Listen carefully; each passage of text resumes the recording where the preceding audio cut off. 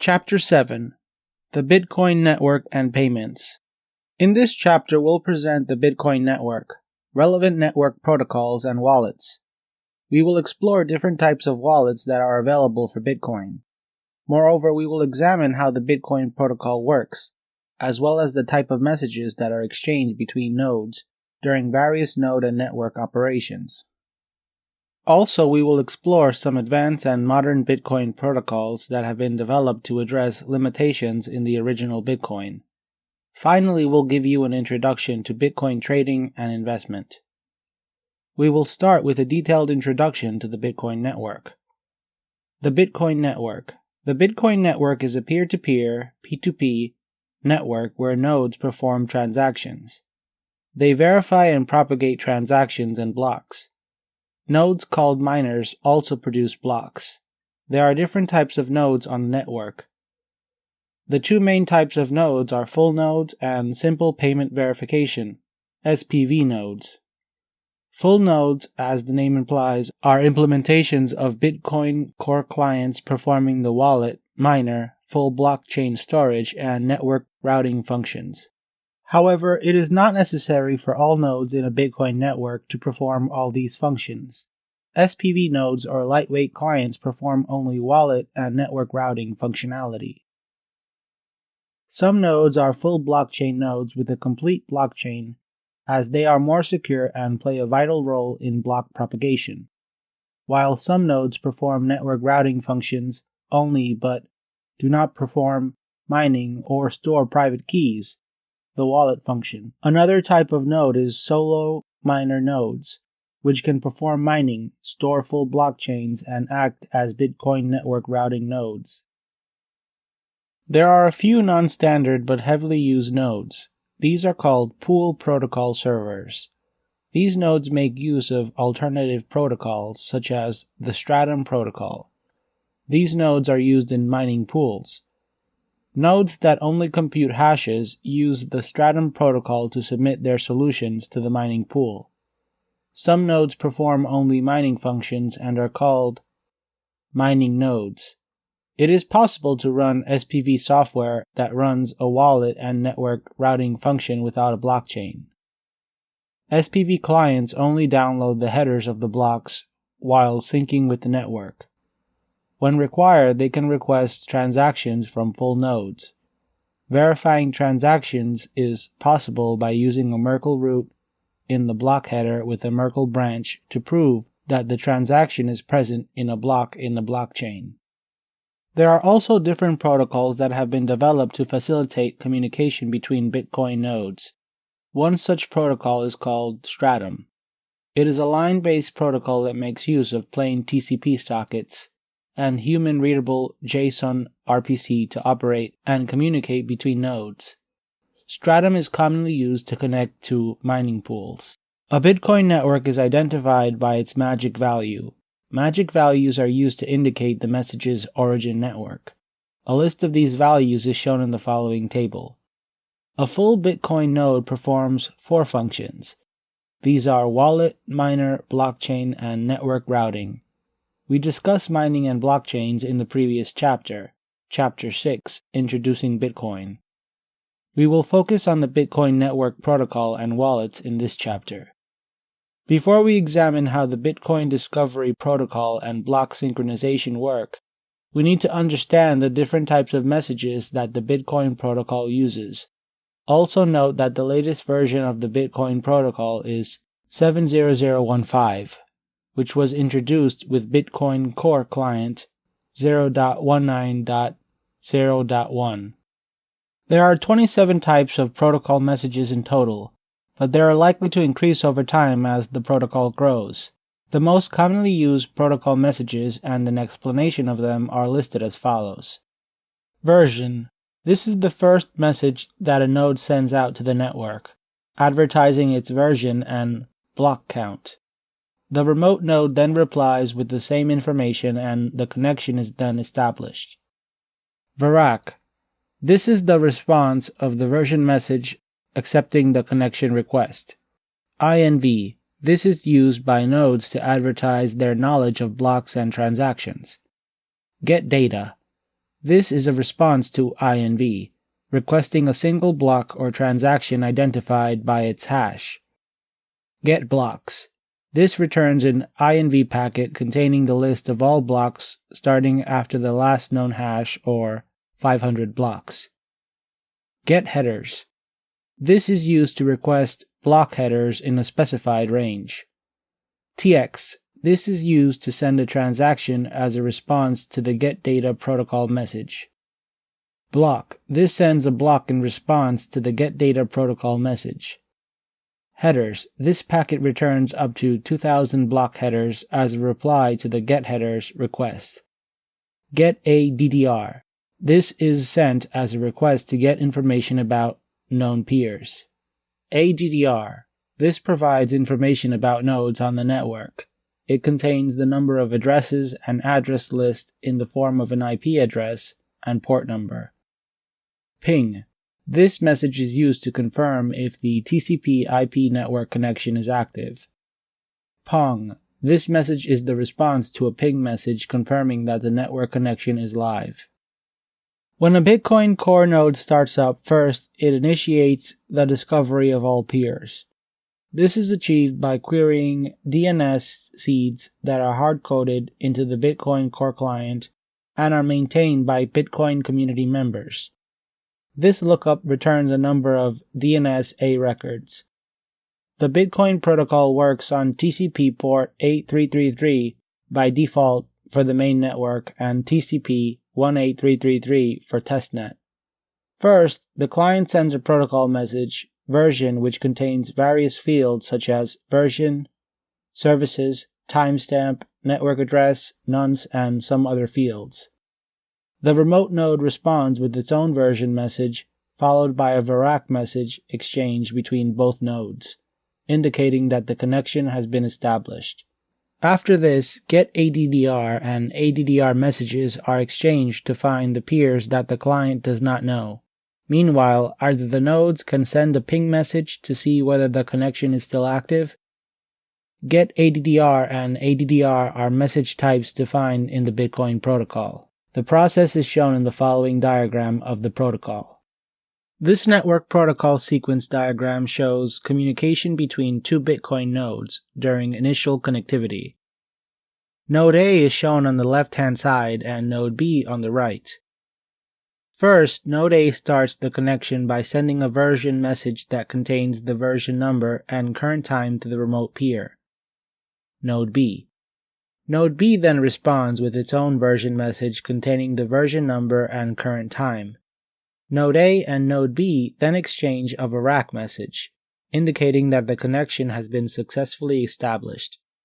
After this connection is successful, the peers can exchange get ADDR and ADDR messages to discover other peers on the network. Now the block download can begin. If the node already has all the blocks fully synchronized, then it listens for new blocks during the INV protocol message. Otherwise, it first checks whether it has a response to INV messages and has inventories already. If it does, then it requests the blocks using the Get Data protocol message. If not, then it requests inventories using the Get Blocks message. This method was used until version 0.9.3. This was a slower process known as the blocks first approach, and was replaced with the headers first approach in 0.10.0. The initial block download can use the blocks first or headers first method to synchronize blocks, depending on the version of the Bitcoin Core client. The blocks first method is very slow and was discontinued on February 16, 2015, with the release of version 0.10.0. Since version 0.10.0, the initial block download method named headers first was introduced. This resulted in major performance improvement, and blockchain synchronization that used to take days to complete started taking only a few hours. The core idea is that the new node first asks peers for block headers and then validates them.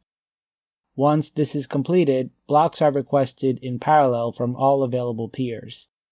This happens because the blueprint of the complete chain is already downloaded in the form of the block header chain. In this method, when the client starts up, it checks whether the blockchain is fully synchronized, if the header chain is already synchronized. If not, which is the case the first time the client starts up, it requests headers from other peers using the getHeaders message. If the blockchain is fully synchronized, it listens for new blocks via INV messages. And if it already has a fully synchronized header chain, then it requests blocks using getData protocol messages. The node also checks whether the header chain has more headers than blocks, and then it requests blocks by issuing the getData protocol message. The preceding diagram shows the Bitcoin block synchronization process between two nodes on the Bitcoin network.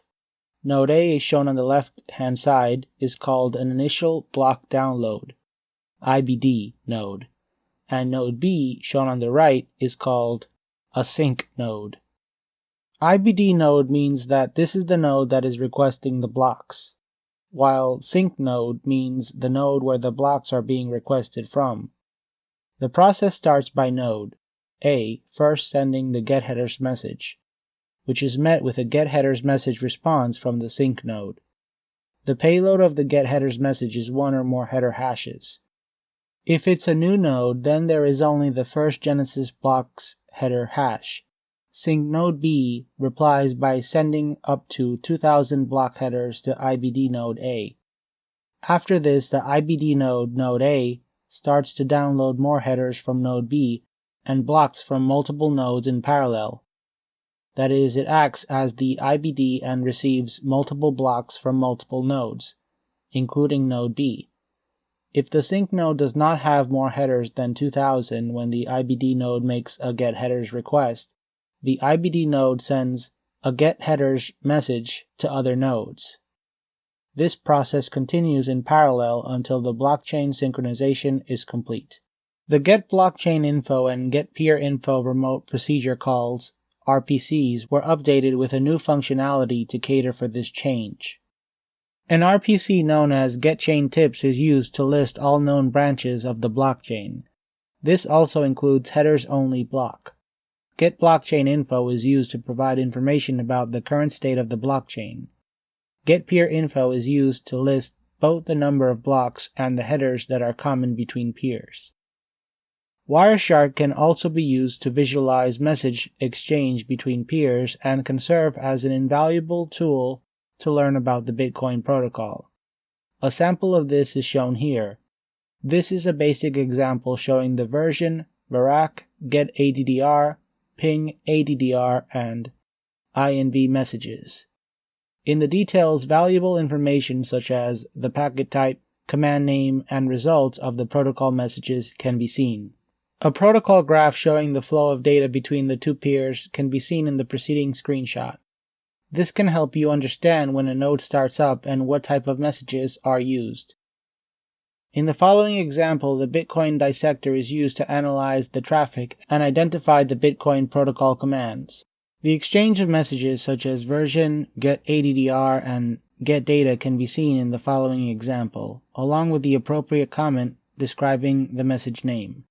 This exercise can be very useful in order to learn about the Bitcoin protocol, and it is recommended that the experiments be carried out on the Bitcoin testnet, where various messages and transactions can be sent over the network and then be analyzed by Wireshark.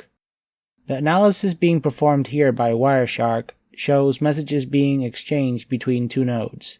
If you look closely, you'll notice that the top three messages show the node discovery protocol that we introduced earlier. Nodes run different Bitcoin client software. The most common are full and SPV clients. We introduced these briefly at the start of this chapter, but we'll have a deeper look at these clients and related concepts, such as Bloom filters, in the next sections. Full client and SPV client. Bitcoin network nodes can fundamentally operate in two modes: full client or lightweight SPV client. Full clients are thick clients or full nodes that download the entire blockchain. This is the most secure method of validating the blockchain as a client. SPV clients are used to verify payments without requiring the download of a full blockchain. SPV nodes only keep a copy of block headers of the current longest valid blockchain. verification is performed by looking at the Merkle branch, which links the transactions to the original block the transaction was accepted in. This is not very practical and requires a more pragmatic approach, which was implemented with BIP37, where Bloom filters were used to filter for relevant transactions only. Bloom filters. A Bloom filter is a data structure, a bit vector with indexes, that is used to test the membership of an element in a probabilistic manner. It provides probabilistic lookup with false positives but no false negatives. This means that this filter can produce an output where an element that is not a member of the set being tested is wrongly considered to be in the set. Still, it can never produce an output where an element does exist in the set, but it asserts that it does not. In other words, false positives are possible, but false negatives are not. Elements are added to the Bloom filter after hashing them several times and then setting the corresponding bits in the bit vector to 1 via the corresponding index. To check the presence of an element in the Bloom filter, the same hash functions are applied and then compared with the bits in the bit vector to see whether the same bits are set to 1. Note that not every hash function such as SHA-1 is suitable for Bloom filters, as they need to be fast, independent, and uniformly distributed. The most commonly used hash functions for Bloom filters are FNV, Murmur, and Jenkins. These filters are mainly used by simple payment verification SPV clients to request transactions and the Merkle blocks that they are interested in. A Merkle block is a lightweight version of the block, which includes a block header, some hashes, a list of 1-bit flags, and a transaction count. This information can then be used to build a Merkle tree. This is achieved by creating a filter that matches only those transactions and blocks that have been requested by the SPV client. Once version messages have been exchanged and the connection is established between the peers, the nodes can set filters according to their requirements. These probabilistic filters offer a varying degree of privacy or precision, depending on how accurately or loosely they have been set. A strict Bloom filter will only filter transactions that have been requested by the node, but at the expense of the possibility of revealing the user addresses to adversaries who can correlate transactions with their IP addresses, thus compromising privacy. On the other hand, a loosely set filter can result in retrieving more unrelated transactions but will offer more privacy. Also, for SPV clients, Bloom filters allow them to use low bandwidth as opposed to downloading all transactions for verification. BIP37 proposed the Bitcoin implementation of Bloom filters and introduced 3 new messages to the Bitcoin protocol. Filter load, this is used to set the Bloom filter on the connection. Filter add, this adds a new data element to the current filter. Filter clear, this deletes the currently loaded filter.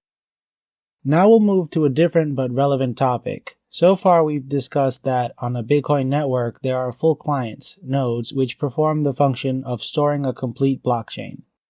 If you cannot run a full node, then SPV clients can be used to verify that particular transactions are present in a block by only downloading the block headers instead of the entire blockchain.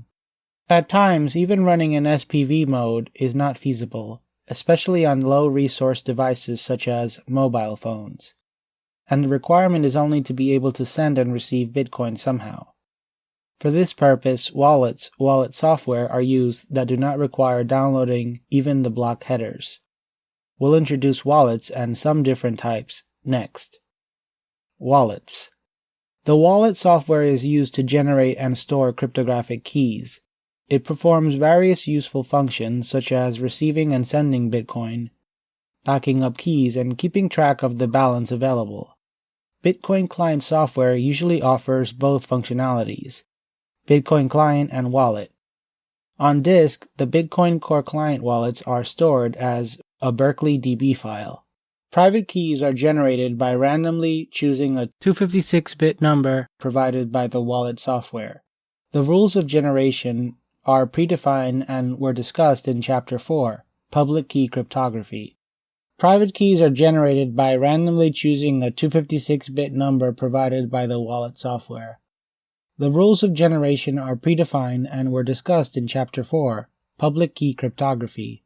Private keys are used by wallets to sign the outgoing transactions. Wallets do not store any coins. And there is no concept of wallets storing balance or coins for a user. In fact, in the Bitcoin network, coins do not exist. Instead, only transaction information is stored on the blockchain. More precisely, UTXO, unspent outputs, which are then used to calculate the number of Bitcoins. In Bitcoin, there are different types of wallets that can be used to store private keys. As software, they also provide some functions to the users to manage and carry out transactions on the Bitcoin network. Let's take a look at the common types of wallets. Non-deterministic wallets. These wallets contain randomly generated private keys and are also called just a bunch of key wallets. The Bitcoin Core client generates some keys when first started and also generates keys as and when required. Managing a large number of keys is very difficult and an error-prone process that can lead to the theft and loss of coins. Moreover, there is a need to create regular backups of the keys and protect them appropriately, for example, by encrypting them in order to prevent theft or loss. Deterministic wallets. In this type of wallet, keys are derived from a seed value via hash functions. This seed number is generated randomly and is commonly represented by human-readable mnemonic code words. Mnemonic code words are defined in PIB 39, a Bitcoin improvement proposal for mnemonic code for generating deterministic keys. This BIP is available at github.com/bitcoin/bips/blob/master/bip-0039.mediawiki. These phrases can be used to recover all keys and make private key management comparatively easier. Hierarchical deterministic wallets. Defined in BIP 32 and BIP 44, HD wallets store keys in a tree structure derived from a seed. The seed generates the parent key, master key, which is used to generate child keys and, subsequently, grandchild keys. Key generation in HD wallets does not generate keys directly. Instead, it produces some information, private key generation information, that can be used to generate a sequence of private keys. The complete hierarchy of private keys in an HD wallet is easily recoverable if the master private key is known. It is because of this property that HD wallets are very easy to maintain and are highly portable. There are many free and commercially available HD wallets available. For example, Trezor, Jax, and Electrum. Brain wallets. The master private key can also be derived from the hashes of passwords that are memorized. The key idea is that this passphrase is used to derive the private key, and if used in HD wallets, this can result in a full HD wallet that is derived from a single memorized password. This is known as a brain wallet. This method is prone to password guessing and brute force attacks, but techniques such as key stretching can be used to slow down the progress made by the attacker. Paper wallets. As the name implies, this is a paper-based wallet with the required key material printed on it. It requires physical security to be stored. Hardware wallets. Another method is to use a tamper-resistant device to store keys. This tamper-resistant device can be custom-built. With the advent of NFC-enabled phones, this can also be a secure element, SE in NFC phones. Trezor and Ledger wallets, various types, are the most commonly used Bitcoin hardware wallets. Online wallets. Online wallets, as the name implies, are stored entirely online and are provided as a service usually via the cloud. They provide a web interface to the users to manage their wallets and perform various functions such as making and receiving payments. They are easy to use but imply that the user trusts the online wallet service provider. An example of an online wallet is Green Address. Mobile wallets. Mobile wallets, as the name suggests, are installed on mobile devices. They can provide us with various methods to make payments, most notably the ability to use smartphone cameras to scan QR codes quickly and make payments. Mobile wallets are available for Android and iOS and include Blockchain Wallet, Red Wallet, Copay, and Jax. The choice of Bitcoin wallet depends on several factors such as security, ease of use, and available features. Out of all these attributes, security, of course, comes first, and when deciding about which wallet to use, security should be of paramount importance. Hardware wallets tend to be more secure compared to web wallets because of their tamper-resistant design. Web wallets, by their very nature, are hosted on websites, which may not be as secure as a tamper-resistant hardware device. Generally, mobile wallets for smartphone devices are quite popular due to a balanced combination of features and security. There are many companies offering these wallets on the iOS App Store and Google Play. It is, however, quite difficult to suggest which type of wallet should be used, as it also depends on personal preferences and the features available in the wallet. Security should be kept in mind while making a decision on which wallet to choose. Now that we've discussed the topic of Bitcoin wallets, let's see how Bitcoin payments can be adopted for business. Bitcoin payments. Bitcoin can be accepted as payment using various techniques. Bitcoin is not recognized as a legal currency in many jurisdictions, but it is increasingly being accepted as a payment method by many online merchants and e-commerce websites. There are a number of ways in which buyers can pay a business that accepts Bitcoin. For example, on an online shop, Bitcoin merchant solutions can be used, whereas in traditional physical shops, point-of-sale POS terminals and other specialized hardware can be used. Customers can simply scan the QR barcode with the seller's payment URI in it and pay using their mobile devices. Bitcoin URIs allow users to make payments by simply clicking on links or scanning QR codes. A Uniform Resource Identifier, URI, is basically a string that represents the transaction information. It is defined in BIP 21. The QR code can be displayed near the point of the sale terminal. Nearly all Bitcoin wallets support this feature. Businesses can use the following image to advertise that they can accept Bitcoin as payment from customers. Various payment solutions such as XBT Terminal and the 34 bytes Bitcoin POS terminal are available commercially. Generally, these solutions work by following these steps. 1. The salesperson enters the amount of money to be charged in fiat currency, for example, US dollars. 2. Once the value is entered in the system, the terminal prints a receipt with a QR code on it and other relevant information such as the amount to be paid. 3. The customer can then scan this QR code using their mobile Bitcoin wallet to send the payment to the Bitcoin address of the seller embedded within the QR code. 4. Once the payment is received at the designated Bitcoin address, a receipt is printed out as physical evidence of the sale. A Bitcoin POS device from 34 bytes is shown in the following image. Bitcoin payment processors are offered by many online service providers. It allows integration with e-commerce websites to facilitate Bitcoin payments. These payment processors can be used to accept Bitcoin as payment. Some service providers also allow secure storage of Bitcoin, for example BitPay. Another example is the Bitcoin merchant solutions available at bitcoin.com/merchant-solutions. Various BIPs have been proposed and finalized in order to introduce and standardize Bitcoin payments. Most notably, BIP 70, Secure Payment Protocol, describes the protocol for secure communication between a merchant and customers.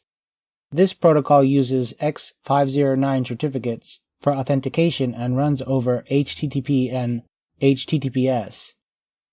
There are 3 messages in this protocol: payment request, payment, and payment ACK. The key features of this proposal are defense against man-in-the-middle attacks and secure proof of payment. Man-in-the-middle attacks can result in a scenario where the attacker is sitting between the merchant and the buyer, and it would seem to the buyer that they are talking to the merchant, but in fact the man in the middle is interacting with the buyer instead of the merchant. This can result in manipulation of the merchant's Bitcoin address to defraud the buyer. Several other BIPs, such as BIP71 Payment Protocol MIME types and BIP72 URI extensions for Payment Protocol, have also been implemented to standardize payment scheme to support BIP70 Payment Protocol. Another innovative development is the Lightning Network. It is a solution for scalable off-chain instant payments. It was introduced in early 2016 and allows off-blockchain payments. This network makes use of payments channels that run off the blockchain, which allows greater speed and scalability of Bitcoin. So far, we've covered a lot of concepts related to Bitcoin payments and pertinent concepts and techniques. We have completed our discussion regarding Bitcoin payments here, and will now move on to the different but important topic of innovation. Bitcoin and blockchain technology in general are under continuous evolution, and we'll discuss some of the most relevant ideas next. Innovation in Bitcoin. Bitcoin has undergone many changes and is still evolving into a more and more robust, better system by addressing various weaknesses in the system. Performance has been a topic of hot debate among Bitcoin experts and enthusiasts for many years. As such, various proposals have been made in the last few years to improve Bitcoin performance, resulting in greater transaction speed, increased security, payment standardization, and overall performance improvement at the protocol level. These improvement proposals are usually made in the form of Bitcoin Improvement Proposals, BIPs, or fundamentally new versions of Bitcoin protocols, resulting in new networks altogether. Some of the changes proposed can be implemented via a soft fork, but a few need a hard fork, and, as a result, give birth to a new currency. In the following sections, we will look at the various BIPs that can be proposed for improvement in Bitcoin. Then we will discuss some advanced protocols that have been proposed and implemented to address various weaknesses in Bitcoin. Bitcoin Improvement Proposals. These documents, also referred to as BIPs, are used to propose improvements or inform the Bitcoin community about the improvements suggested, the design issues, or some aspects of the Bitcoin ecosystem. There are three types of BIPs. Standard BIP, used to describe the major changes that have a major impact on the Bitcoin system. For example, block size changes, network protocol changes, or transaction verification changes.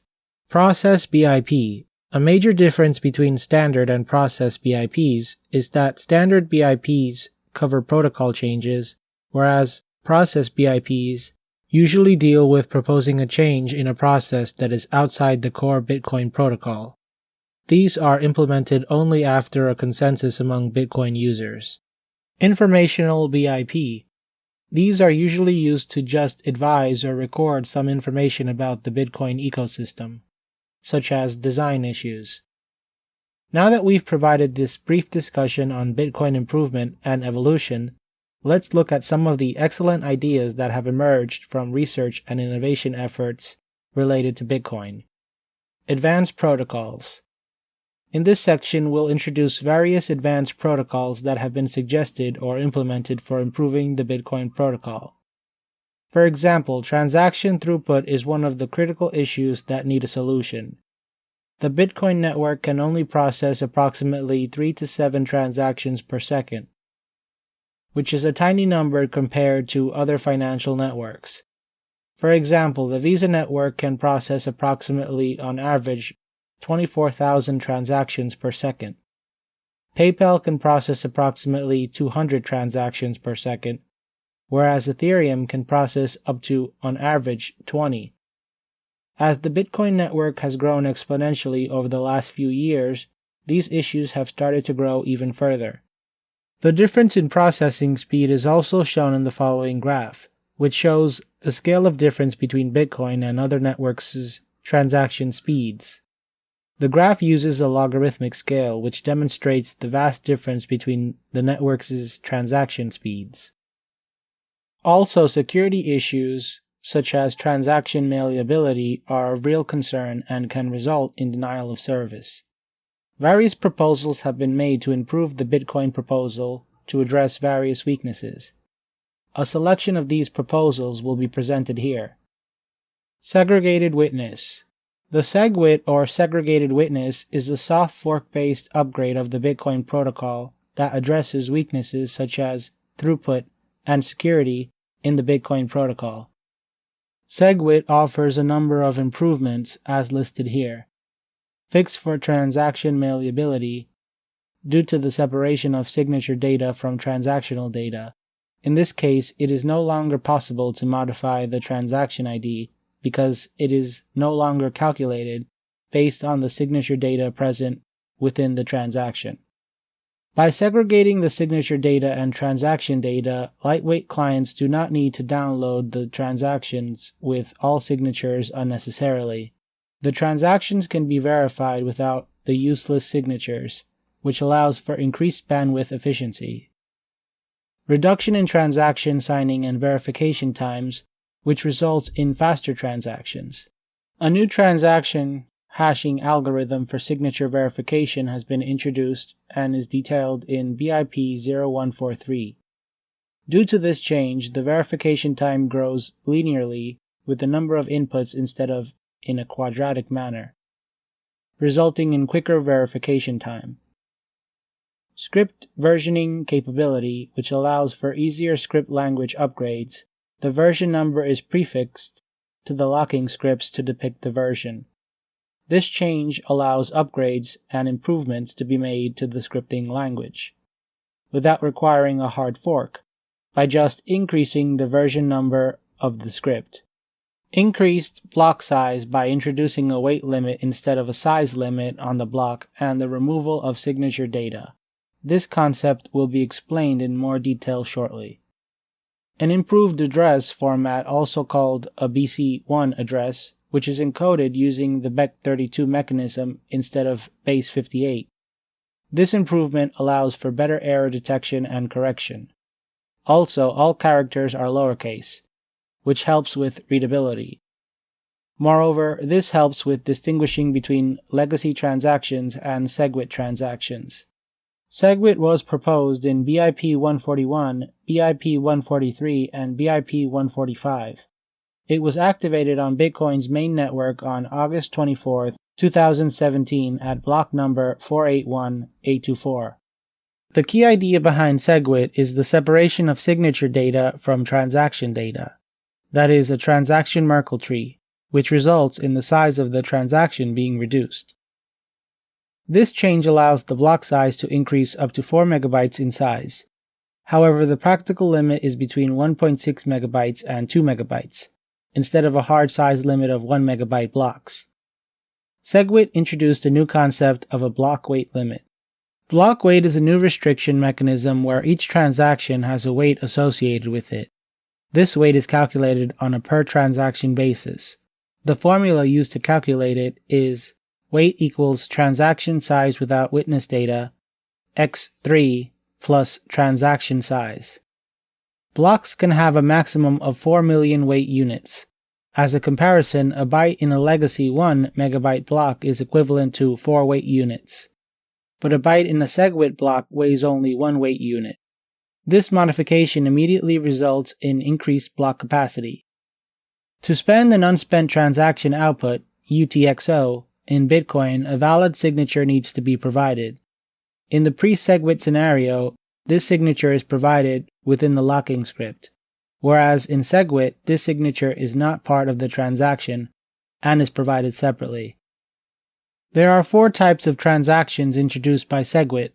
These types are 1. Pay-to-witness public key hash, P2W PKH. This type of script is similar to the usual P2PKH, but the crucial difference is that the transaction signature used as a proof of ownership in scriptsig is moved to a separate structure known as the witness of the input. The signature is the same as P2PKH, but is no longer part of scriptsig. It is simply empty. The pub key is also moved to the witness field. This script is identified by a 20-byte hash. The script pub key is modified to a simpler format as shown here. 2. Pay-to-script hash, pay-to-witness pub key hash. P2SH, P2W, PKH. This is a mechanism introduced to make SegWit transactions backward compatible.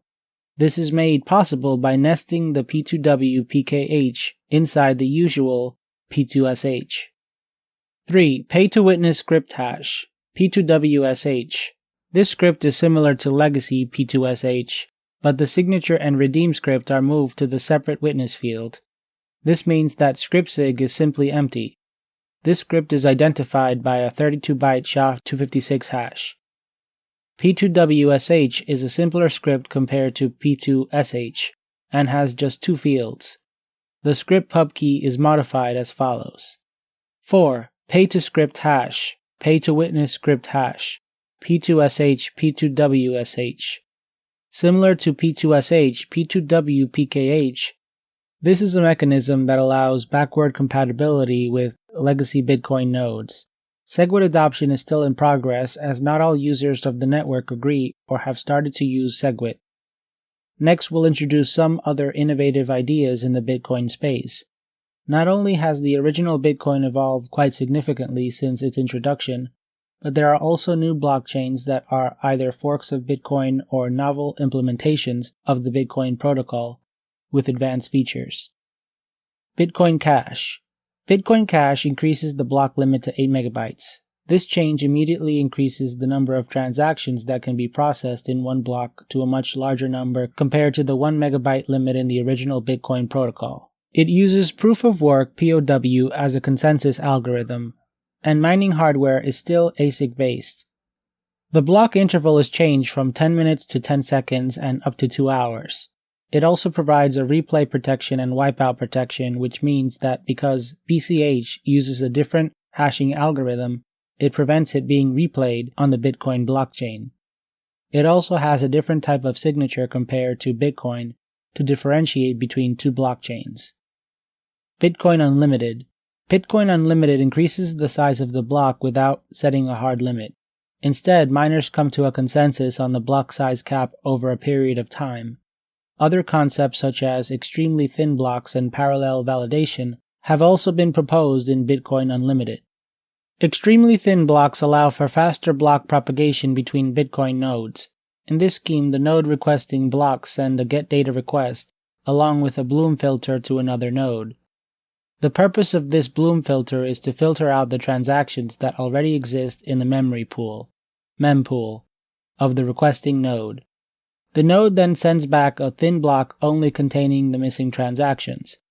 This fixes an inefficiency in Bitcoin whereby transactions are regularly received twice, once at the time of broadcast by the sender, and then again when a mined block is broadcasted with the confirmed transaction. Parallel validation allows nodes to validate more than one block, along with new incoming transactions in parallel. This mechanism is in contrast to Bitcoin, where a node during its validation period after receiving a new block cannot relay new transactions or validate any blocks until it has accepted or rejected the block. Bitcoin Gold. This proposal has been implemented as a hard fork since block 491407 of the original Bitcoin blockchain. Being a hard fork, it resulted in a new blockchain named Bitcoin Gold. The core idea behind this concept is to address the issue of mining centralization, which has hurt the original Bitcoin idea of decentralized digital cash, whereby more hash power has resulted in a power shift toward miners with more hashing power. Bitcoin Gold uses the Equihash algorithm as its mining algorithm instead of POW, hence it is inherently ASIC resistant and uses GPUs for mining. Bitcoin Gold and relevant information is available at bitcoingold.org. There are other proposals like Bitcoin Next Generation, Solidus, Spectra, and SegWit 2x, which will be discussed later in this book in Chapter 21, Scalability and Other Challenges, in the context of performance improvement in blockchain networks. Now that we have covered some new blockchains and implementations of the Bitcoin protocol, let's introduce some basic concepts around Bitcoin investment and how to sell and buy Bitcoin. Bitcoin investment and buying and selling Bitcoin. There are many online exchanges where users can buy and sell Bitcoin. This is a big business on the internet now, and it offers Bitcoin trading, CFDs, spread betting, margin trading, and various other choices. Traders can buy Bitcoin or trade by opening long or short positions to make a profit when the price of Bitcoin goes up or down. Several other features, such as exchanging Bitcoin for other virtual currencies, are also possible, and many online Bitcoin exchanges provide this function. Advanced market data, trading strategies, charts, and relevant data to support traders is also available. An example is shown from cex.io here. Other exchanges offer similar types of services. The following screenshot shows the order book at the exchange where all buy and sell orders are listed. The order book shown here displays sell and buy orders. Sell orders are also called ask orders, while buy orders are also called bid orders. This means that the ask price is what the seller is willing to sell the Bitcoin at, whereas the bid price is what the buyer is willing to pay. If the bid and ask prices match, then a trade can occur. The most common order types are market orders and limit orders. Market orders mean that as soon as the prices match, the order will be fulfilled immediately. Limit orders allow for buying and selling a set number of Bitcoins at a specified price or better. Also, a period of time can be set, during which the order can be left open. If it's not executed, then it will be cancelled.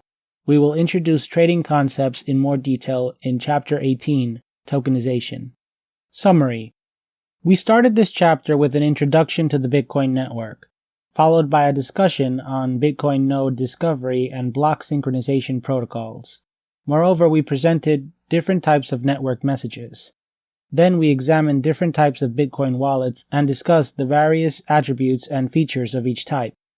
Following this, we looked at Bitcoin payments and payment processors. In the last section, we discussed Bitcoin innovations, which included topics such as BIPs and advanced Bitcoin protocols. Finally, we presented a basic introduction to Bitcoin buying and selling. In the next chapter, we will discuss Bitcoin clients, such as the Bitcoin Core Client, which can be used to interact with the Bitcoin blockchain and also acts as a wallet. In addition, we will explore some of the APIs that are available for programming Bitcoin applications. Chapter 8: Bitcoin Clients and APIs. This chapter introduces Bitcoin client installation and a basic overview of various APIs and tools that are available for developing Bitcoin applications and interacting with the Bitcoin blockchain. We will examine how to set up a Bitcoin node and test networks. Also, we will introduce various commands and tools that are used to perform important functions in Bitcoin systems. The chapter will be made up of the following main topics: Bitcoin client installation, experimenting further with Bitcoin CLI, Bitcoin programming. Let's begin by running through the Bitcoin client installation process. Bitcoin client installation. The Bitcoin Core Client can be installed from https://bitcoin.org/en/download. This is available for different architectures and platforms, ranging from x86 Windows to ARM Linux, as shown in the following screenshot. We will discuss a number of topics relating to Bitcoin's installation and setup. We'll begin by discussing different Bitcoin clients available and their associated tools, which enable you to run and manage the Bitcoin client and interact with the Bitcoin blockchain. Types of clients and tools. There are different types of Bitcoin Core clients and relevant tools. A Bitcoin client is a piece of software that is responsible for generating private-public key pairs and facilitates Bitcoin payments using the Bitcoin blockchain. In addition, a client can implement full synchronization function with the blockchain or choose to only implement basic wallet functionality or simple payment verification. A client can also provide other useful functions, such as network monitoring, secure storage of keys, and user-friendly interfaces for interaction with the Bitcoin blockchain. Next, we'll discuss some of the core elements of the Bitcoin Core Client and associated tools. Bitcoin D. This is the core client software that runs as a daemon as a service, and it provides the JSON RPC interface. Bitcoin CLI. This is the command line feature-rich tool for interacting with the Bitcoin daemon. The daemon then interacts with the Bitcoin and performs various functions. Bitcoin CLI only calls JSON RPC functions and does not perform any actions on its own on the blockchain. Bitcoin Qt. This is the Bitcoin Core Client GUI. When the wallet software starts up, first it verifies the blocks on the disk and then starts up and shows the following GUI. The verification process is not specific to the Bitcoin Qt client. It is performed by the Bitcoin D client as well. There are also other clients available such as BTCD, which is a full-node Bitcoin client written in Golang. It is available at https://github.com/btcsuite/btcd. Setting up a Bitcoin node. In this section, we will explore how we can set up a Bitcoin node in order to interact with the Bitcoin network, and to interact with the Bitcoin node using the command line interface. A sample run of the Bitcoin Core installation on the Ubuntu Xenial operating system is shown here. For other platforms, you can get details from www.bitcoin.org. We'll start by running the update command, which is as follows: $sudo apt-get update. For installation, users can use either the following first two commands depending on the client required, or they can issue both commands at once, using the third line only. Having set up a Bitcoin node, the next step is to set up the Bitcoin source code, which we'll cover next. Setting up the source code.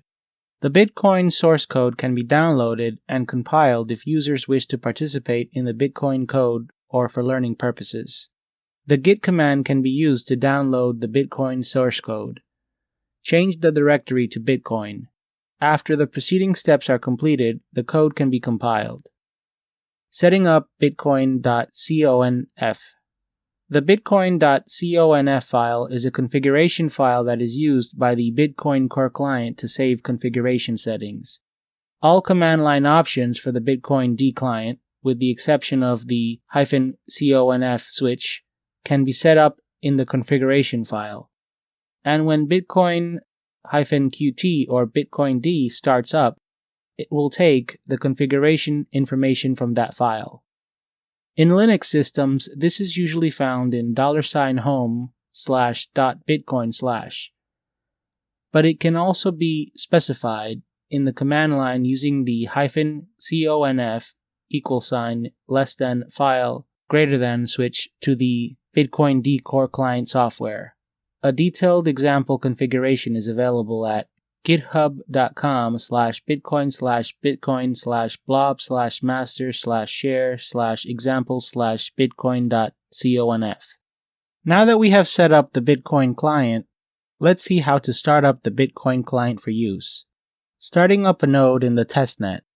The Bitcoin node can be started in the testnet if you want to test the Bitcoin network and run some experiments. This is a faster network compared to the live network and has relaxed rules for mining and transactions. The key differences between the mainnet and the testnet are shown here.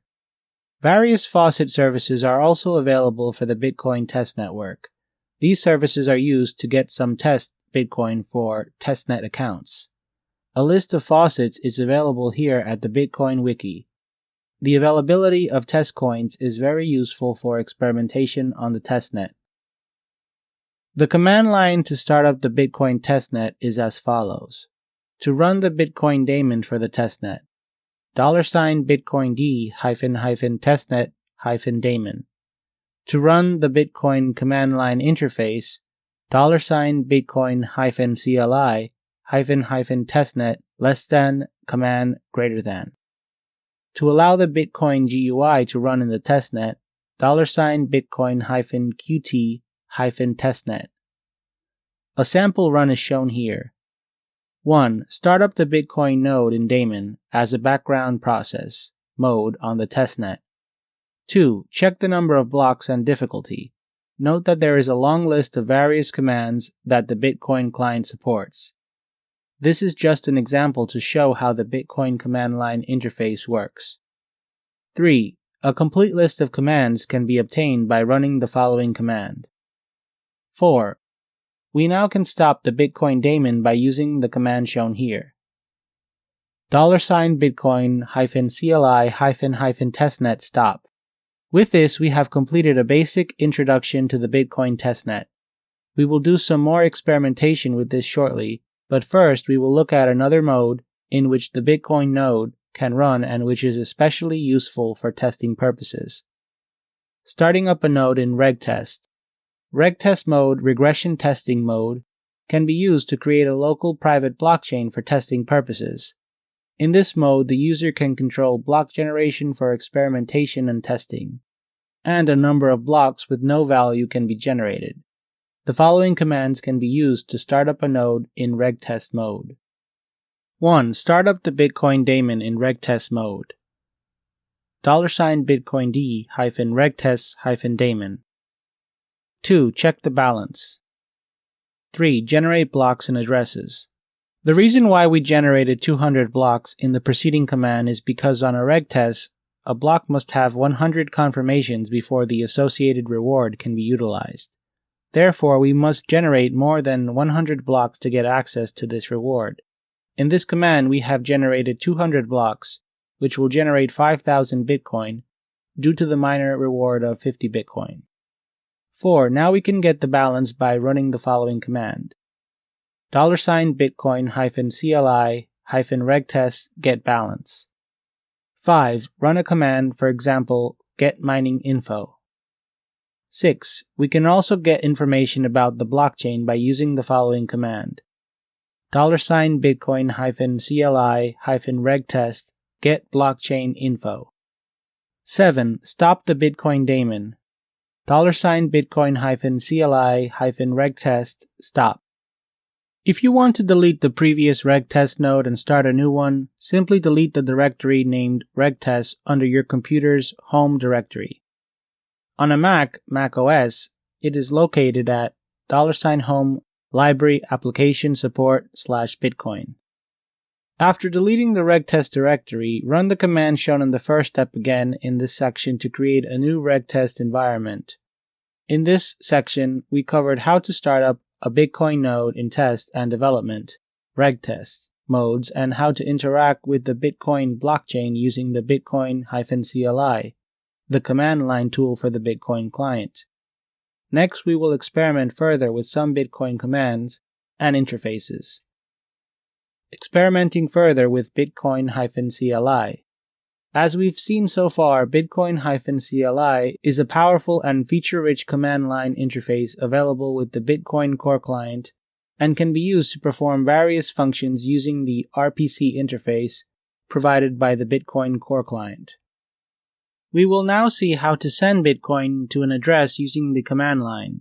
For this, we will use the Bitcoin command line interface on the Bitcoin regtest. 1. Generate a new address using the following command. $Bitcoin-CLI-regtest get new address. 2. Send 20 BTC to the newly generated address. The output of this command will show the transaction ID, which is below. 3. We can now generate a few more blocks to get some confirmation for this. 4. We can also query the transaction information by using the following command. $Bitcoin-CLI-regtest get transaction /. This will show an output similar to the one shown here. Note that we use the same transaction ID hash output that was generated in step 2 previously. We will now see an example of how to use the Bitcoin JSON RPC interface. Note that we are using the Bitcoin mainnet for this example. At a minimum, in order to use the JSON RPC interface, we need to configure the RPC username and password in the bitcoin.conf file. We can easily do that. A sample configuration that will be used in this example is shown here. $cat bitcoin.conf. RPC user equals test1, RPC password equals test password. Now we will query the 100th block of the Bitcoin blockchain with hash. So far we've used Bitcoin-CLI on regtest. However, we can use Bitcoin-CLI on any Bitcoin network, for example, the testnet or the mainnet. We simply use the Bitcoin-CLI command without specifying any network to query the mainnet blockchain. Next, we will show a quick example of querying the Bitcoin mainnet blockchain. The Bitcoin client provides 3 methods for interacting with the blockchain, as listed here. Bitcoin Command Line Interface, CLI, Bitcoin-CLI, JSON-RPC interface, HTTP REST interface. First, we'll see an example of Bitcoin-CLI querying the blockchain using the getBlock method. We will then see how the same getBlock method can be invoked using the JSON-RPC interface and the HTTP REST interface. Using the Bitcoin command line tool, Bitcoin-CLI. We can use the Bitcoin-CLI for this purpose of using the Bitcoin command line tool, as shown here. $Bitcoin-CLI getBlock /. The output of the preceding command is shown here. As an alternative to Bitcoin-CLI, we can query the blockchain using the JSON-RPC interface provided by the Bitcoin client as well. We'll show an example of that next. Using the JSON-RPC interface. Now we will run the same command but using the JSON-RPC. We can use the curl command line tool to interact with the JSON-RPC API, as shown here. This will ask for the required password. Enter the password that has been sent in the bitcoin.conf file. If the password is correct, after executing the command, the result shown here will be displayed in JSON format. Curl is an excellent command line tool that is used to transfer data using URLs. It is commonly used for interacting with REST APIs using HTTP. More information about curl is available at https://curl.haxx.se. Starting from Bitcoin Core Client 0.10.0, the HTTP REST interface is also available. By default, this runs on the same TCP port 8332 as the JSON-RPC interface and requires no authentication. It is enabled either in the bitcoin.conf file by adding the REST = 1 option, or on the Bitcoin D command line via the REST flag. An example run will be shown next, which queries the same block that we queried in the previous command, but now using the HTTP REST interface. Using the HTTP REST interface, we can use curl again for this purpose, as shown here. The output of the preceding command is shown here. With this, we have completed our basic introduction to the Bitcoin command line tools and related interfaces. A complete introduction to all Bitcoin client RPC calls is not possible here. You are encouraged to check the comprehensive documentation of Bitcoin Core 0.19.0 RPC, which is available at https://bitcoincore.org/en/doc/0.19.0/RPC. Bitcoin programming. Bitcoin programming is a very rich field. The Bitcoin Core client exposes various JSON-RPC commands that can be used to construct raw transactions and perform other functions via custom scripts or programs. Also, the command line tool Bitcoin-CLI is available, which makes use of the JSON-RPC interface and provides a rich toolset to work with Bitcoin. These APIs are also available via many online service providers in the form of Bitcoin APIs, and they provide a simple HTTP REST interface. Bitcoin APIs such as blockchain.info, BitPay, Block.io, and many others offer a myriad of options to develop Bitcoin-based solutions. Various libraries are available for Bitcoin programming. A list is shown as follows. Those of you who are interested can explore the libraries further. LibBitcoin, available at libbitcoin.bitbucket.com. dyne.org and provides powerful command line utilities and clients. PyCoin, available at github.com/richardkiss/PyCoin. This is a library for Python. Bitcoin J. This library is available at bitcoinj.github.io and is implemented in Java. There are many online Bitcoin APIs available. The most commonly used APIs are listed as follows: bitcore.io, bitcoinjs.org, blockchain.info/API. As all APIs offer an almost similar type of functionality, it can get confusing to decide which one to use. It is also difficult to recommend which API is the best because all APIs are similarly feature-rich. One thing to keep in mind, however, is security. Therefore, whenever you evaluate an API for usage, in addition to assessing the offered features, also evaluate how secure the design of the API is. Summary: this chapter started with an introduction to Bitcoin installation, followed by some discussion on source code setup and how to set up Bitcoin clients for various networks.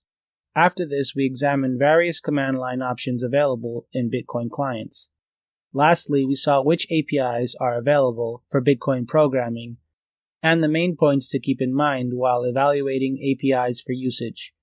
In the next chapter, we will introduce alternative electronic cash blockchain projects, that is, the digital currency projects other than Bitcoin, such as Litecoin and Namecoin. We will also discuss various ideas that led to the development of alternative coin projects. Chapter 9: Alternative Coins.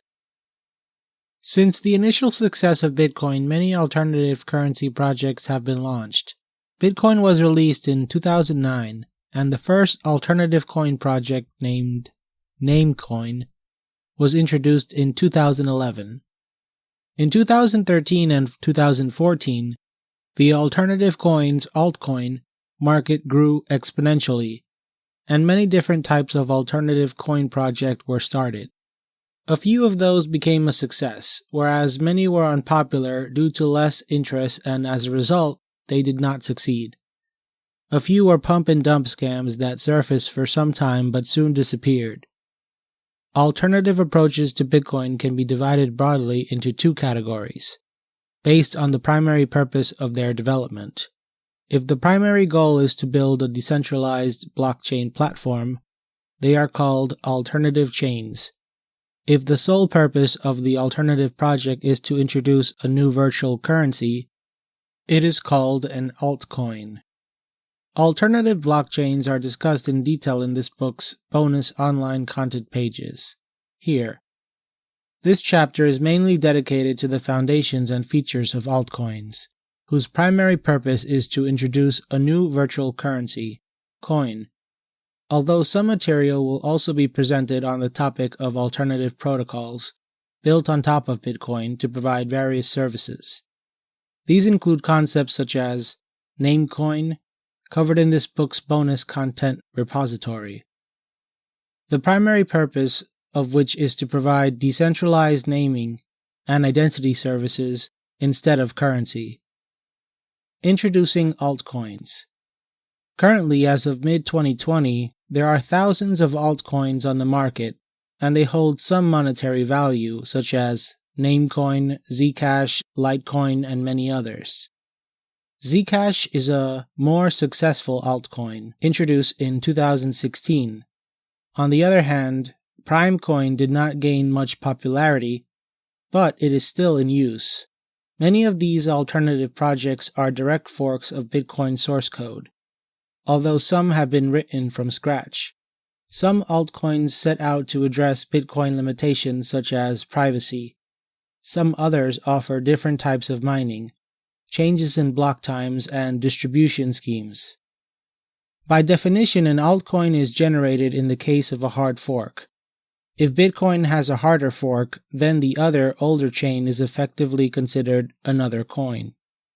However, there is no established rule as to which chain becomes the altcoin. This has happened with Ethereum, where a hard fork caused a new currency.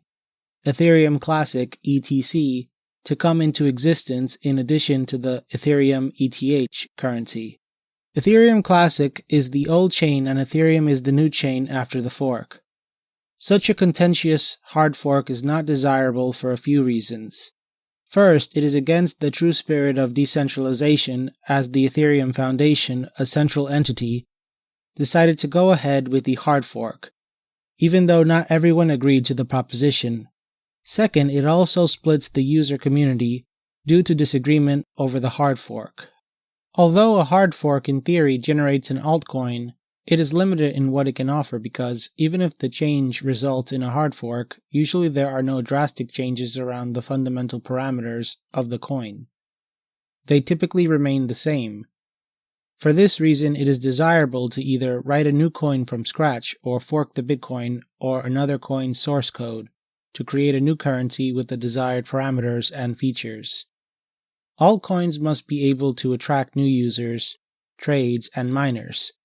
Otherwise, the currency will have no value. Currency gains its value especially in the virtual currency space due to the network effect and its acceptability by the community. If a coin fails to attract enough users, then soon it will be forgotten. Users can be attracted by providing an initial amount of coins and can be achieved by using various methods. There is, however, a risk that if the new coin does not perform well, then their initial investment may be lost. Methods of providing an initial number of altcoins are as follows. 1. Create a new blockchain. Altcoins can create a new blockchain and allocate coins to initial miners, but this approach is now unpopular due to many scam schemes or pump and dump schemes, where initial miners made a profit with the launch of a new currency and then disappeared. 2. Proof of burn. POB. Another approach to allocating initial funds to a new altcoin is POB, also called a one-way peg or price ceiling. In this method, users permanently destroy a certain quantity of bitcoins in proportion to the number of altcoins to be claimed. For example, if 10 bitcoin were destroyed, then altcoins can have a value no greater than the bitcoin that was destroyed. This means that bitcoins are being converted into altcoin by burning them. 3. Proof of ownership. Instead of permanently destroying bitcoins, an alternative method is to prove that users own a certain number of bitcoins. This proof of ownership can be used to claim altcoins by tethering altcoin blocks to Bitcoin blocks. For example, this can be achieved by merge mining, in which effectively Bitcoin miners can mine altcoin blocks while mining for Bitcoins without any extra work. Merged mining will be explained later in this chapter. 4. Pegged sidechains. Sidechains, as the name suggests, are blockchains separate from the Bitcoin network, but Bitcoin can be transferred to them. Altcoins can also be transferred back to the Bitcoin network. This concept is called a two-way peg. Investing and trading these alternative coins is also big business, albeit not as big as Bitcoin, but enough to attract new investors and traders and provide liquidity to the market. Alternative coin market capitalization is shown as follows. The current market cap as of June 2020 of the top 10 coins is shown as follows. CoinMarketCap.com. This table shows that the combined altcoin market capitalization is roughly around $234 billion US. The following pie chart shows the market cap of the top 3 cryptocurrencies as of late 2019. This shows that Bitcoin has the largest market capitalization. Note that market capitalization varies from time and up-to-date data can be obtained from coinmarketcap.com/charts/#dominance-percentage or similar websites on the internet. There are various factors and new concepts that have been introduced with alternative coins. Many concepts were invented even before Bitcoin, but with Bitcoin, not only new concepts, such as a solution to the double spending problem, were introduced, but also previous ideas, such as Hashcash and Proof of Work (POW), were used ingeniously and came into the limelight. Since then, with the introduction of alternative coin projects, various new techniques and concepts have been developed and introduced. To appreciate the current landscape of alternative cryptocurrencies, it is essential to understand some theoretical concepts first. Theoretical foundations. In this section, various theoretical concepts will be introduced that have been developed with the introduction of different altcoins in the past few years. Alternatives to proof of work. The POW scheme in the context of cryptocurrency was first used in Bitcoin and served as a mechanism to provide assurance that a miner had completed the required amount of work to find the block. This process in turn provided decentralization, security, and stability for the blockchain. This is the primary vehicle in Bitcoin for providing decentralized distributed consensus.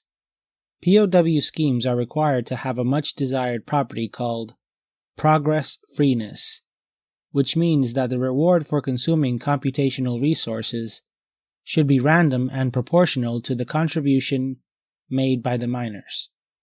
In this case, some chance of winning the block reward is given to even those miners who have comparatively less computational power. The term progress freeness was introduced by Arvind Narayanan et al. In the book Bitcoin and Cryptocurrency Technologies, A Comprehensive Introduction, Princeton University Press, 2016. Other requirements for mining computational puzzles include adjustable difficulty and quick verification. Adjustable difficulty ensures that the difficulty target for mining on the blockchain is regulated accordingly in response to increased hashing power and the number of users. Quick verification is a property that means that mining computational puzzles should be easy and quick to verify. Another aspect of the POW scheme, especially the one used in Bitcoin, double SHA-256, is that since the introduction of ASICs, the power is shifting towards miners or mining pools who can afford to operate large-scale ASIC farms. This power shift challenges the core philosophy of the decentralization of Bitcoin. There are a few alternatives that have been proposed, such as ASIC-resistant puzzles, which are designed in such a way that building ASICs for solving this puzzle is infeasible and does not result in a major performance gain over commodity hardware. A common technique used for this purpose is to apply a class of computationally hard problems called memory-hard computational puzzles. The core idea behind this method is that as puzzle solving requires a large amount of memory, it is not feasible to be implemented on ASIC-based systems. This technique was initially used in Litecoin and Tenebrix, where the script hash function was used as an ASIC-resistant POW scheme. Even though this scheme was initially advertised as ASIC-resistant, script ASICs became available a few years ago, disproving the original claim by Litecoin. This happened because even if script is a memory-intensive mechanism, initially it was thought that building ASICs with large memories is difficult due to technical and cost limitations. This is no longer the case because memory hardware is increasingly becoming cheaper. Also, with the ability to produce nanometer-scale circuits, it is possible to build ASICs that can run the script algorithm. Another approach to ASIC resistance is where multiple hash functions are required to be calculated to provide POW. This is also called a chain hashing scheme. The rationale behind this idea is that designing multiple hash functions on an ASIC is not very feasible. The most common example is the X11 memory hard function implemented in Dash. X11 comprises 11 SHA-3 contestants, where one algorithm outputs the calculated hash to the next algorithm until all 11 algorithms are used in a sequence. These algorithms include Blake, BMW, Grostel, JH, Kakak, Skein, Lufa, CubeHash, Shavite, SIMD, and Echo. This approach did provide some resistance to ASIC development initially, but now ASIC miners are available commercially and support mining of X11 and similar schemes. A recent example is ASIC Bacal Miner, which supports X11, X13, X14, and X15 mining. Other examples include miners such as the IBLink DM384M X11 miner and the PinIdea X11 ASIC miner. Perhaps another approach could be to design self-mutating puzzles that intelligently or randomly change the POW scheme or its requirements as a function of time. This strategy will make it almost impossible to be implemented in ASICs, as it will require multiple ASICs to be designed for each function. Also, randomly changing schemes will be practically impossible to handle in ASICs. At this moment, it is unclear how this can be achieved practically. POW does have various drawbacks, and the biggest of all is energy consumption. It is estimated that the total electricity consumed by Bitcoin miners currently is more than that of Greece at 59.61 terawatt hash. This is huge, and all that power is in a way wasted. In fact, no useful purpose is served except mining. Environmentalists have raised real concerns about this situation. In addition to electricity consumption, the carbon footprint is also very high, with it currently being estimated at around 253 kilograms of CO2 per transaction. The following graph shows the scale of Bitcoin energy consumption compared to other countries. This consumption is only expected to grow, and it is estimated that by the end of 2020, the energy consumption will reach approximately 125 terawatt hash per year. The preceding graph has been taken from the website that tracks this subject. It is available at digeconomist.net/bitcoin-energy-consumption. It has been proposed that POW puzzles can be designed in such a way that they serve two purposes. First, their primary purpose is in consensus mechanisms, and second, they serve to perform some useful scientific computation. This way, not only can the schemes be used in mining, but they can also help to solve other scientific problems. This proof of useful work has been recently put into practice by Primecoin, where the requirement is to find special prime number chains known as Cunningham chains and bitwin chains. As the study of prime number distribution has special significance in scientific disciplines such as physics, mining Primecoin miners not only achieves the block reward, but also helps in finding the special prime numbers. Proof of storage, also known as proof of retrievability, this is another type of proof of useful work that requires storage of a large amount of data. Introduced by Microsoft Research, this scheme provides a useful benefit of distributing the storage of archival data. Miners are required to store a pseudo-randomly selected subset of large data to perform mining. Proof of stake. This proof is also called virtual mining. This is another type of mining puzzle that has been proposed as an alternative to traditional POW schemes. It was first proposed in Peercoin in August 2012. In this scheme, the idea is that users are required to demonstrate the possession of a certain amount of currency, coins, thus proving that they have a stake in the coin. The simplest form of this stake is where mining is made comparatively easier for those users who demonstrably own larger amounts of digital currency. The benefits of this scheme are twofold. First, acquiring large amounts of digital currency is relatively difficult as compared to buying high-end ASIC devices. And second, it results in saving computational resources. Various forms of stake have been proposed and are briefly discussed in the following subsection. Various types of stake. Different types of stake will now be introduced in the following subsections. Proof of coinage. The age of a coin is the time since the coins were last used or held.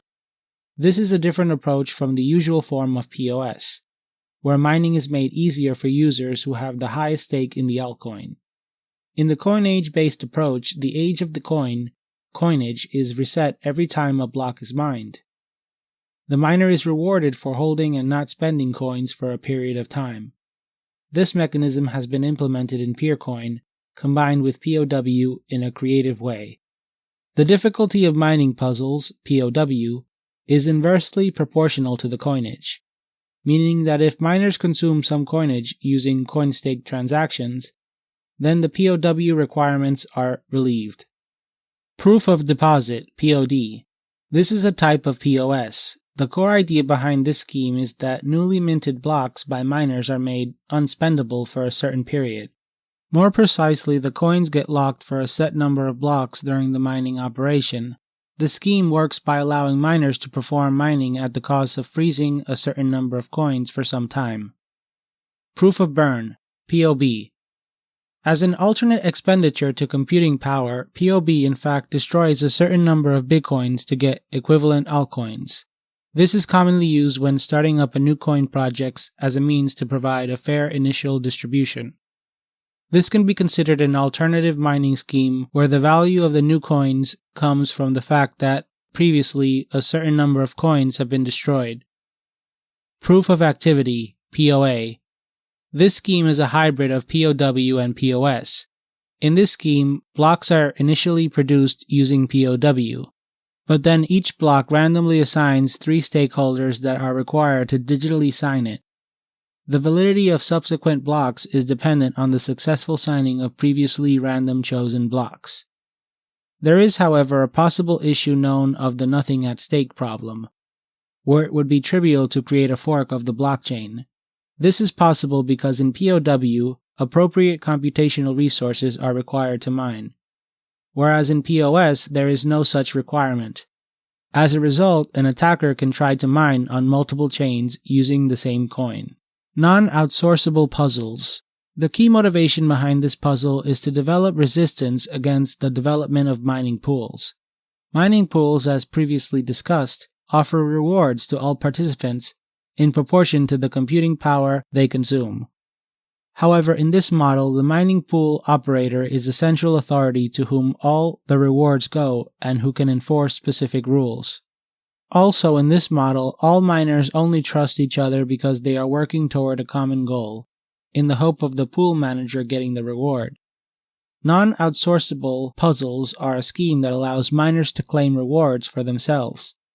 Consequently, pool formation becomes unlikely due to inherent mistrust between anonymous miners. There are also various other alternatives to POW, some of which have been described in Chapter 1, Blockchain 101. Some will be explained later in this book in Chapter 17, Hyperledger, and Chapter 21, Scalability and Other Challenges. As this is an ongoing area of research, new alternatives will keep emerging as blockchain technology grows. In this section, we covered alternatives to POW schemes. These schemes largely fall under the umbrella of POS mechanisms. We know that POW schemes are based on the difficulty of performing some work to prove that the required amount of resources has been spent to win the right to announce a new block. A question arises here regarding how this difficulty is calculated in a blockchain, as well as how the balance between difficulty and coin production is maintained. Also, in order to maintain a constant production of coins, the difficulty of the network also needs to be adjusted over time. For this purpose, POW algorithms use difficulty adjustment and retargeting algorithms, which are simple arithmetic formulas that help adjust the difficulty of solving the POW problem. We'll introduce the core ideas of these calculations in the next section. Difficulty adjustment and retargeting algorithms. The concept of difficulty retargeting algorithms has been introduced with the advent of Bitcoin and associated consensus mechanisms. In Bitcoin, a difficulty target is calculated simply by the following equation. Other coins have either developed their own algorithms or implemented a modified version of the Bitcoin difficulty algorithm. T equals time previous times time actual divided by 2016 times 10 minutes. The core idea behind difficulty regulation in Bitcoin is that a generation of 2016 blocks should take roughly around 2 weeks. Inter-block time should be around 10 minutes. If it takes longer than 2 weeks to mine 2016 blocks, then the difficulty is decreased. And if it takes less than 2 weeks to mine 2016 blocks, then the difficulty is increased. When ASICs were introduced due to a high block generation rate, the difficulty increased exponentially, and that is one drawback of POW algorithms that are not ASIC resistant. This leads to mining power centralization. This also poses another problem. If a new coin starts now with the same POW based on SHA-256 as Bitcoin uses, then it would be easy for a malicious adversary to use an ASIC miner and control the entire network. This attack would be more practical if there is less interest in the new altcoin, and someone decides to take over the network by consuming adequately high computing resources. This attack may not be possible if other miners with comparable computing power also join the altcoin network, because then miners will be competing with each other. Also, multi-pools pose a more substantial threat, which is where a group of miners can automatically switch to the currency that is becoming profitable. This phenomenon is known as pool hopping and can adversely affect the blockchain and consequently the growth of the altcoin. Pool hopping impacts the network negatively because pool hoppers join the network only when the difficulty is so low that they can gain quick rewards. If the moment difficulty goes up or is readjusted, they hop off and then come back again when the difficulty is adjusted back. For example, if a multi-pool consumes its resources when mining a new coin too quick, the difficulty will increase very quickly. When the multi-pool leaves the currency network, it becomes almost unusable because now the difficulty has risen to such a level that it is no longer profitable for solo miners and can no longer be maintained. The only fix for this problem is to initiate a hard fork, which is usually undesirable for the community. There are a few algorithms that have come into existence to address this issue and are discussed next in this chapter. All these algorithms are based on the idea of readjusting various parameters in response to hash rate changes. These parameters include the number of previous blocks, the difficulty of previous blocks, the ratio of adjustment, and the number by which the difficulty can be readjusted back or up. In the following section, you will be introduced to the few difficulty algorithms being used in and proposed for various altcoins. Kimoto Gravity Well. This algorithm is used in various altcoins to regulate difficulty. This method was first introduced in Megacoin and used to adjust the difficulty of the network every block adaptively. The logic of the algorithm is shown as follows. KGW equals 1 plus open parentheses 0.7084 times POW open parentheses double open parentheses past blocks mass close parentheses divided by double open parentheses 144 close parentheses comma negative 1.228 close parentheses. The algorithm runs in a loop that goes through a set of predetermined blocks, past blocks mass, and calculates a new readjustment value. The core idea behind this algorithm is to develop an adaptive difficulty regulation mechanism that can readjust the difficulty in response to rapid spikes in hash rates. Kimoto Gravity Well, KGW, ensures that the time between blocks remains approximately the same. In Bitcoin, the difficulty is adjusted every 2016 blocks, but in KGW, the difficulty is adjusted at every block. This algorithm is vulnerable to time warp attacks, which allow an attacker to enjoy less difficulty in creating new blocks temporarily. This attack allows a time window where the difficulty becomes low and the attacker can quickly generate many coins at a fast rate. Dark Gravity Wave. Dark Gravity Wave DGW is a new algorithm designed to address certain flaws, such as the time warp attack in the KGW algorithm. This concept was first introduced in Dash, previously known as Darkcoin. It makes use of multiple exponential moving averages and simple moving averages to achieve a smoother readjustment mechanism. The formula is as follows: 2,222,222 divided by difficulty plus 2,600 divided by 9 exponent 2. This formula is implemented in Dashcoin, Bitcoin SegWit 2x, and various other altcoins as a mechanism to readjust difficulty. DG version 3.0 is the latest implementation of the DGW algorithm and allows improved difficulty retargeting compared to KGW. DigiShield. This is another difficulty retargeting algorithm that has recently been used in Zcash with slight variations and after adequate experimentation. This algorithm works by going through a fixed number of previous blocks to calculate the time they took to be generated, and then readjust the difficulty to the difficulty of the previous block by dividing the actual time span by averaging the target time. In this scheme, the retargeting is calculated much more rapidly, and the recovery from a sudden increase or decrease in hash rate is quick. This algorithm protects against multi-pools, which can result in rapid hash rate increases. The network difficulty is readjusted every block or every minute, depending on the implementation. The key innovation is that it has faster readjusting times compared to KGW. Zcash uses DigiShield version 3.0, which uses the following formula for difficulty adjustment. New difficulty equals previous difficulty times SQRT 150 seconds divided by last solve time. MIDAS, Multi-Interval Difficulty Adjustment System, MIDAS, is an algorithm that is comparatively more complex than the algorithms discussed previously due to the number of parameters it uses.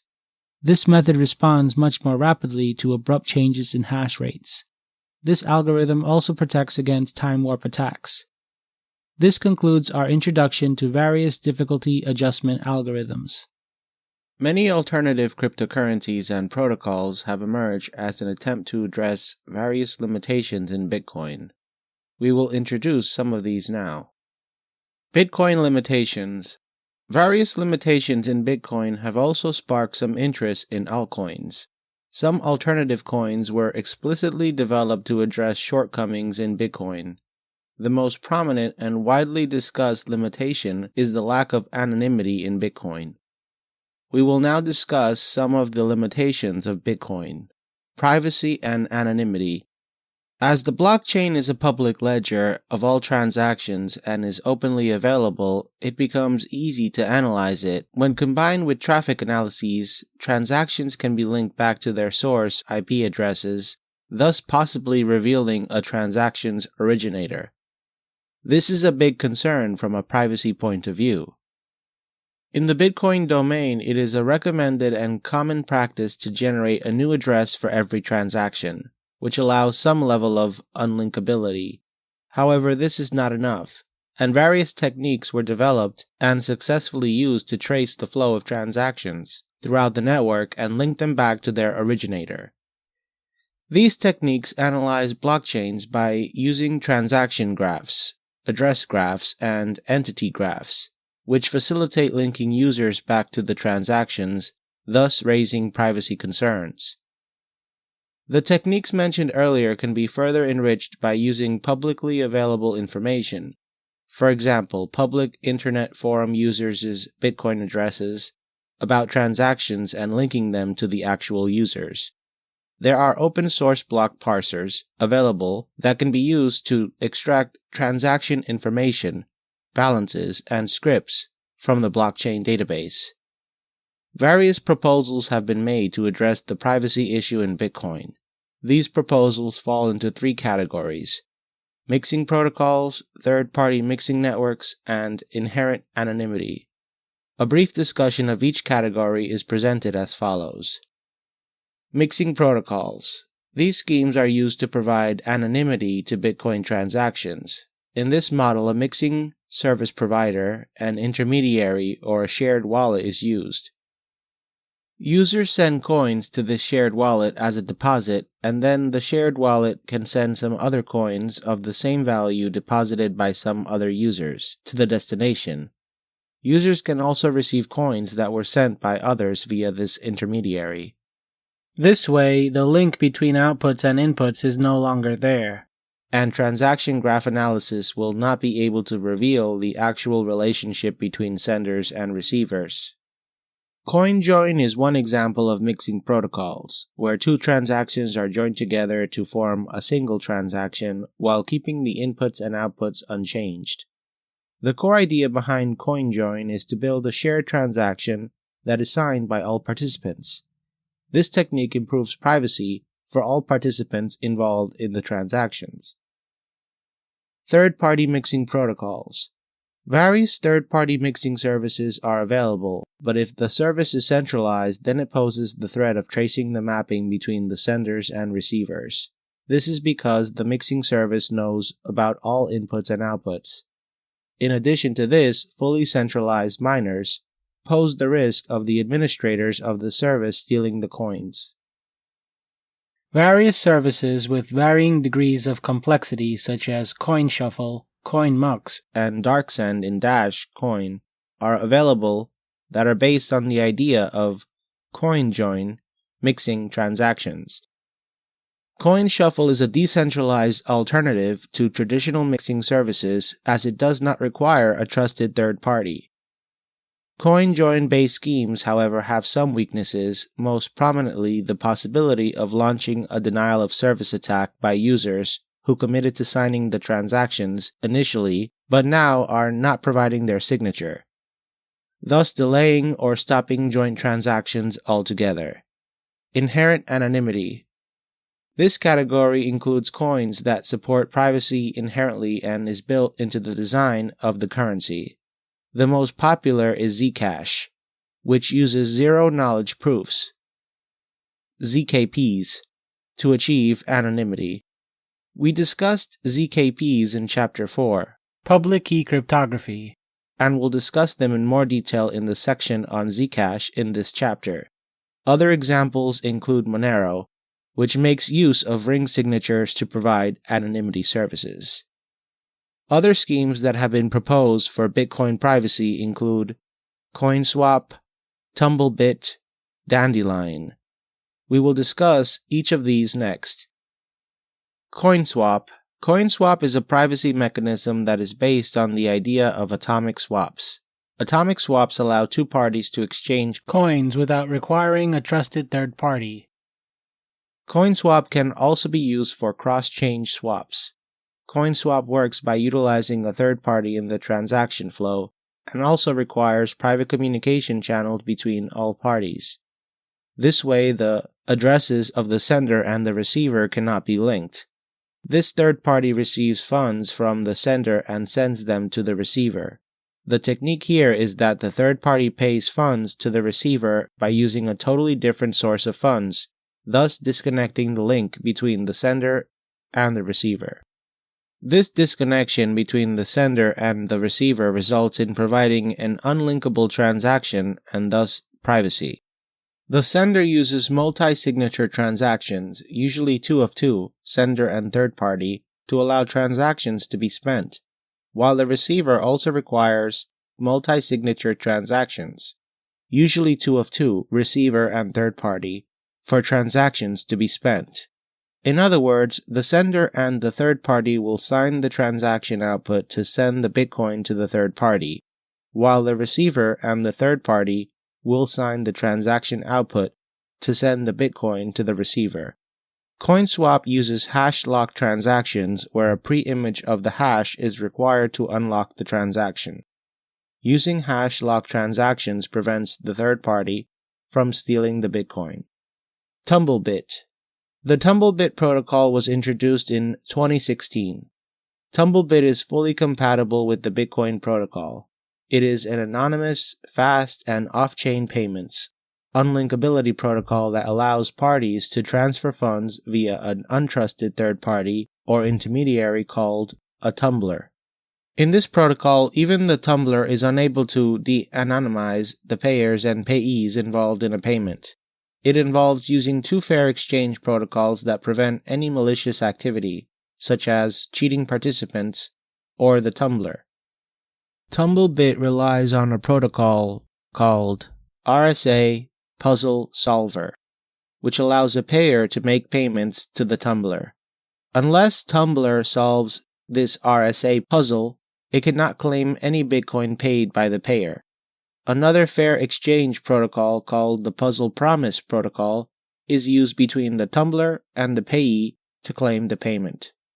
Tumblebit consists of 3 phases, as listed here. 1. Escrow phase, where all payment channels are set up. 2. Payments phase, where payers transfer funds. 3. Cash out phase, where payers and payees close the payment channels. A recent innovation is the introduction of TumbleBit++, which is an improved mixing protocol based on TumbleBit. It provides anonymity and confidentiality of transaction amounts by combining confidential transactions and a centralized, untrusted, anonymous payment hub. We will now discuss Dandelion, which provides inherent anonymity and is implemented by redesigning the network layer of the Bitcoin protocol. Dandelion. In addition to the approaches mentioned previously, a recent proposal called Dandelion has also been made. Dandelion, the improved version is called Dandelion++, is a proposal that aims to make transactions on a Bitcoin network untraceable. This protocol will allow anonymous transactions to occur on the Bitcoin network as opposed to pseudonymous transactions where an adversary, by using network analysis methods, can trace the transaction back to its source node. Consequently, the adversary can then discover the original IP address of the transaction sender. We can say that Dandelion is a mechanism to provide inherent anonymity to the Bitcoin transactions, because once implemented, the P2P layer of the network Bitcoin protocol is modified in such a way that tracing transactions back to their source node and IP would become extremely difficult. A Bitcoin improvement proposal is available at github.com/bitcoin/bips/blob/master/BIP-0156.mediawiki. The original Dandelion proposal paper is available at arxiv.org/pdf/1701.04439.pdf. The Dandelion++ research paper is available at arxiv.org/pdf/1805.11060.pdf. In the Bitcoin network, the epidemic flooding mechanism Gossip protocol is used for transaction propagation. On top of this mechanism, there is a somewhat effective method called diffusion, which is used to provide some level of anonymity. In this protocol, each node introduces independent and exponential delays for spreading transactions to its neighbors. This scheme results in reducing the symmetry of the epidemic protocol, which makes network analysis difficult and unreliable. However, this scheme is predictable and hence does not provide sufficient anonymity guarantees. Dandelion proposes a new but backward compatible routing mechanism. In this protocol, first a privacy graph anonymity set is constructed. This phase is called the private graph construction phase. It is a subgraph of the existing Bitcoin P2P network, and each node selects a subset of its outbound peers in this phase. This is where the random line of nodes is selected. The messages, transactions, are then routed through this privacy graph during the stem phase. This is where the message is propagated on a random line of nodes. Finally, there is the fluff phase, where the messages are routed, broadcast to the entire network by diffusion. In summary, the Dandelion protocol is composed of an anonymity phase and a spreading phase. In the anonymity phase, this protocol spreads a message over a random line for a number of random hops. After this step, the message is broadcast over the whole network using diffusion. With this combination of random path selection and diffusion, the Dandelion protocol provides near-optimal anonymity guarantees. This protocol can be visualized using the following diagram. In the preceding diagram, first, graph construction is performed, which is shown on the left-hand side. Then, in the middle, we have the transaction propagation along a random line of nodes. Finally, the broadcast on the right-hand side is shown. Now that we have discussed various privacy techniques, let's move on to the next section, which introduces various other enhancements that have been made or have been proposed to extend the Bitcoin protocol. Extended protocols on top of Bitcoin. Several protocols, as discussed in the following sections, have been proposed and implemented on top of Bitcoin to enhance and extend the Bitcoin protocol, as well as to be used for various other purposes, instead of just as a virtual currency. Colored coins. Colored coins are a set of methods that have been developed to represent digital assets on the Bitcoin blockchain. Coloring a Bitcoin refers colloquially to updating it with some metadata representing a digital asset, smart property.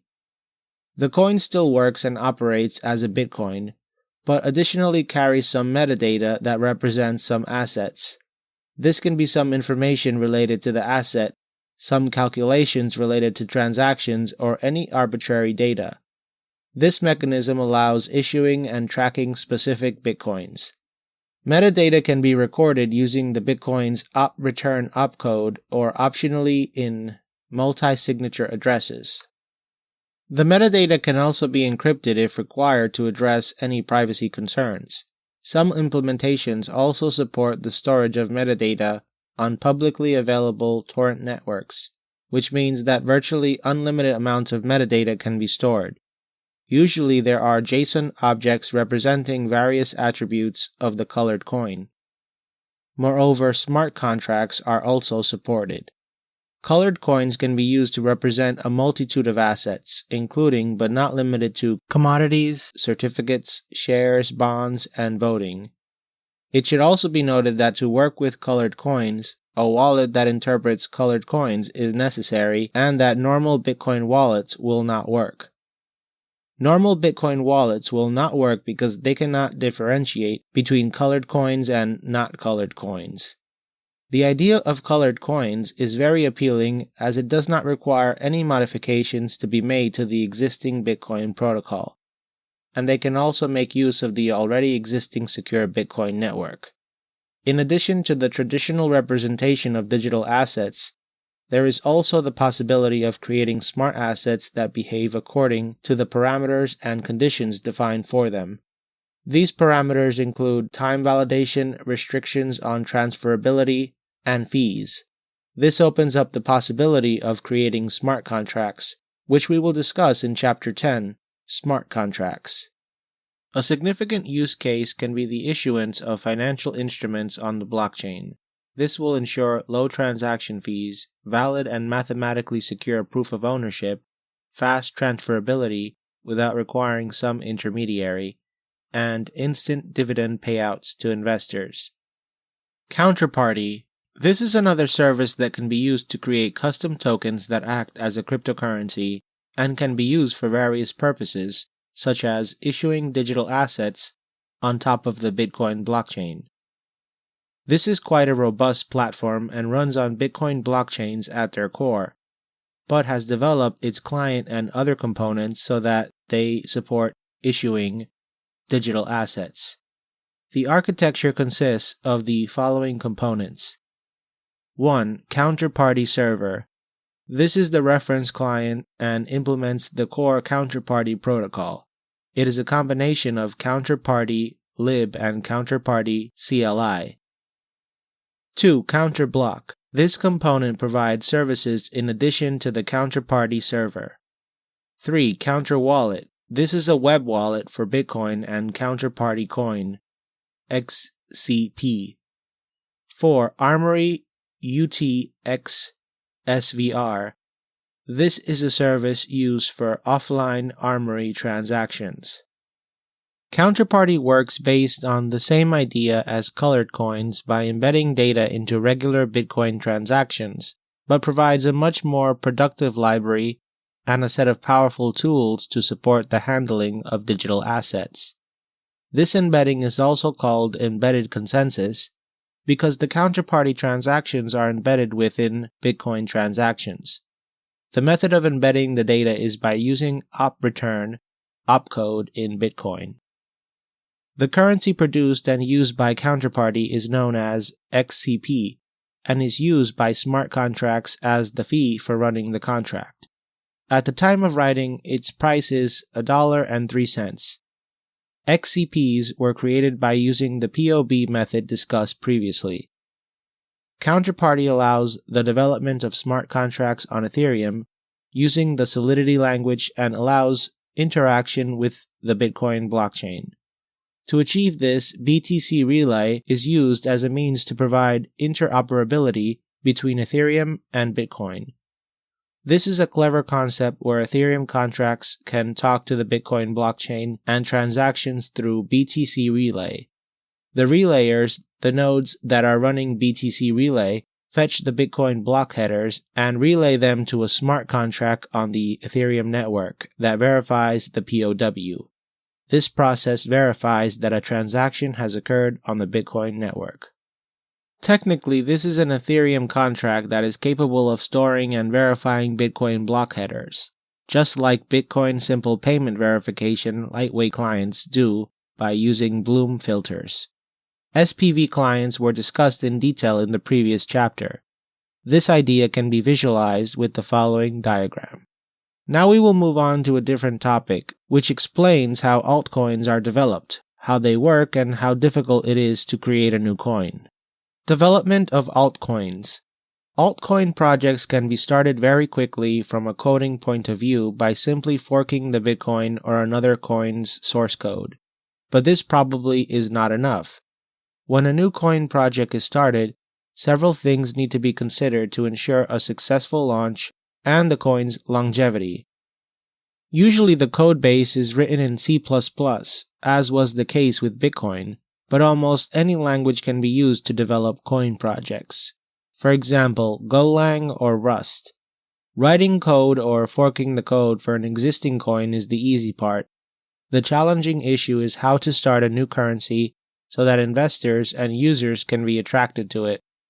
From a technical point of view, in the case of forking the code or another coin, for example Bitcoin, there are various parameters that can be changed to effectively create a new coin.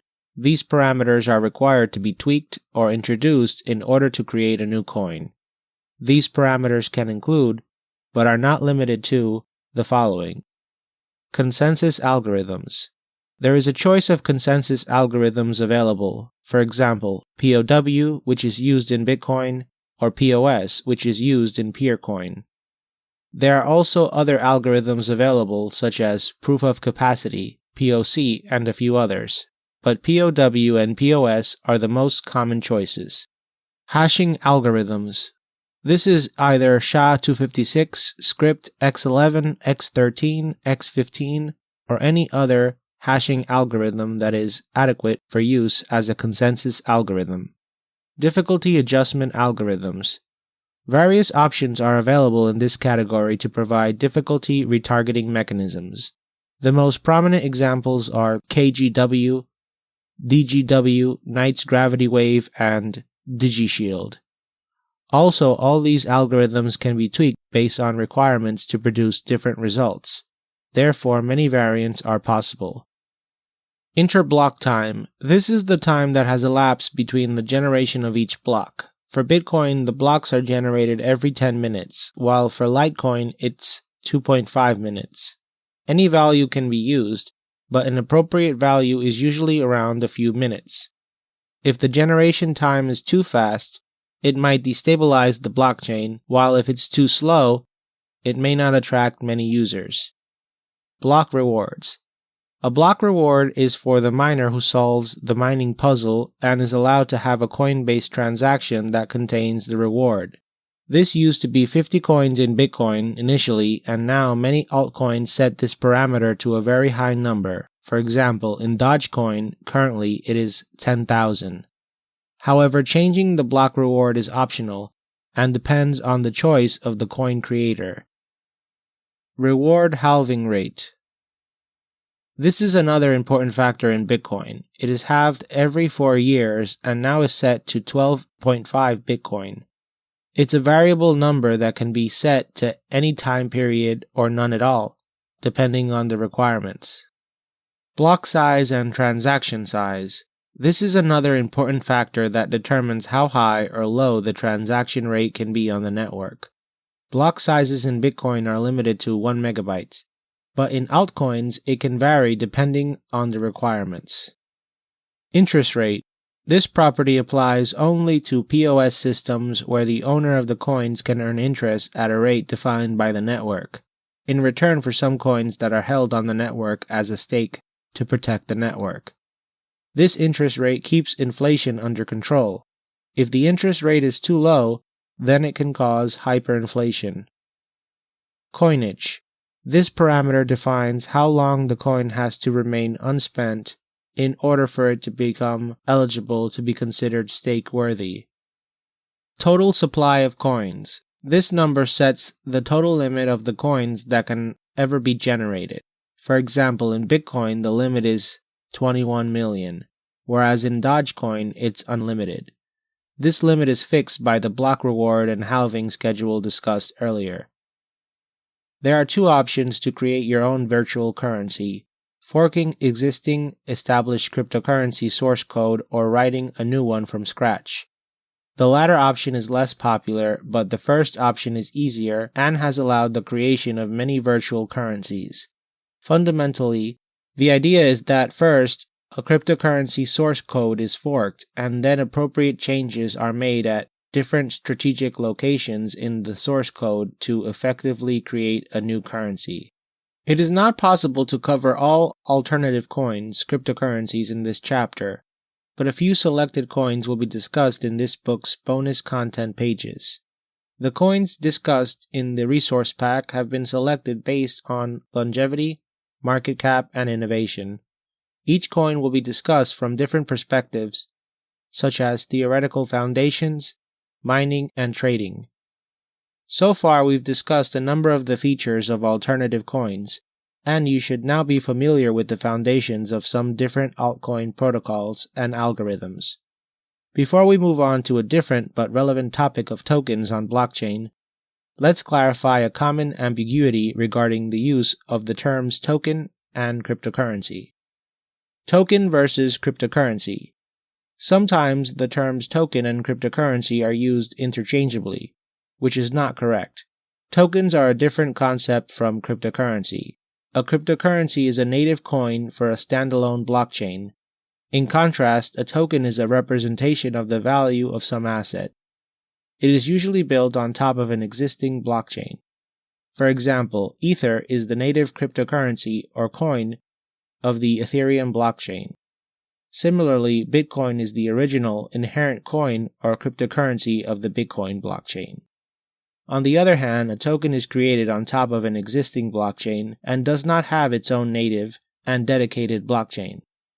For example, Binance token 0x, Tether, and Basic Attention token BAT exist on top of the Ethereum blockchain and do not have their native blockchain.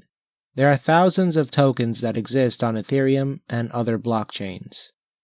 In this chapter, we touch briefly on the vast subject of tokenization. We will discuss tokenization and different tokens such as Tether USD and Maker and related concepts in greater detail in Chapter 18, Tokenization. Certainly, launching new alternative coins or tokens requires some funding. Traditionally, new businesses are funded by methods like initial public offering, IPOs, venture capital funds, VCs, and so on.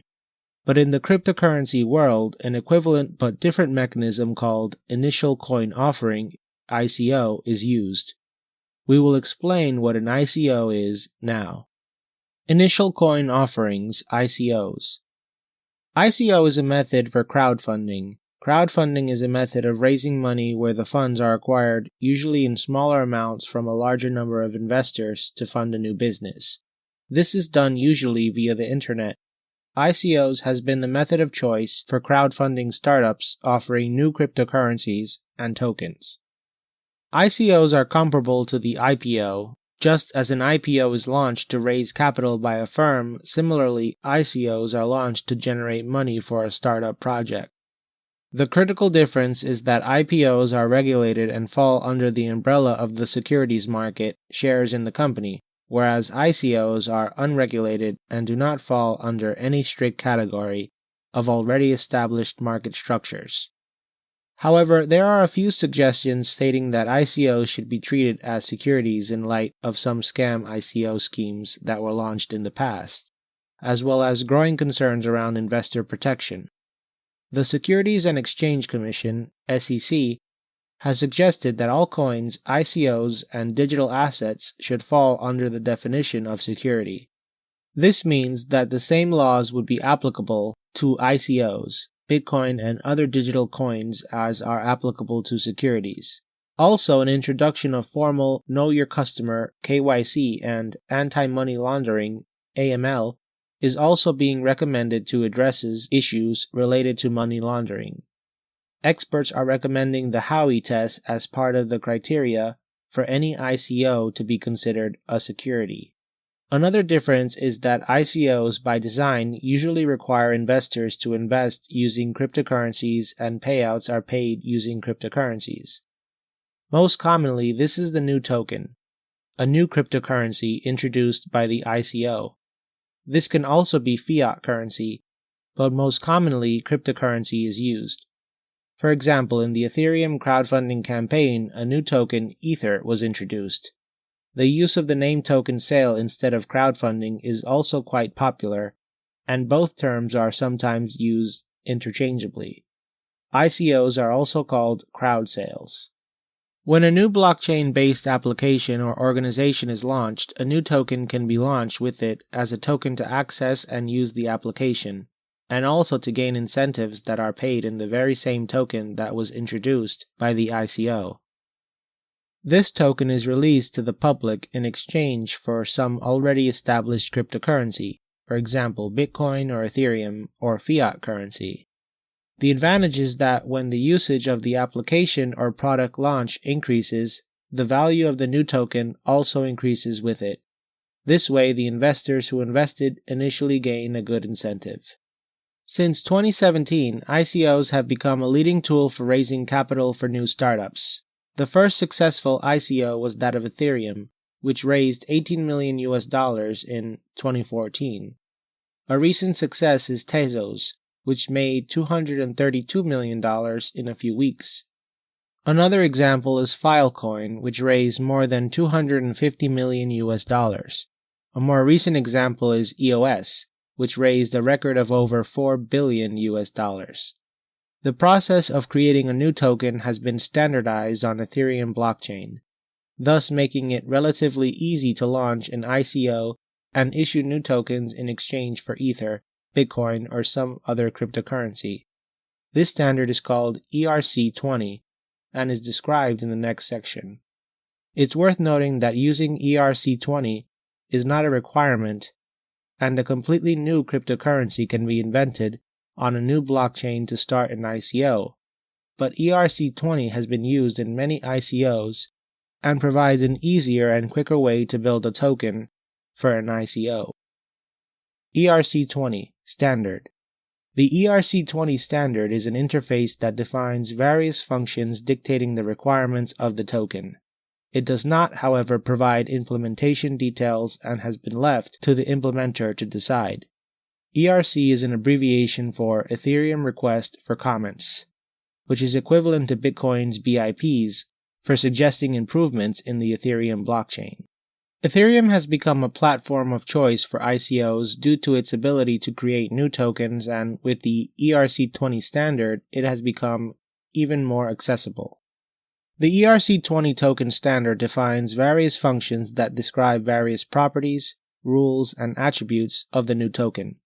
These include the total supply of the coins, the total balance of holders, transfer functions, and approval and allowance functions.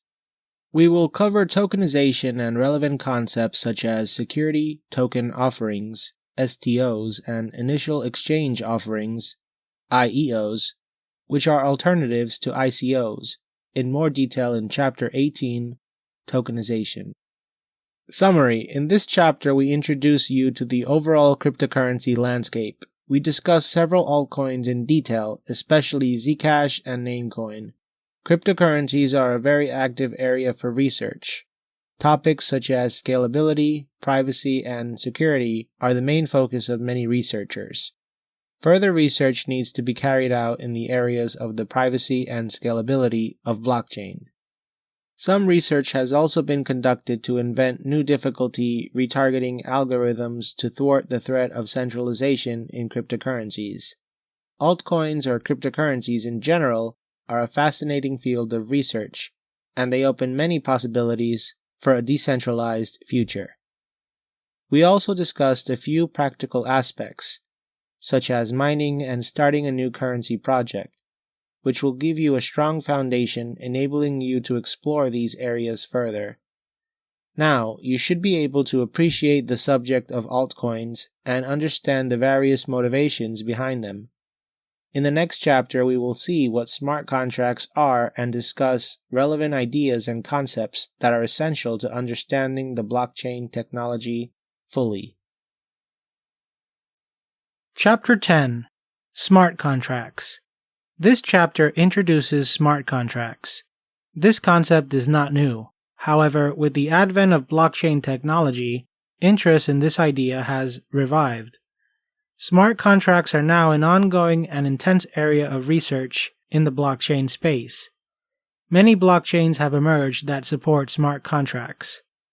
Due to benefits such as the increased security, cost saving, and transparency that smart contracts can bring to many industries, especially the finance industry, rigorous research is in progress at various commercial and academic institutions to make the implementation of smart contracts easier, more practical, business-friendly, and more secure as soon as possible. In this chapter, we will explore the ideas that led to the development of smart contracts, including its relevant history and key definitions. We will also cover concepts like the deployment of smart contracts, notable security aspects of smart contracts, and finally, oracles. First, we will look at the history of smart contracts. History. Nick Szabo first theorized smart contracts in the 1990s in an article called Formalizing and Securing Relationships on Public Networks. This theory was presented almost 20 years before the real potential and benefits of smart contracts were appreciated. That is, before the invention of Bitcoin and the subsequent development of other more advanced blockchain platforms, such as Ethereum. Smart contracts are described by Szabo as follows. A smart contract is an electronic transaction protocol that executes the terms of a contract.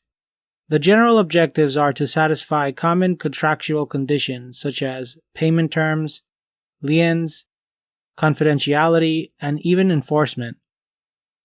Minimize exceptions, both malicious and accidental, and minimize the need for trusted intermediaries.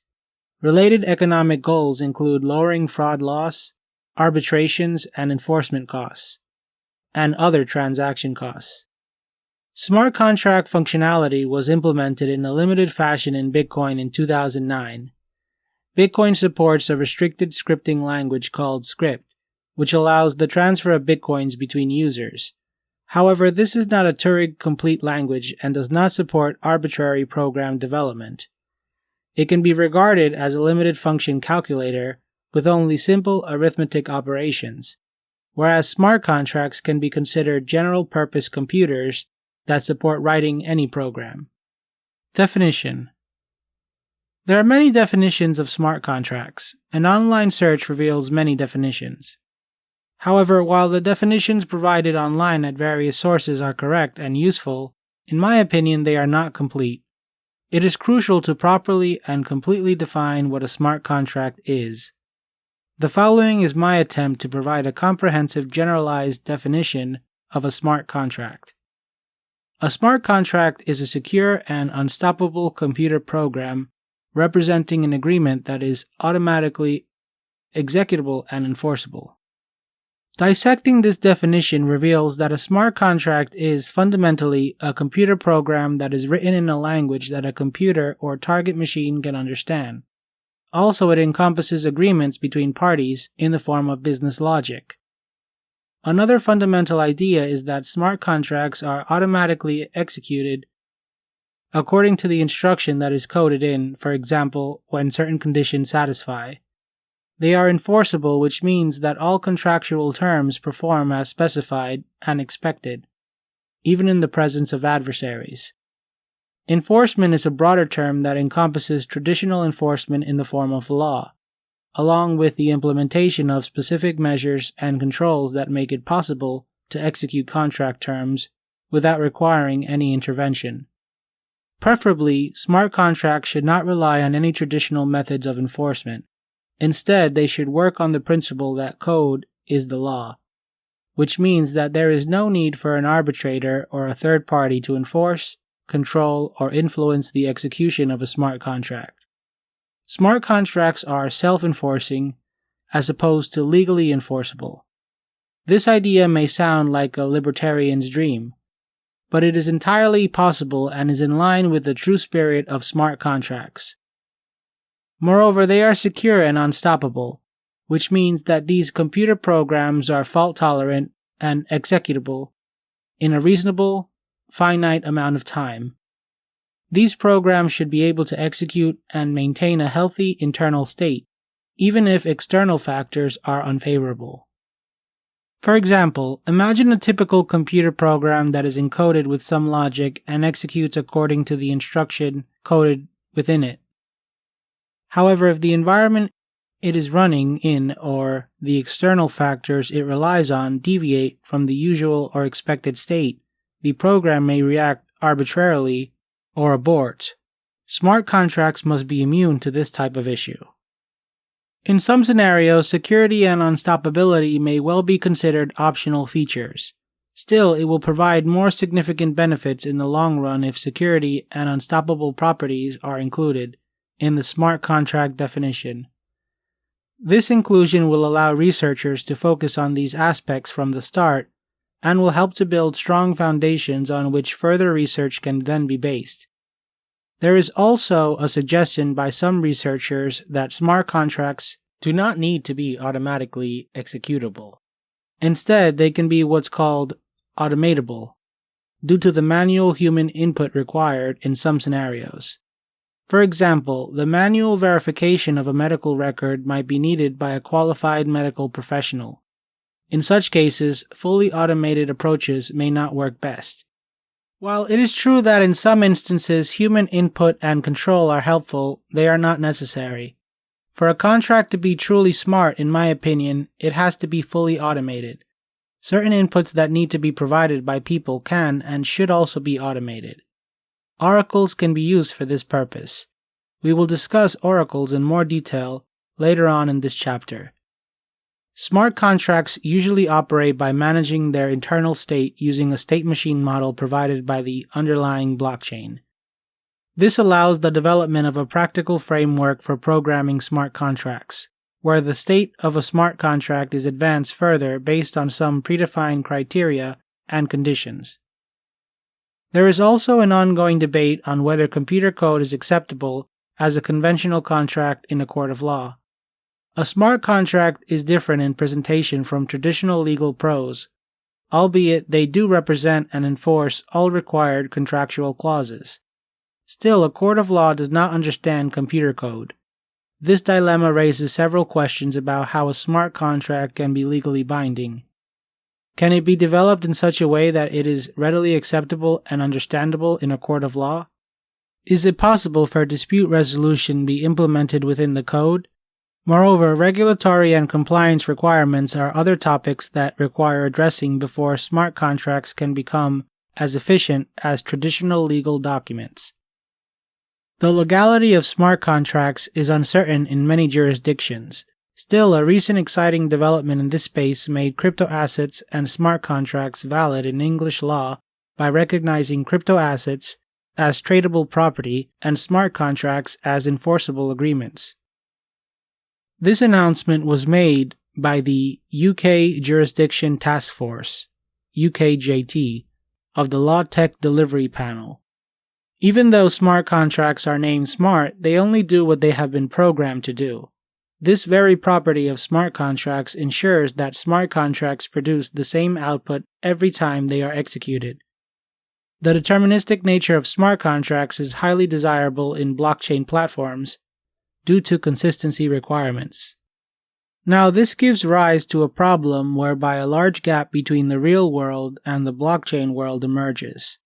In this situation, natural language is not understood by the smart contract, and similarly, computer code is not acceptable for the natural world. So a few questions arise. How can real-life contracts be deployed on a blockchain? How can this bridge between the real world and the smart contract world be built? These questions open up various possibilities, such as making smart contract code readable not only by machines but also by people. If humans and machines can both understand the code written in a smart contract, it might become acceptable in legal situations, as opposed to just a piece of code that no one understands except for programmers. This desirable property is an area that is ripe for research, and a significant research effort has been expended in this area to answer questions around the semantics, meaning and interpretation of smart contracts. Some work has already been done to describe natural language contracts formally by combining both smart contract code and natural language contracts through linking contract terms with machine understandable elements. This is achieved using a markup language called the Legal Knowledge Interchange Format, LKIF, which is an XML schema for representing theories and proofs. It was developed under the Estrella project in 2008. Another requirement regarding the properties of smart contracts is that they must be deterministic. This property will allow a smart contract to be run by any node on a network and achieve the same result. If the result differs even slightly between nodes, then a consensus cannot be reached, and a whole paradigm of distributed consensus on the blockchain can fail. Moreover, it is also desirable that the contract language itself is deterministic, thus ensuring the integrity and stability of the smart contracts. A deterministic property means that for the same input, there is always the same output. In other words, the system must not manifest different behavior for the same input in different runs. In a blockchain network, this would mean that smart contracts developed using the smart contract programming language do not produce different results on different nodes. Let's take, for example, various floating point operations calculated by various functions in a variety of programming languages that can produce different results in different runtime environments. Another example is some math functions in JavaScript, which can produce different results for the same input on different browsers and can, in turn, lead to various bugs. This scenario is unacceptable in smart contracts, because if the results are inconsistent between the nodes, then a consensus will never be achieved. The deterministic feature ensures that smart contracts always produce the same output for a specific input. In other words, programs, when executed, produce a reliable and accurate business logic that is entirely in line with the requirements programmed in the high-level code. In summary, a smart contract has the following properties. Automatically executable. It is self-executable on a blockchain without requiring any intervention. Enforceable. This means that all contract conditions are enforced automatically. Secure. This means that smart contracts are tamper-proof or tamper-resistant and run with security guarantees. The underlying blockchain usually provides these security guarantees. However, the smart contract programming language and the smart contract code themselves must be correct, valid, and verified. Deterministic. The deterministic feature ensures that smart contracts always produce the same output for a specific input. Even though it can be considered to be part of the secure property, defining it here separately ensures that the deterministic property is considered one of the important properties. Semantically sound. This means that they are complete and meaningful to both people and computers. Unstoppable. This means that adversaries or unfavorable conditions cannot negatively affect the execution of a smart contract. When the smart contracts execute, they complete their performance deterministically in a finite amount of time.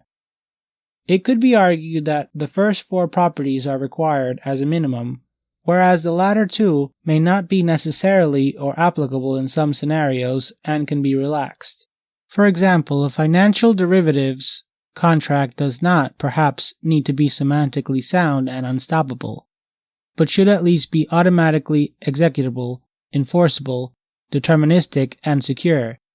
On the other hand, a title deed needs to be semantically sound and complete.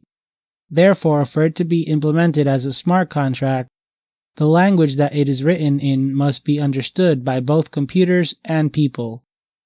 E.R. Grigg addressed this issue of interpretation with his invention of Ricardian contracts, which we will introduce in the next section. Ricardian contracts. Ricardian contracts were initially proposed in the paper Financial Cryptography in 7 Layers by E.N. Grigg in the late 1990s. Ricardian contracts were initially used in a bond trading and payment system called Ricardo. The fundamental idea behind this contract is to write a document that is understood and accepted by both a court of law and computer software. Ricardian contracts address the challenge of the issuance of value over the Internet. A Ricardian contract identifies the issuer and captures all the terms and clauses of the contract in a document to make it acceptable as a legally binding contract. A Ricardian contract is a document that has several of the following properties. It is a contract offered by an issuer to holders. It is a valuable right held by holders and managed by the issuer. It can be easily read by people, like a contract on paper. It can be read by programs, parsable like a database. It is digitally signed. It carries the keys and server information. It is allied with a unique and secure identifier. In practice, the contracts are implemented by producing a single document that contains the terms of the contract in legal prose and the required machine-readable tags. This document is digitally signed by the issuer using their private key. This document is then hashed using a message digest function to produce a hash by which the document can be identified. This hash is then further used and signed by parties during the performance of the contract to link each transaction with the identifier hash, therefore serving as evidence of intent. This is depicted in the next diagram and is usually called a bow tie model. The diagram shows a number of elements. The world of law is on the left-hand side from where the document originates.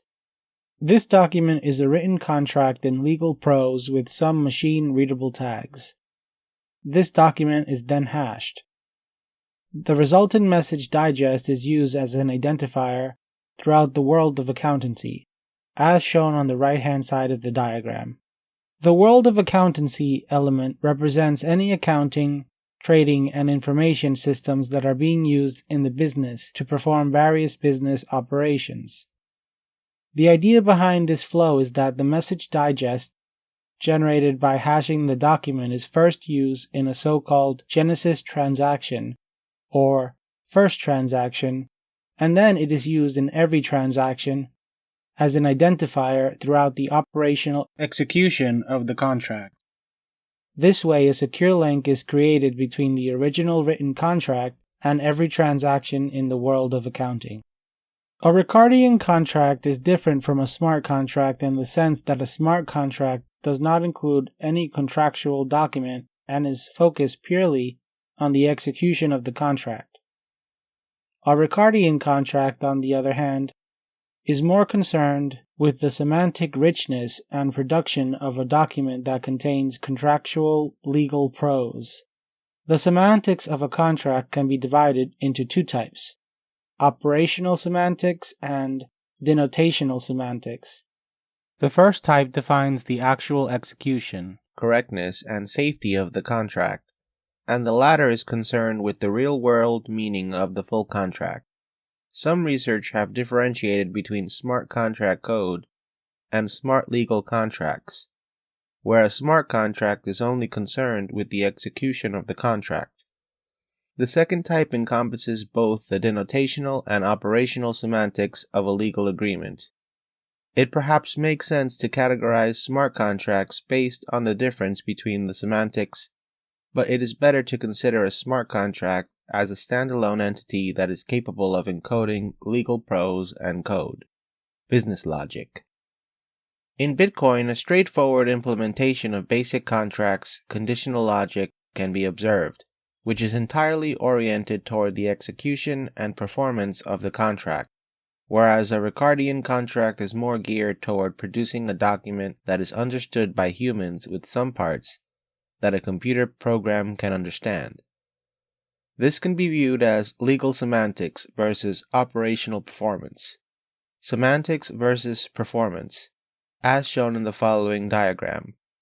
The diagram shows that Ricardian contracts are more semantically rich, whereas smart contracts are more performance rich. This concept was initially proposed by Ian Grigg in his paper on the intersection of Ricardian and smart contracts.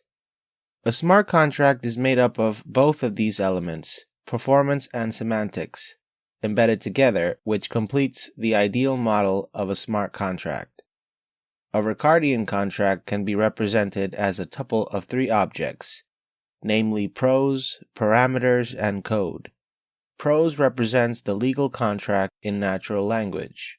Code represents the program that is a computer-understandable representation of legal prose, and the parameters join the appropriate parts of the legal contract to the equivalent code.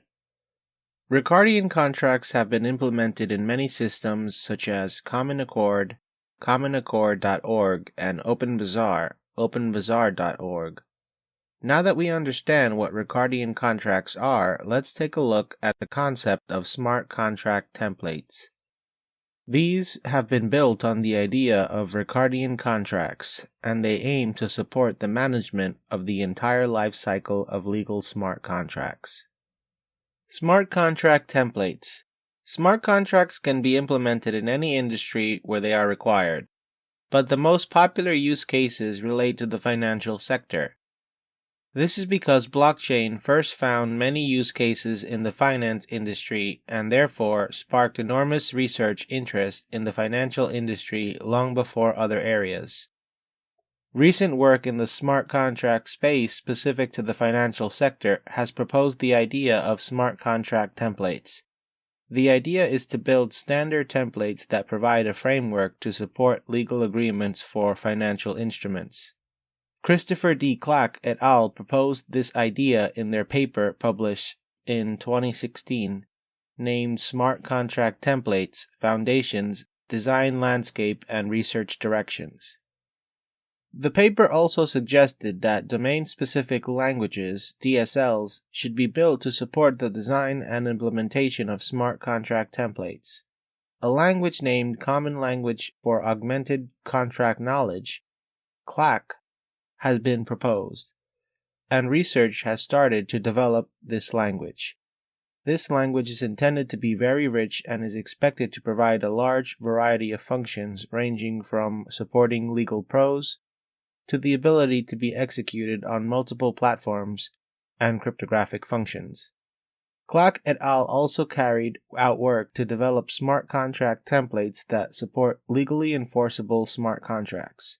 This proposal has been discussed in their research paper, Smart Contract Templates, Essential Requirements and Design Options. This paper is available at arxiv.org/pdf/1612.04496.pdf. The main aim of this paper is to investigate how legal prose could be linked with code using a markup language. It also covers how smart legal agreements can be created, formatted, executed, and serialized for storage and transmission. This work is ongoing and remains an open area for further research and development. Contracts in the finance industry are not a new concept, and various DSLs are already in use in the financial services industry to provide a specific language for a particular domain. For example, there are DSLs available that support the development of insurance products, represent energy derivatives, or are being used to build trading strategies. It is also essential to understand the concept of DSLs, as this type of programming language can be developed to program smart contracts. DSLs are different from general-purpose programming languages, GPLs. DSLs have limited expressiveness for a particular application or area of interest. These languages possess a small set of features that are sufficient and optimized for a specific domain only. Unlike GPLs, they are not suitable for building large general-purpose application programs. Based on the design philosophy of DSLs, it can be envisaged that such languages will be developed specifically to write smart contracts. Some work has already been done, and Solidity is one such language that has been introduced with the Ethereum blockchain to write smart contracts. Viper is another language that has been recently introduced for Ethereum smart contract development. This idea of DSLs for smart contract programming can be further extended to a GPL. A smart contract modeling platform can be developed where a domain expert, not a programmer but a front desk dealer, for example, can use a graphical user interface and a canvas drawing area to define and illustrate the definition and execution of a financial contract. Once the flow is drawn and completed, it can be emulated first to test it, and then be deployed from the same system to the target platform, which can be a smart contract on a blockchain or even a complete decentralized application, DApp. This concept is also not new, and a similar approach is already used in a non-blockchain domain, in the TIBCO Streambase product, which is a Java-based system used for building event-driven, high-frequency trading systems. It has been proposed that research should also be conducted in the area of developing high-level DSLs that can be used to program a smart contract in a user-friendly graphical user interface, thus allowing a non-programmer domain expert, for example, a lawyer, to design smart contracts. Apart from DSLs, there is also a growing interest in using general-purpose, already established programming languages like Java, Go, and C++ to be used for smart contract programming. This idea is appealing especially from a usability point of view, where a programmer who is already familiar with, for example, Java, can use their skills to write Java code instead of learning a new language. The high-level language code can then be compiled into a low-level bytecode for execution on the target platform. There are already some examples of such systems, such as in EOSIO blockchains, where C++ can be used to write smart contracts, which are compiled down to the WebAssembly for execution. An inherent limitation with smart contracts is that they are unable to access any external data. The concept of oracles was introduced to address this issue. An oracle is an off-chain source of information that provides the required information to the smart contracts on the blockchain. Now we will discuss oracles in more detail. Oracles. Oracles are an essential component of the smart contract and blockchain ecosystem. The limitation with smart contracts is that they cannot access external data because blockchains are closed systems without any direct access to the real world. This external data might be required to control the execution of some business logic in the smart contract. For example, the stock price of a security product that is required by the contract to release dividend payments. In such situations, oracles can be used to provide external data to smart contracts. An oracle can be defined as an interface that delivers data from an external source to smart contracts. Oracles are trusted entities that use a secure channel to transfer off-chain data to a smart contract. The following diagram shows a generic model of an oracle and smart contract ecosystem.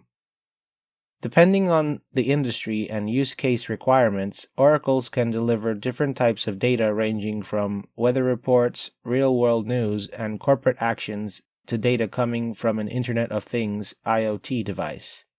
A list of some of the common use cases of oracles is shown here. Here are different methods used by oracles to write data into a blockchain, depending on the type of blockchain used.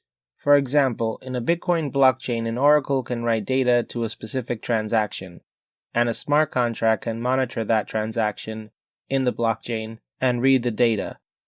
Other methods include storing the fetched data in a smart contract storage, which can then be accessed by other smart contracts on the blockchain via requests between smart contracts depending on the platform. For example, in Ethereum, this can be achieved by using message calls. The standard mechanics of how oracles work is presented here. 1. A smart contract sends a request for data to an oracle. 2. The request is executed and the required data is requested from the source.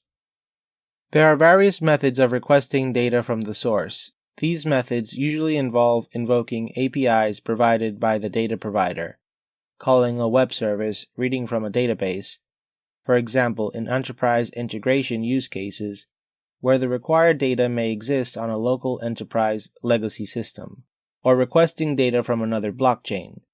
Sources can be any external off-chain data provider on the internet or in an internal enterprise network. 3. The data is sent to a notary to generate cryptographic proof, usually a digital signature, of the requested data to prove its validity, authenticity. Usually TLS notary is used for this purpose. Other techniques include Android proofs, ledger proofs, and trusted hardware-assisted proofs, which we will explain shortly. 4. The data with the proof of validity is sent to the oracle. 5. The requested data with its proof of authenticity can be optionally saved on a decentralized storage system such as Swarm or IPFS, and can be used by the smart contract blockchain for verification. This is especially useful when the proofs of authenticity are of a large size and sending them to the requesting smart contracts, storing them on the chain is not feasible. 6. Finally, the data with the proof of validity is sent to the smart contract. This process can be visualized in the following diagram. The preceding diagram shows the generic data flow of a data request from a smart contract to the oracle. The oracle then requests the data from the data source, which is then sent to the attestation service for notarization. The data is sent to the oracle with proof of authenticity. Finally, the data is sent to the smart contract with cryptographic proof, authenticity proof that the data is valid. Due to security requirements, Oracle should also be capable of digitally signing or digitally attesting the data to prove that the data is authentic. This proof is called proof of validity or proof of authenticity. Smart contracts subscribe to oracles. Smart contracts can either pull data from oracles or oracles can push data to smart contracts. It is also necessary that oracles should not be able to manipulate the data they provide and must be able to provide factual data. Even though oracles are trusted due to the associated proof of authenticity of data, it may still be possible that, in some cases, the data is incorrect due to manipulation or a fault in the system. Therefore, oracles must not be able to modify the data. This validation can be provided by using various cryptographic proofing schemes. We will now introduce different mechanisms to introduce cryptographic proof of data authenticity. Software and network-assisted proofs. As the name suggests, these types of proofs make use of software, network protocols, or a combination of both to provide validity proofs.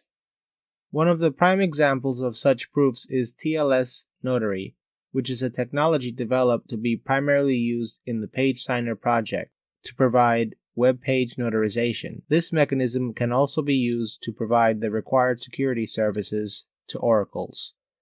TLS Notary. This protocol provides a piece of irrefutable evidence to an auditor that specific web traffic has occurred between a client and a server. It is based on Transport Layer Security, TLS, which is a standard security mechanism that enables secure, bidirectional communication between hosts. It is extensively used on the Internet to secure websites and allow HTTPS traffic. A discussion of the internals of this protocol is beyond the scope of this book. Interested readers can read the standards document at ietf.org/rfc/rfc2246.txt. The link provided is only for TLS version 1.0, as TLS Notary only supports TLS version 1.0 or 1.1. The key idea behind using TLS Notary is to utilize the TLS handshake protocol's feature, which allows the splitting of the TLS master key into 3 parts. Each part is located to the server, the auditee, and the auditor. The Oracle service provider becomes the auditee, whereas an Amazon Web Services instance, which is secure and locked down, serves as the auditor. In summary, to prove the authenticity of the data retrieved by oracles from external sources, attestation mechanisms such as TLS Notary are used, which produce verifiable and auditable proofs of communication between the data source and the oracle. This proof of authenticity ensures that the data fed back to the smart contract is indeed retrieved from the source. TLSN-based mechanism. This mechanism is one of the latest developments in this space. TLSN is a TLS extension that provides secure non-repudiation guarantees. This protocol allows you to create privacy-preserving and non-interactive proofs of the content of a TLS session. TLSN-based oracles do not need to trust any third-party hardware such as Intel SGX or TLS Notary type service to provide authenticity proofs of data web content data to the blockchain. In contrast to TLS Notary, this scheme works on the latest TLS 1.3 standard, which allows for improved security. Hardware device-assisted proofs. As the name suggests, these proofs rely on some hardware elements to provide proof of authenticity. In other words, they provide specific hardware to work. Different mechanisms come under this category, and we will briefly introduce those next. Android proof. This proof relies on Android safety net software attestation and hardware attestation to create a provably secure and auditable device. Safety net validates that a genuine Android application is being executed on a secure, safe, and untampered hardware device. Hardware attestation validates that the device has the latest version of the OS, which helps to prevent any exploits that existed due to vulnerabilities in the previous versions of the OS. This secure device is then used to fetch data from third-party sources, ensuring tamper-proof HTTPS connections. The very use of a provably secure device provides the guarantee and confidence, that is, a proof of authenticity, that the data is authentic. Ledger proof. Ledger proof relies on the hardware cryptocurrency wallets built by the Ledger company. Two hardware wallets, Ledger Nano S and Ledger Blue, can be used for these proofs. The primary purpose of these devices is as secure hardware cryptocurrency wallets. However, due to the security and flexibility provided by these devices, they also allow developers to build other applications for this hardware. These devices run a particular OS called Blockchain Open Ledger Operating System, BOLOS, which via several kernel-level APIs allows device and code attestation to provide a provably secure environment. The secure environment provided by the device can also prove that the applications that may have been developed by Oracle service providers and are running on the device are valid, authentic, and are indeed executing on the Trusted Execution Environment, TEE, of the Ledger device. This environment, supported by both code and device attestation, provides an environment that allows you to run a third-party application in a secure and verifiable Ledger environment to provide proof of data authenticity. Currently, this service is used by Provable, an Oracle service, to provide untampered random numbers to smart contracts. Currently, as these devices do not connect to the Internet directly, the Ledger devices cannot be used to fetch data from the Internet. Trusted hardware-assisted proofs. This type of proof makes use of trusted hardware, such as TEEs. A prime example of such a hardware device is Intel SGX. A general approach that is used in this scenario is to rely on the security guarantees of a secure and trusted execution provided by the secure element or enclave of the TEE device. A prime example of a trusted hardware-assisted proof is TownCrier, which provides an authenticated data feed for smart contracts. It uses Intel SGX to provide a security guarantee that the requested data has come from an existing trustworthy resource. TownCrier also provides a confidentiality service which allows you to run confidential queries. The query for the data request is processed inside SGX Enclave, which provides a trusted execution guarantee and the requested data is transmitted using a TLS secure network connection which provides additional data integrity guarantees. An issue can already be seen here, and that is the issue of trust. With oracles, we are effectively trusting a third party to provide us with the correct data. What if these data sources turn malicious or simply due to a fault provide incorrect data to the oracles? What if the oracle itself fails or the data source stops sending data? This issue can then damage the whole blockchain trust model. This phenomenon is called the blockchain oracle problem. How do you trust a third party about the quality and authenticity of the data they provide? This question is especially real in the financial world, where market data must be accurate and reliable. There are several proposed ways to overcome this issue. These solutions range from merely trusting a reputable third party to decentralized oracles. We have discussed some of the attestation techniques earlier. However, a third party, due to a genuine fault or a malicious intent, may still provide data that is incorrect. Even if it is attested later on, the actual data itself is not guaranteed to be accurate. It might be acceptable for a smart contract designer in a use case to accept data for an oracle that is provided by a large, reputable, and trusted third party. For example, the source of the data can be from a reputable weather reporting agency or airport information system directly relaying the flight delays, which can give some level of confidence. However, the issue of centralization remains. Based on the evolution of blockchain over the last few years, several types of blockchain oracles have emerged. We informally provided some background on these earlier, but now we will define these formally. Types of blockchain oracles. There are various types of blockchain oracles ranging from simple software oracles to complex hardware-assisted and decentralized oracles. Broadly speaking, we can categorize oracles into two categories: inbound oracles and outbound oracles. The following section will examine some of these in more detail. Inbound oracles. This class represents oracles that receive incoming data from external devices and feed it into the smart contract. We will shortly discuss software, hardware, and several other types of inbound oracle. Software oracles.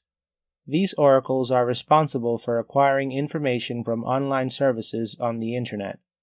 This type of oracle is usually used to source data such as weather information, financial data, stock prices, for example, travel information, and other types of data from third-party providers. The data source can also be an internal enterprise system, which may provide some enterprise-specific data. These types of oracle can also be called standard or simple oracles. Hardware oracles. This type of oracle is used to source data from hardware sources such as IoT devices or sensors. This is useful in use cases such as insurance-related smart contracts where telemetry sensors provide certain information, for example, vehicle speed and location. This information can be fed into the smart contract dealing with insurance claims and payouts to decide whether to accept a claim or not. Based on the information received from the source hardware sensors, the smart contract can decide whether to accept or reject the claim. These oracles are useful in any situation where real-world data from physical devices is required. However, this approach requires a mechanism in which hardware devices are tamper-proof or tamper-resistant.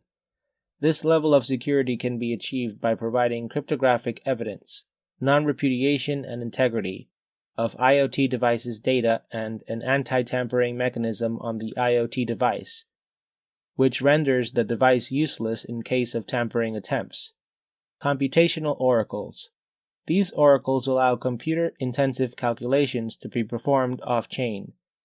As blockchain is not suitable for performing compute-intensive operations, a blockchain, that is, a smart contract on a blockchain, can request computations to be performed on off-chain high-performance computing infrastructure and get the verified results back via an oracle.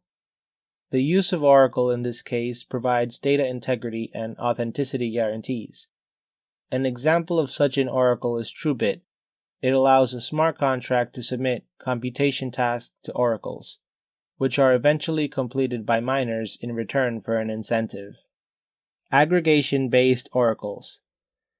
In this scenario, a single value is sourced from many different feeds. As an example, this signal value can be the price of a financial instrument, and it can be risky to rely upon only one feed. To mitigate this problem, multiple data providers can be used where all of these feeds are inspected, and finally the price value that is reported by most of the feeds can be picked up. The assumption here is that if the majority of the sources reports the same price value, then it is likely to be correct.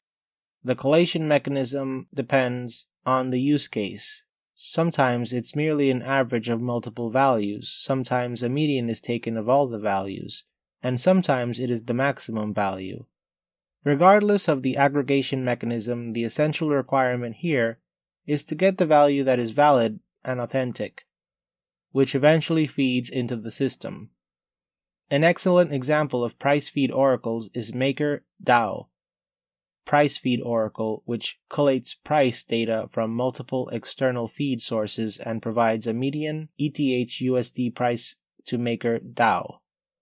Crowd wisdom-driven oracles.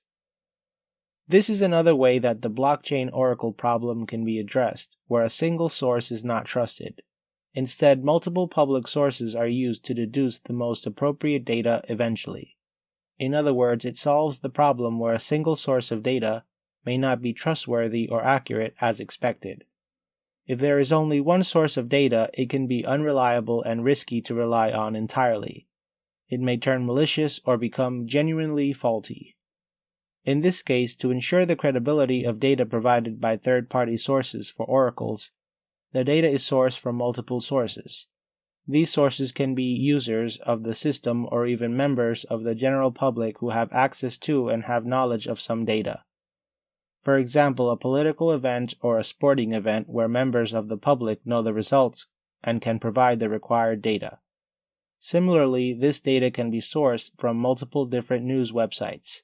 This data can then be aggregated, and if a sufficiently high number of the same information is received from multiple sources, then there is an increased likelihood that the data is correct and can be trusted.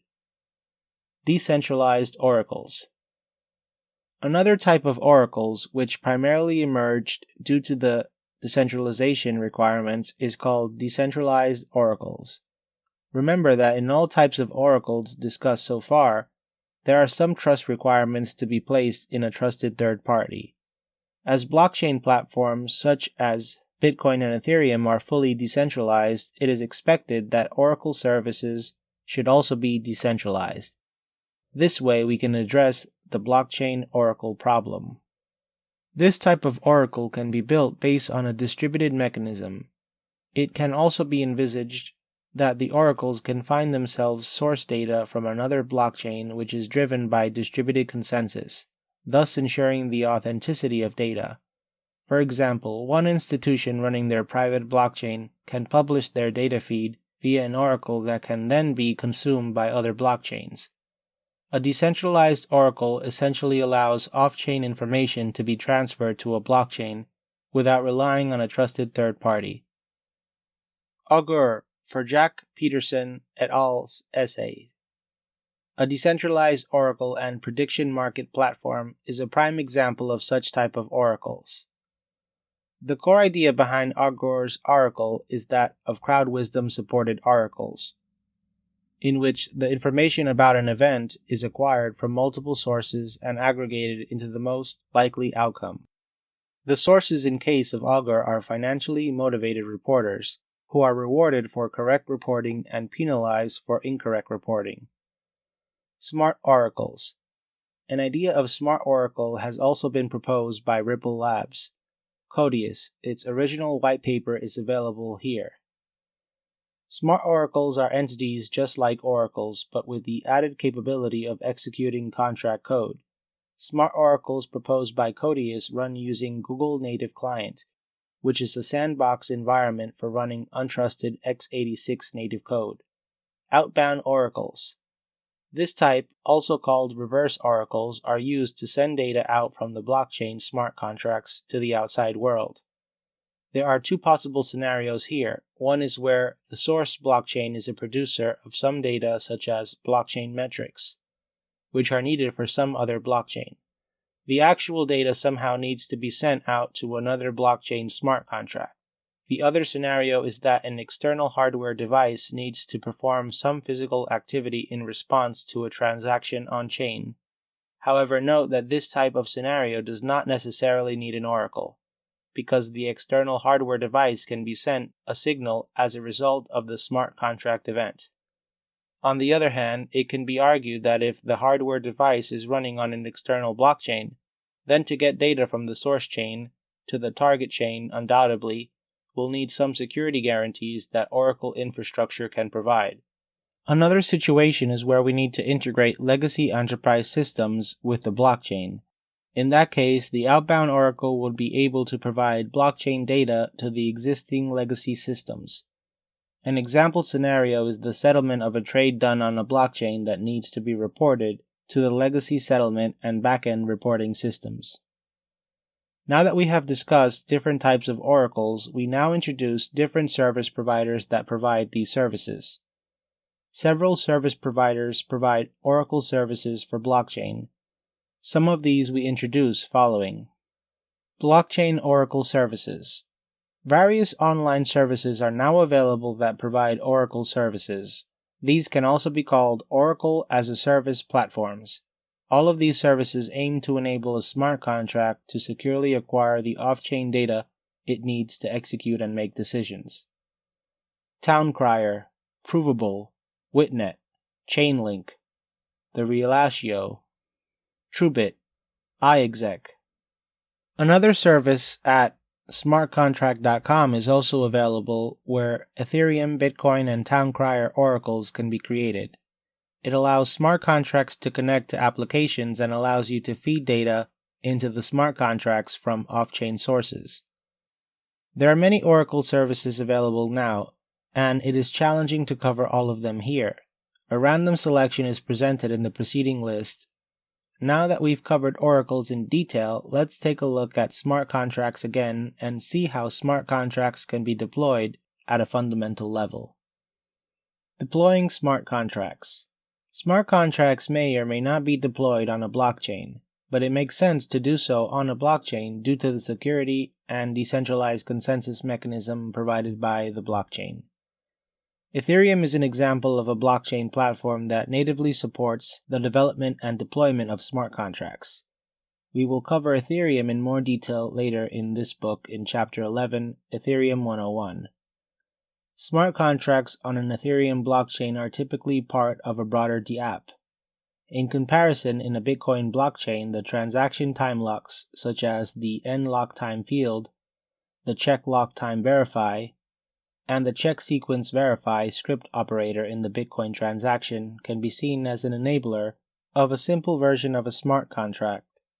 These time locks enable a transaction to be locked until a specified time or until a number of blocks, thus enforcing a basic contract that a certain transaction can only be unlocked if certain conditions, elapsed time or number of blocks, are met. For example, you can implement conditions such as pay party X, and number of bitcoins after 3 months. However, this is very limited and should only be viewed as an example of a basic smart contract. In addition to the example mentioned earlier, Bitcoin scripting language, though limited, can be used to construct basic smart contracts. One example of a basic smart contract is to fund a Bitcoin address that can be spent by anyone who demonstrates a hash collision attack. This was a contest that was announced on the Bitcoin Talk forum where Bitcoins were set as a reward for whoever manages to find hash collisions. We discussed this concept in Chapter 3, Symmetric Cryptography, for hash functions. This conditional unlocking of Bitcoin solely on the demonstration of a successful attack is a basic type of smart contract. Various other blockchain platforms support smart contracts such as Monax, Lisk, Counterparty, Stellar, Hyperledger Fabric, Exonicore, Neo, EOSIO, and Tezos. Smart contracts can be developed in various languages, either DSLs or general-purpose languages. The critical requirement, however, is determinism, which is very important because it is vital that regardless of where the smart contract code executes, it produces the same result every time and everywhere. This requirement of the deterministic nature of smart contracts also implies that smart contract code is absolutely bug-free. Validation and verification of smart contracts is an active area of research, and a detailed discussion of this topic will be presented in Chapter 21, Scalability and Other Challenges. Various languages have been developed to build smart contracts such as Solidity, which runs on Ethereum Virtual Machine. It's worth noting that there are platforms that already support mainstream languages for smart contract development, such as Lisk, which supports JavaScript. Another prominent example is Hyperledger Fabric, which supports Golang, Java, and JavaScript for smart contract development. A more recent example is EOSIO, which supports writing smart contracts in C++. Security is of paramount importance for smart contracts. However, there are many vulnerabilities discovered in prevalent blockchain platforms and relevant smart contract development languages. These vulnerabilities result in some high-profile incidents, such as the DAO attack. The DAO, the Decentralized Autonomous Organization, DAO, started in April 2016, was a smart contract written to provide a platform for investment. Due to a bug called the reentrancy bug in the code, it was hacked in June 2016. An equivalent of approximately 3.6 million Ether, roughly $50 million US, was siphoned out of the DAO into another account. Even though the term hacked is used here, it was not really hacked. The smart contract did what it was asked to do, but due to the vulnerabilities in the smart contracts, the attacker was able to exploit it. It can be seen as an unintentional behavior, a bug that programmers of the DAO did not foresee. This incident resulted in a hard fork on the Ethereum blockchain, which was introduced to recover from the attack. The DAO attack exploited a vulnerability, reentrancy bug, in the DAO code where it was possible to withdraw tokens from the DAO smart contract repeatedly before giving the DAO contract a chance to update its internal state to indicate that how many DAO tokens have been withdrawn. The attacker was able to withdraw DAOs. However, before the smart contract could update its state, the attacker withdrew the tokens again. This process was repeated many times, but eventually, only a single withdrawal was logged by the smart contract, and the contract also lost record of any repeated withdrawals. The notion of code is the law or unstoppable smart contracts should be viewed with some skepticism, as the implementation of these concepts is still not mature enough to deserve complete and unquestionable trust. This is evident from the events after the DAO incident, where the Ethereum Foundation was able to stop and change the execution of the DAO by introducing a hard fork on the Ethereum blockchain. Though this hard fork was introduced for genuine reasons, it goes against the true spirit of decentralization, immutability, and the notion that code is the law. Subsequently, resistance against this hard fork resulted in the creation of Ethereum Classic, where a large number of users decided to keep mining on the old chain. This chain is the original non-fork Ethereum blockchain that still contains the DAO. It can be said that on this chain, the code is still the law. There are some interesting message threads and announcements related to this event, which readers may find informative and entertaining. An open letter from the attacker of the DAO, pastebin.com/ccgubgdg. Announcement from Ethereum Core, twitter.com/avsa/status/745313647514226688. Reddit discussion on the hard fork, where points made in favor and against can be seen. Hard fork specification. The DAO attack highlights the dangers of not formally and thoroughly testing smart contracts. It also highlights the absolute need to develop a formal language for the development and verification of smart contracts. The attack also highlighted the importance of thorough testing to avoid the issues that the DAO experienced. There have been various vulnerabilities discovered in Ethereum over the last few years regarding the smart contract development language. Therefore, it is of utmost importance that a standard framework is developed to address all these issues. Some work has already begun, for example, an online service at securify.ch which provides tools to formally verify smart contract code. Another example is Michelson, for writing smart contracts in the Tezos blockchain. It is a functional programming language suitable for formal verification. We will introduce the Tezos blockchain in more detail in this book's bonus content pages. Viper is another language that aims to provide a secure language for developing smart contracts for EVM. It aims for goals such as security, simplicity, and audibility. It is a strongly typed language with support for overflow checking and signed integers. All these features make Viper a reasonable choice for writing secure smart contracts. Even though many different initiatives are aiming to explore and address the security of smart contracts, this field still requires further research to address limitations in smart contract programming languages. The security of smart contracts is an area of deep interest for researchers. A major area of interest is the formal verification of smart contracts. We will discuss these topics further in Chapter 21, Scalability and Other Challenges. Summary. This chapter began by introducing a history of smart contracts, followed by a detailed discussion of the definition of a smart contract. As there is no agreement on the standard definition of a smart contract, we attempted to introduce a definition that encompasses the crux of smart contracts. An introduction to Ricardian contracts was also provided, and the difference between Ricardian contracts and smart contracts was explained, highlighting the fact that Ricardian contracts are concerned with the definition of the contract, whereas smart contracts are geared toward the actual execution of the contract. The concept of smart contract templates was also discussed, in which high-quality active research is currently being conducted in academia and industry.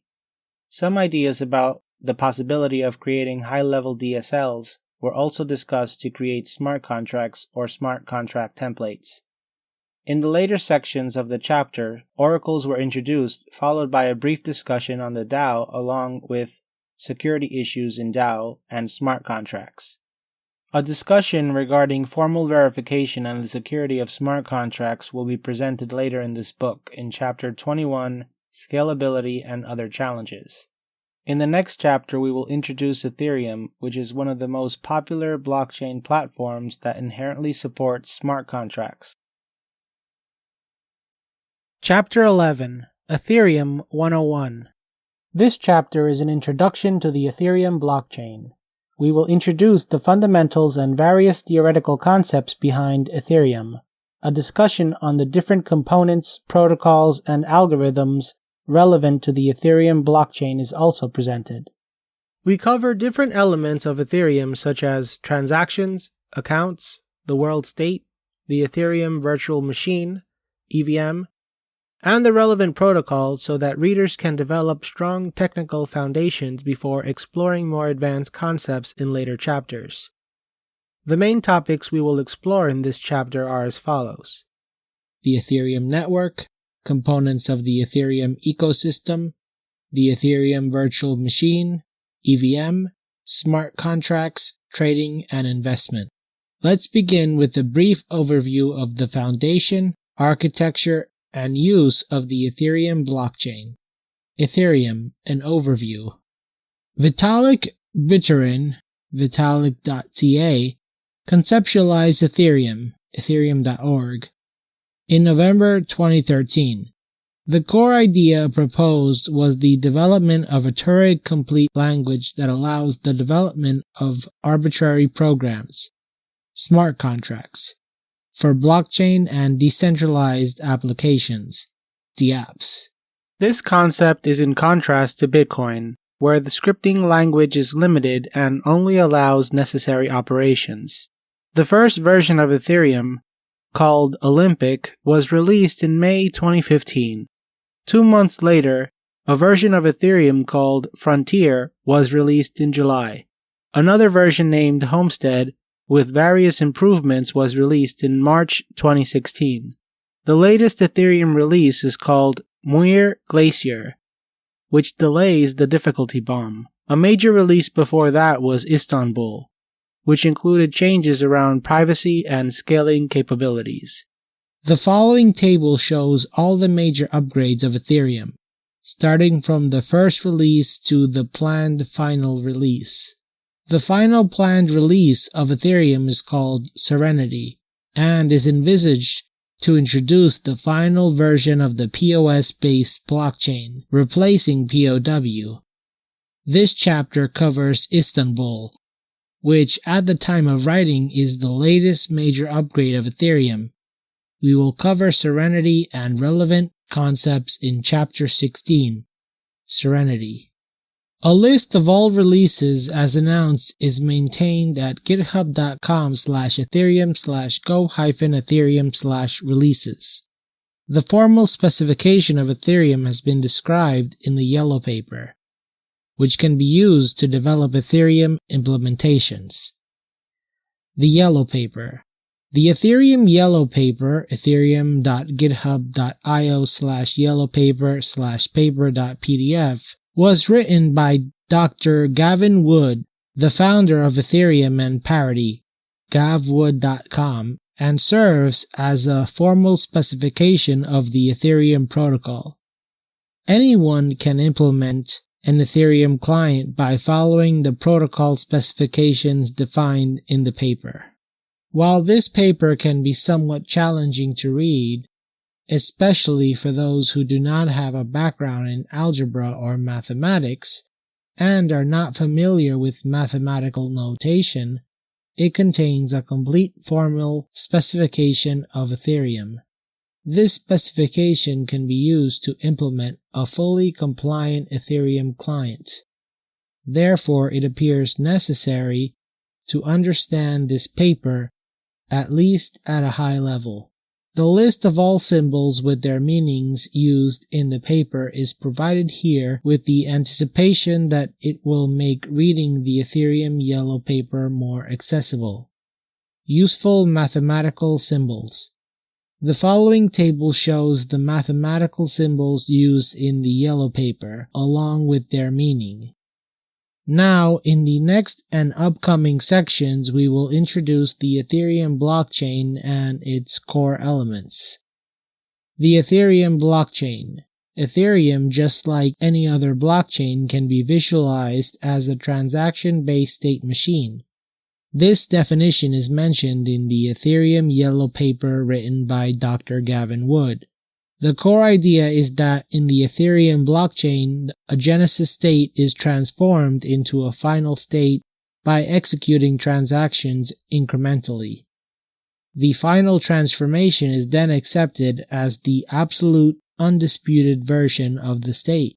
In the following diagram, the Ethereum state transition function is shown, where a transaction execution has resulted in a state transition.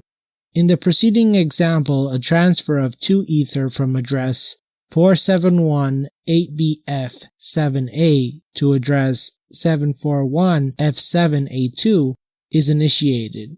The initial state represents the state before the transaction execution, and the final state is what the morph state looks like.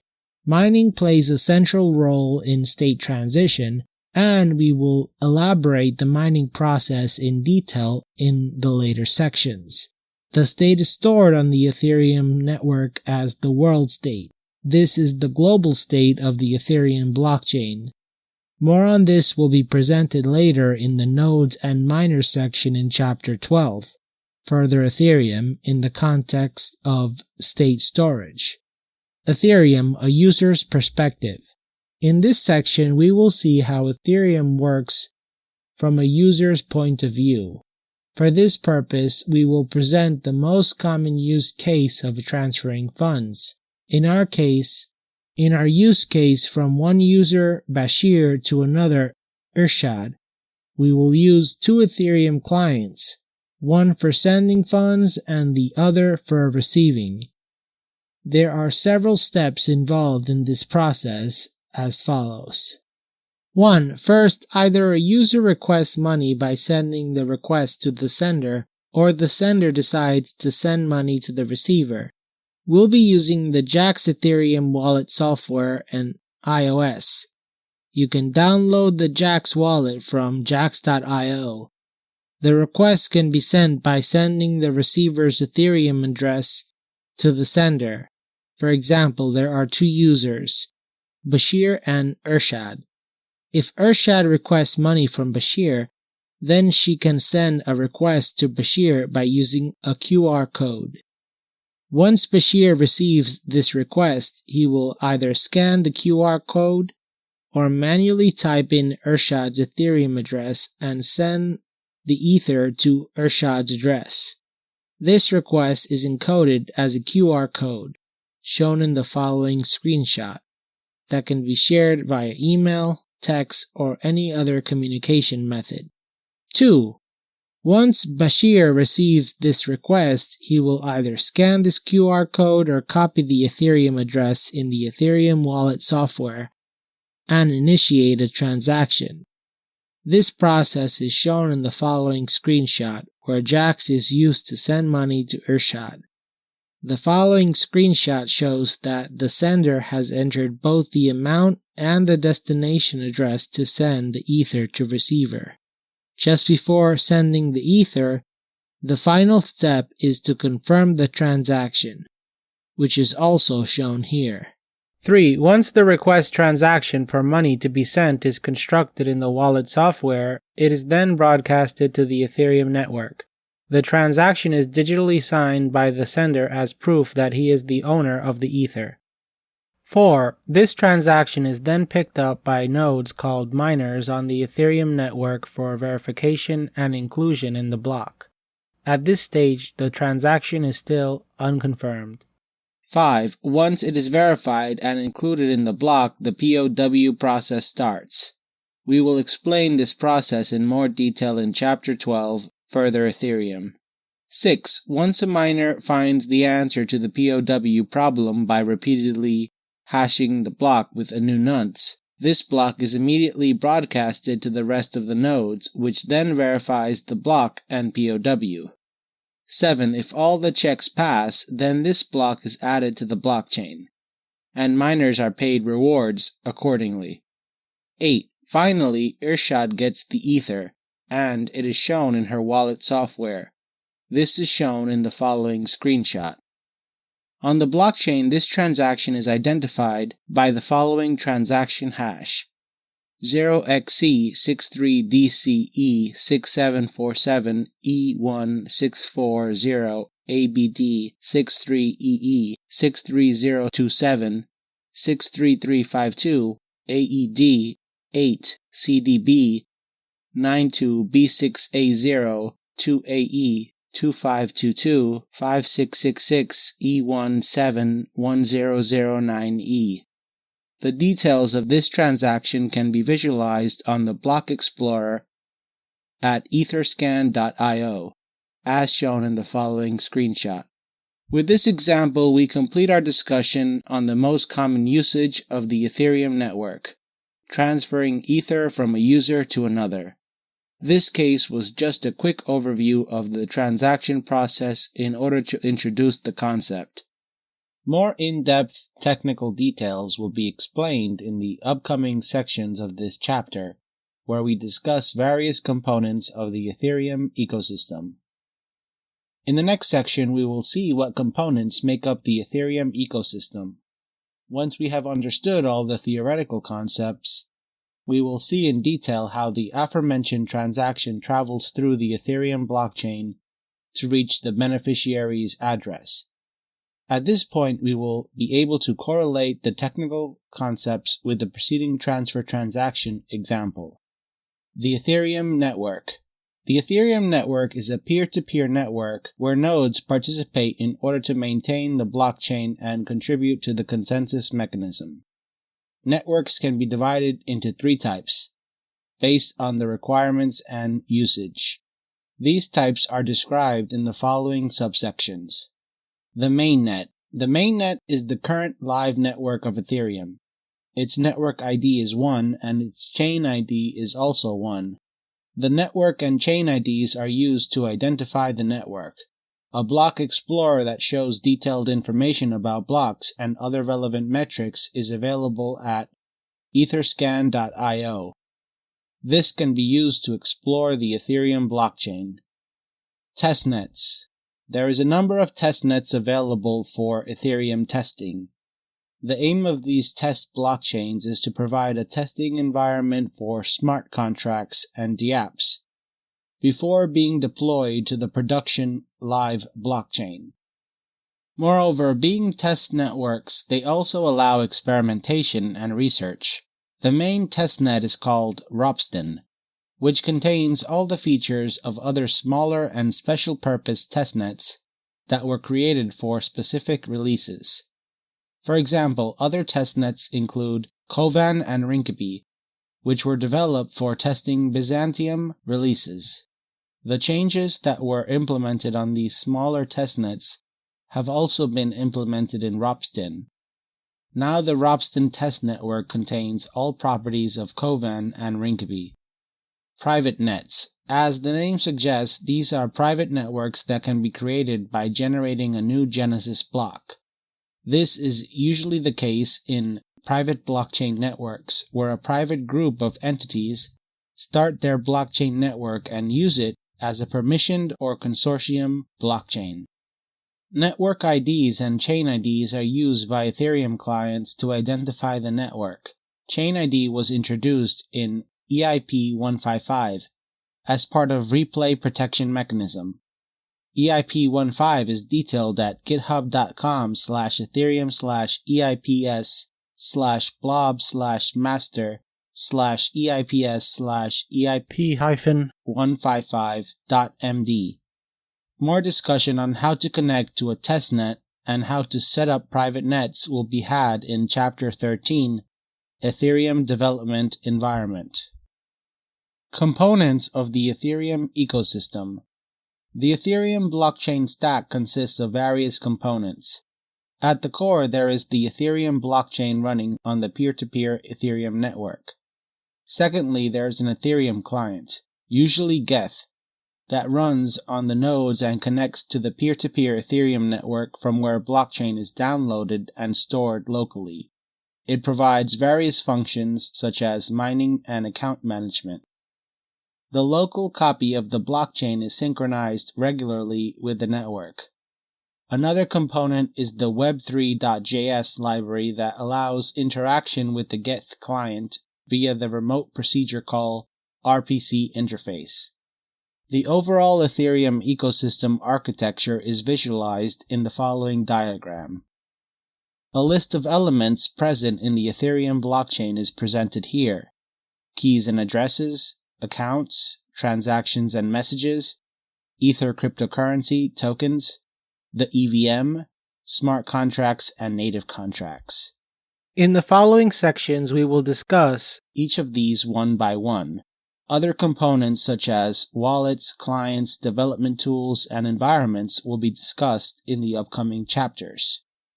We will also discuss relevant technical concepts related to a high-level element within that section. First, let's have a look at keys and addresses.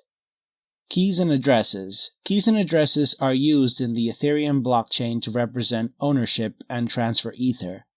The keys used are made up of pairs of private and public parts. The private key is generated randomly and is kept secret, whereas a public key is derived from the private key. Addresses are derived from public keys and are 20-byte codes used to identify accounts. The process of key generation and address derivation is as follows. 1. First, a private key is randomly chosen, a 256-bit positive integer under the rules defined by the elliptic curve SECP 256K1 specification in the range 1, SECP 256K1N-1. 2. The public key is then derived from this private key using the elliptic curve digital signature algorithm, ECDSA, recovery function. We will discuss this in the following Transactions and Messages section, in the context of digital signatures. 3. An address is derived from the public key, specifically from the rightmost 160 bits of the KCAC hash of the public key. An example of how keys and addresses look in Ethereum is shown as follows. A private key, a public key, an address. Another key element in Ethereum is an account, which is required in order to interact with the blockchain. It either represents a user or a smart contract. Accounts. Accounts are one of the main building blocks of the Ethereum blockchain. They are defined by pairs of private and public keys. Accounts are used by users to interact with the blockchain via transactions. A transaction is digitally signed by an account before submitting it to the network via a node. Ethereum being a transaction-driven state machine, the state is created or updated as a result of the interaction between accounts and transaction executions. All accounts have a state that, when combined together, represents the state of the Ethereum network. With every new block, the state of the Ethereum network is updated. Operations performed between and on the accounts represent state transitions. The state transition is achieved using what's called the Ethereum state transition function, which works as follows. 1. Confirm the transaction validity by checking the syntax, signature validity, and nonce. 2. The transaction fee is calculated and the sending address is resolved using the signature. Furthermore, the sender's account balance is checked and subtracted accordingly, and the nonce is incremented. An error is returned if the account balance is insufficient. 3. Provide enough ETH, the gas price, to cover the cost of the transaction. We will cover gas and relevant concepts shortly in this chapter. This is charged per byte and is incrementally proportional to the size of the transaction. In this step, the actual transfer of value occurs. The flow is from the sender's account to the receiver's account. The account is created automatically if the destination account specified in the transaction does not exist yet. Moreover, if the destination account is a contract, then the contract code is executed. This also depends on the amount of gas available. If enough gas is available, then the contract code will be executed fully. Otherwise, it will run up to the point where it runs out of gas. 4. In cases of transaction failure due to insufficient account balance or gas, all state changes are rolled back except for the fee payment, which is paid to the miners. 5. Finally, the remainder, if any, of the fee is sent back to the sender as change and the fee is paid to the miners accordingly. At this point, the function returns the resulting state, which is also stored on the blockchain. Now, as we understand accounts in Ethereum generally, let's examine the different types of accounts in Ethereum. Types of accounts. 2 kinds of accounts exist in Ethereum. Externally owned accounts, EOAs, contract accounts, CAs. The first type is EOAs and the other is CAs. EOAs are similar to accounts that are controlled by a private key in Bitcoin. CAs are the accounts that have code associated with them along with the private key. The various properties of each type of account are as follows. EOAs, they have a state, they are associated with a human user, hence are also called user accounts.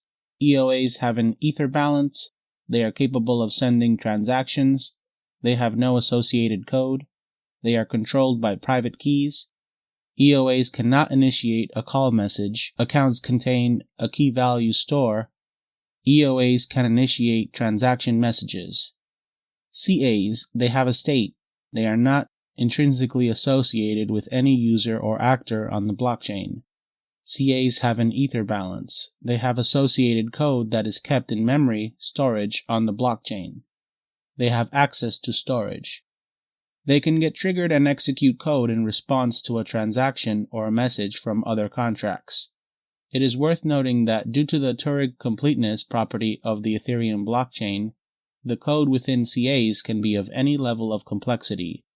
The code is executed by the EVM by each mining node on the Ethereum network.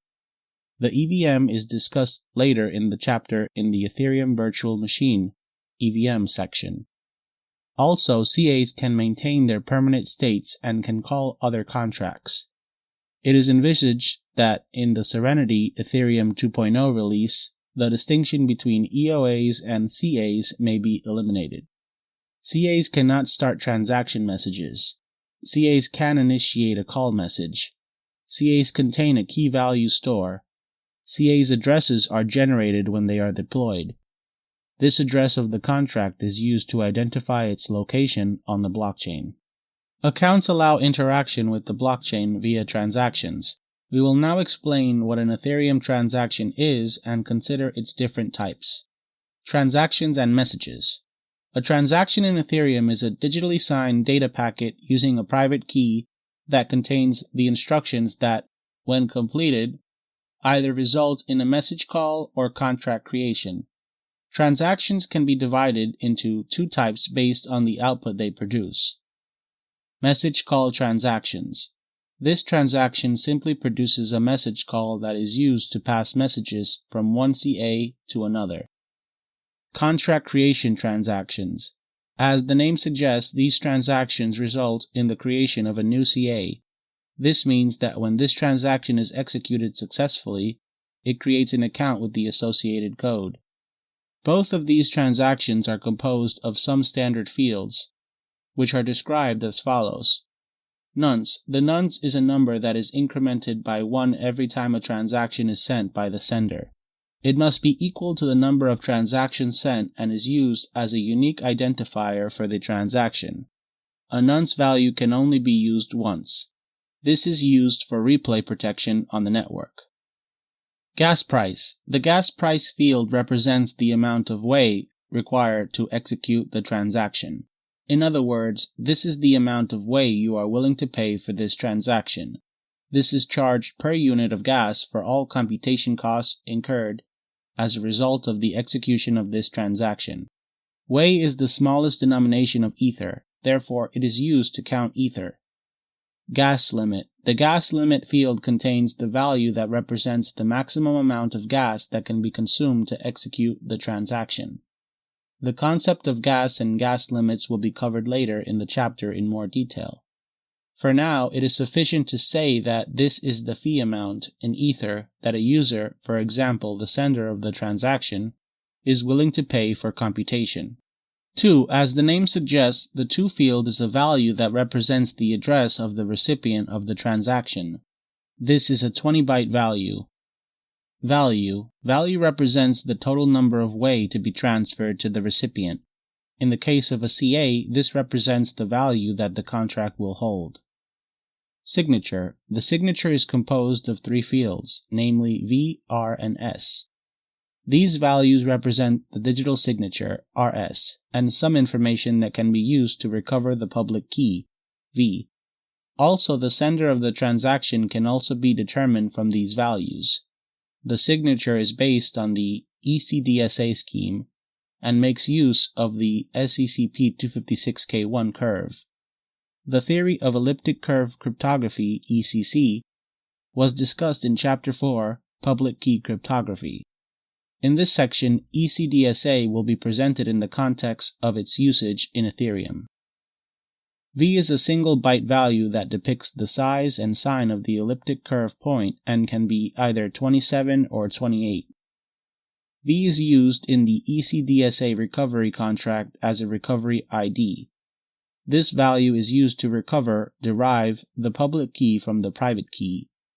In SCCP 256K1, the recovery ID is expected to be either 0 or 1. In Ethereum, this is offset by 27. More details on the ECDS RCover function will be provided later in this chapter.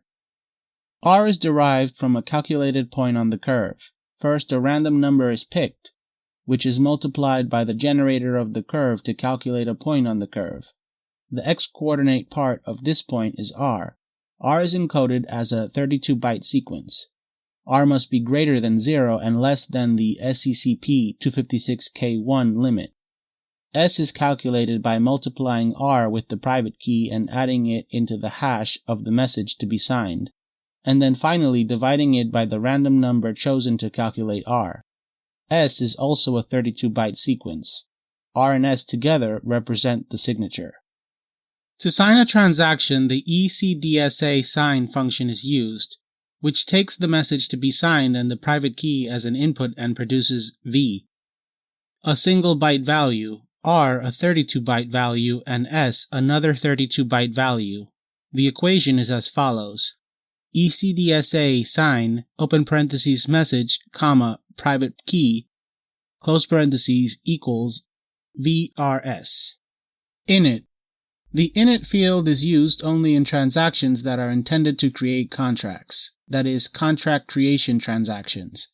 This represents a byte array of unlimited length that specifies the EVM code to be used in the account initialization process. The code contained in this field is executed only once when the account is created for the first time. Init gets destroyed immediately after that. Init also returns another code section called the body, which persists and runs in response to message calls that the CA may receive.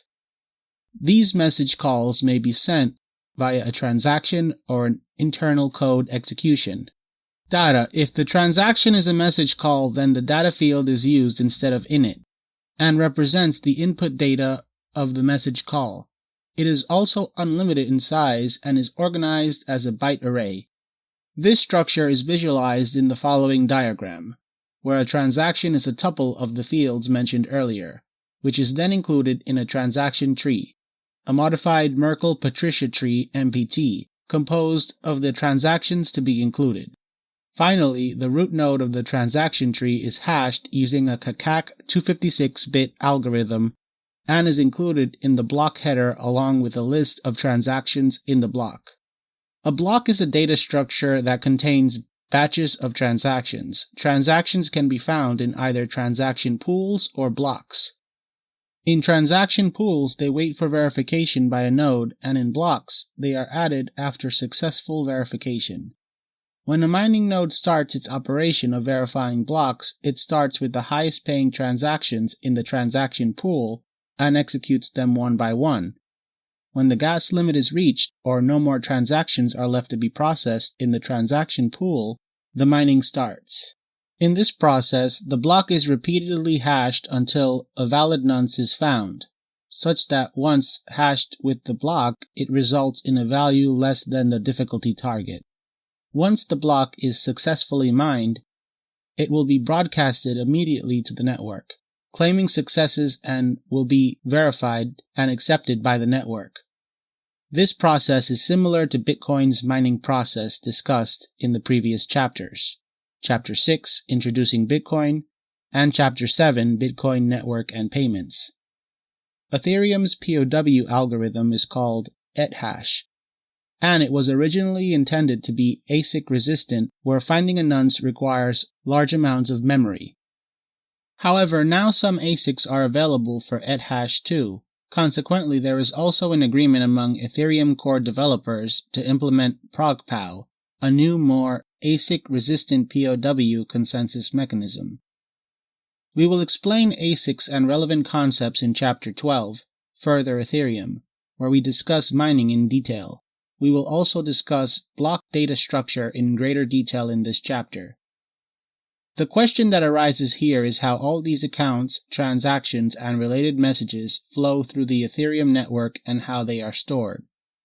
We saw earlier in the Ethereum a user's perspective section, a transaction flow example of how funds can be sent over the network from one user to another. We need to know how this data looks on the network. So before we move on to the different types of transactions and messages in Ethereum, let's explore how Ethereum data is encoded for storage and transmission. For this purpose, a new encoding scheme called Recursive Length Prefix, RLP, was developed, which we will cover here in detail. RLP. To define RLP, we first need to understand the concept of serialization. Serialization is simply a mechanism commonly used in computing to encode data structures into a format. a sequence of bytes, that is suitable for storage and/or transmission over the communication links in a network. Once a receiver receives the serialized data, it deserializes it to obtain the original data structure. Serialization and deserialization are also referred as marshalling and unmarshalling, respectively. Some commonly used serialization formats include XML, JSON, YAML, protocol buffers, and XDR. There are two types of serialization formats, namely text and binary. In a blockchain, there is a need to serialize and deserialize different types of data, such as blocks, accounts, and transactions, to support transmission over the network and storage on clients. RLP is an encoding scheme developed by Ethereum developers. It is a specially developed encoding scheme that is used in Ethereum to serialize binary data for storage or transmission over the network, and also to save the state in a Patricia tree on storage media. It is a deterministic and consistent binary encoding scheme used to serialize objects on the Ethereum blockchain, such as account state, transactions, messages, and blocks. It operates on strings and lists to produce raw bytes that are suitable for storage and transmission. RLP is a minimalistic and simple to implement serialization format that does not define any data types and simply stores structures as nested arrays. In other words, RLP does not encode specific data types. Instead, its primary purpose is to encode structures. Now, having defined RLP, we can delve deeper into transactions and other relevant elements of the Ethereum blockchain. We will start by exploring different types of transactions on the Ethereum blockchain. Contract creation transactions. A contract creation transaction is used to create smart contracts on the blockchain. There are a few essential parameters required for a contract creation transaction. These parameters are listed as follows: the sender, the transaction originator, available gas price, endowment, which is the amount of ether allocated, a byte array of an arbitrary length, initialization EVM code, the current depth of the message call, contract creation stack. Current depth means the number of items that are already present in the stack. Addresses generated as a result of a contract creation transaction are 160 bits in length. Precisely as defined in the yellow paper, they are the rightmost 160 bits of the KAKAK hash of the RLP encoding of the structure containing only the sender and the nonce. Initially, the nonce in the account is set to 0.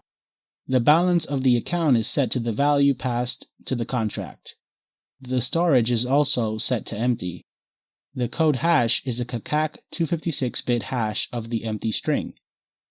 The new account is initialized when the EVM code, the initialization EVM code mentioned earlier, is executed.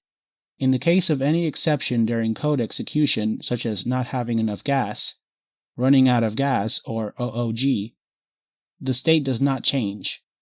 If the execution is successful, then the account is created after the payment of appropriate gas costs.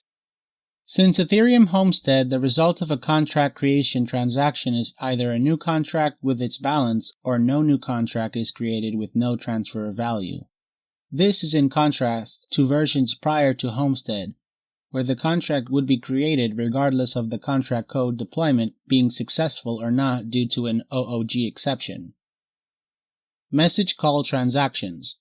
A message call requires several parameters for execution, which are listed as follows: the sender, the transaction originator, the recipient, the account whose code is to be executed, usually the same as the recipient. Available gas, the value, the gas price, an arbitrary length byte array, the input data of the call, the current depth of the message call, contract creation stack. Message calls result in a state transition. Message calls also produce output data, which is not used if transactions are executed. In cases where message calls are triggered by EVM code, the output produced by the transaction executed is used. As defined in the yellow paper, a message call is the act of passing a message from one account to another. If the destination account has an associated EVM code, Then the EVM will start upon the receipt of the message to perform the required operations. If the message sender is an autonomous object, external actor, then the call passes back any data returned from the EVM operation. The state is altered by transactions. These transactions are created by external factors, users, and are signed and then broadcasted to the Ethereum network. Messages are passed between accounts using message calls. A description of messages and message calls is presented next. Messages. Messages, as defined in the yellow paper, are the data and values that are passed between two accounts. A message is a data packet passed between two accounts. This data packet contains data and a value, the amount of ether. It can either be sent via a smart contract, autonomous object, or from an external actor, an externally owned account or EOA, in the form of a transaction that has been digitally signed by the sender. Contracts can send messages to other contracts. Messages only exist in the execution environment and are never stored. Messages are similar to transactions, however. The main difference is that they are produced by the contracts, whereas transactions are produced by entities external to the Ethereum environment, EOAs. A message consists of the following components: the sender of the message, the recipient of the message, amount of way to transfer, and the message to be sent to the contract address. An optional data field, input data for the contract, the maximum amount of gas, start gas, that can be consumed. Messages are generated when the call or delegate call opcodes are executed by the contract running in the EVM. In the following diagram, the segregation between the two types of transactions, contract creation and message calls, is shown. Each of these transactions has fields, which are shown with each type. Calls. A call does not broadcast anything to the blockchain. Instead, it is a local call and executes locally on the Ethereum node. It is almost like a local function call. It does not assume any gas as it is a read-only operation. It is akin to a dry run or a simulated run. Calls also do not allow ether transfer to CAs. Calls are executed locally on a node EVM and do not result in any state change because they are never mined. Calls are processed synchronously and they usually return the result immediately. Transaction validation and execution. Transactions are executed after their validity has been verified. The initial checks are listed as follows. A transaction must be well-formed and RLP encoded without any additional trailing bytes. The digital signature used to sign the transaction must be valid. The transaction nonce must be equal to the sender's account's current nonce. The gas limit must not be less than the gas used by the transaction.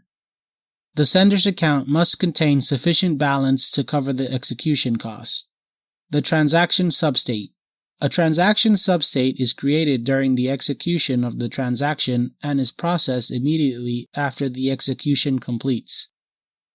The transaction substate is a tuple that is composed of 4 items. These items are as follows. Suicide set or self-destruct set. This element contains the list of accounts, if any, that are disposed of after the transaction executes. Log series. This is an index series of checkpoints that allows the monitoring and notification of contract calls to the entities external to the Ethereum environment, such as application frontends. It works like a trigger mechanism that is executed every time a specific function is invoked, or a specific event occurs. Logs are created in response to events occurring in the smart contract. It can also be used as a cheaper form of storage. Events will be covered with practical examples in Chapter 15, Introducing Web3. Refund balance. This is the total price of gas for the transaction that initiated the execution. Refunds are not immediately executed. Instead, they are used to offset the total execution cost partially. Touched accounts. Touched accounts can be defined as those accounts which are involved in any potential state-changing operation. Empty accounts from this set are deleted at the end of the transaction. The final state is reached after deleting accounts in the self-destruct set and emptying accounts from the touched account set. State storage in the Ethereum blockchain. At a fundamental level, the Ethereum blockchain is a transaction and consensus-driven state machine. The state needs to be stored permanently in the blockchain. For this purpose, the world state, transactions, and transaction receipts are stored on the blockchain in blocks. We discuss these components next. The world state. This is a mapping between Ethereum addresses and account states. The addresses are 20 bytes, 160 bits, long. This mapping is a data structure that is serialized using RLP. The account state. The account state consists of 4 fields: nonce, balance, storage root, and code hash, and is described in detail here. Nonce. This is a value that is incremented every time a transaction is sent from the address. In the case of CAs, it represents the number of contracts created by the account. Balance. This value represents the number of Ys, which is the smallest unit of the currency Ether in Ethereum, held by the given address. Storage root. This field represents the root node of an MPT that encodes the storage contents of the account. Code hash. This is an immutable field that contains the hash of the smart contract code that is associated with the account. In the case of normal accounts, this field contains the KKAK 256-bit hash of an empty string. This code is invoked via a message call. The world state and its relationship with the accounts tree, accounts, and block header are visualized in the following diagram. It shows the account state or data structure, which contains a storage root hash derived from the root node of the account storage tree shown on the left. The account data structure is then used in the world state tree, which is a mapping between addresses and account states. The accounts tree is an MPT used to encode the storage contents of an account. The contents are stored as a mapping between KKAK 256-bit hashes of 256-bit integer keys to the RLP encoded 256-bit integer values. Finally, the root node of the world state tree is hashed using the KKAK 256-bit algorithm and made part of the block header data structure, which is shown on the right-hand side of the diagram as the state root hash. Transaction receipts. Transaction receipts are used as a mechanism to store the state after a transaction has been executed. In other words, these structures are used to record the outcome of the transaction execution. It is produced after the execution of each transaction. All receipts are stored in an index-keyed tree. The hash, a 256 KKAK hash of the root of this tree, is placed in the block header as the receipt's root. It is composed of 4 elements as follows. The post-transaction state. This item is a tree structure that holds the state after the transaction has been executed. It is encoded as a byte array. Gas used. This item represents the total amount of gas used in the block that contains the transaction receipt. The value is taken immediately after the transaction execution is completed. The total gas used is expected to be a non-negative integer. Set of logs. This field shows the set of log entries created as a result of the transaction execution. Log entries contain the logger's address, a series of log topics, and the log data. The Bloom filter. A Bloom filter is created from the information contained in the set of logs discussed earlier. A log entry is reduced to a hash of 256 bytes, which is then embedded in the header of the block as the log's Bloom. A log entry is composed of the logger's address, log topics, and log data. Log topics are encoded as a series of 32-byte data structures.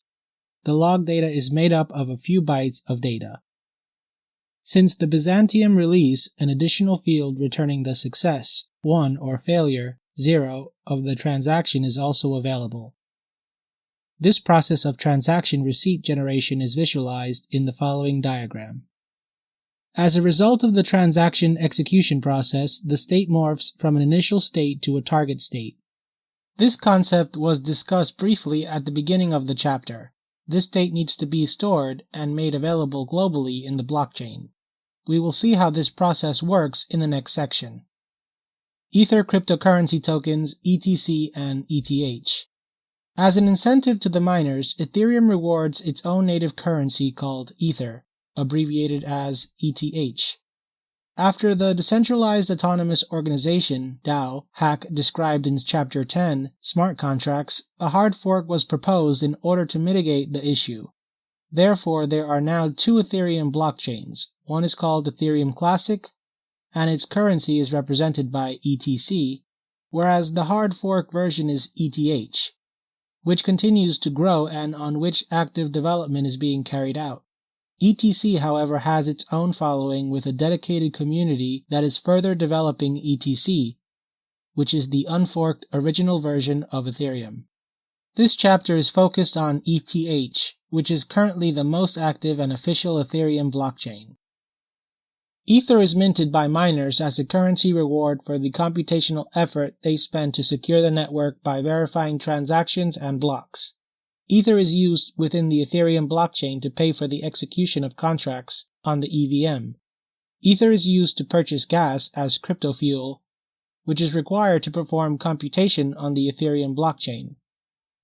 The denomination table is as follows. Fees are charged for each computation performed by the EVM on the blockchain. A detailed fee schedule is described in Chapter 12, Further Ethereum. The Ethereum Virtual Machine EVM. The EVM is a simple stack-based execution machine that runs bytecode instructions to transform the system state from one state to another. The word size of the EVM is set to 256-bit. The stack size is limited to 1024 elements and is based on the last in, first out LIFO queue. The EVM is a Turing-complete machine but is limited by the amount of gas that is required to run any instruction. This means that infinite loops that can result in denial of service attacks are not possible due to gas requirements. The EVM also supports exception handling should exceptions occur, such as not having enough gas or providing invalid instructions, in which case the machine would immediately halt and return the error to the executing agent. The EVM is an entirely isolated and sandbox runtime environment. The code that runs on the EVM does not have access to any external resources such as a network or file system. This results in increased security, deterministic execution, and allows untrusted code that can be run by anyone, to be executed on Ethereum blockchain. As discussed earlier, the EVM is a stack-based architecture. The EVM is big-endian by design, and it uses 256-bit wide words. This word size allows for KCAC 256-bit hash and ECC computations. There are three main types of storage available for contracts and the EVM. Memory. The first type is called memory or volatile memory, which is a word address byte array. When a contract finishes its code execution, the memory is cleared. It is akin to the concept of RAM. Write operations to the memory can be of 8 or 256 bits, whereas read operations are limited to 256-bit words. Memory is unlimited but constrained by gas fee requirements. Storage. The other type is called storage, which is a key-value store and is permanently persisted on the blockchain. Keys and values are each 256 bits wide. It is allocated to all accounts on the blockchain. As a security measure, storage is only accessible by its own respective CAs. It can be thought of as hard disk storage. Stack. EVM is a stack-based machine and thus performs all computations in a data area called the stack.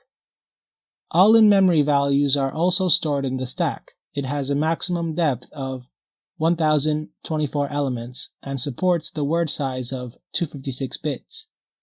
The storage associated with the EVM is a word addressable word array that is non-volatile and is maintained as part of the system state. Keys and values are 32 bytes in size and storage. The program code is stored in virtual read-only memory, virtual ROM, that is accessible using the code copy instruction. The code copy instruction copies the program code into the main memory. Initially, all storage and memory are set to 0 in the EVM. The following diagram shows the design of the EVM where the virtual ROM stores the program code that is copied into the main memory using the code copy instruction. The main memory is then read by the EVM by referring to the program counter and executes instructions step by step. The program counter and EVM stack are updated accordingly with each instruction execution. The preceding diagram shows an EVM stack on the left side showing that elements are pushed and popped from the stack. It also shows that a program counter is maintained and is incremented with instructions being read from the main memory. The main memory gets the program code from the virtual ROM storage via the code copy instruction. EVM optimization is an active area of research, and recent research has suggested that the EVM can be optimized and tuned to a very fine degree to achieve high performance. Research and development on Ethereum WebAssembly, EWASM, an Ethereum-flavored iteration of WebAssembly, is already underway. WebAssembly WASM was developed by Google, Mozilla, and Microsoft, and is now being designed as an open standard by the W3C community group. WASM aims to be able to run machine code in the browser that will result in execution at native speed. More information and GitHub repository of Ethereum-flavored WASM is available at github.com/EWASM. Another intermediate language called YUL, which can compile to various backends such as the EVM and EWASM, is under development. More information on this language can be found at solidity.readthedocs.io/en/latest/yul.html. Execution environment. There are some key elements that are required by the execution environment to execute the code. The key parameters are provided by the execution agent, for example, a transaction. These are listed as follows. The system state, the remaining gas for execution, the address of the account that owns the executing code, the address of the sender of the transaction. This is the originating address of this execution. It can be different from the sender. The gas price of the transaction that initiated the execution. Input data or transaction data depending on the type of executing agent. This is a byte array. In the case of a message call, if the execution agent is a transaction, then the transaction data is included as input data. The address of the account that initiated the code execution or transaction sender. This is the address of the sender in case the code execution is initiated by a transaction. Otherwise, it is the address of the account. The value or transaction value. This is the amount in Wei. If the execution agent is a transaction, then it is the transaction value. The code to be executed presented as a byte array that the iterator function picks up in each execution cycle. The block header of the current block. The number of message calls or contract creation transactions. Calls, creates, or create2s, currently in execution. Permissions to make modifications to the state. The execution environment can be visualized as a tuple of 10 elements, as follows. The execution results in producing the resulting state, the gas remaining after the execution, the self-destruct or suicide set, log series, and any gas refunds. The machine state. The machine state is also maintained internally and updated after each execution cycle of the EVM. An iterator function, detailed in the next section, runs in the EVM, which outputs the results of a single cycle of the state machine. The machine state is a tuple that consists of the following elements.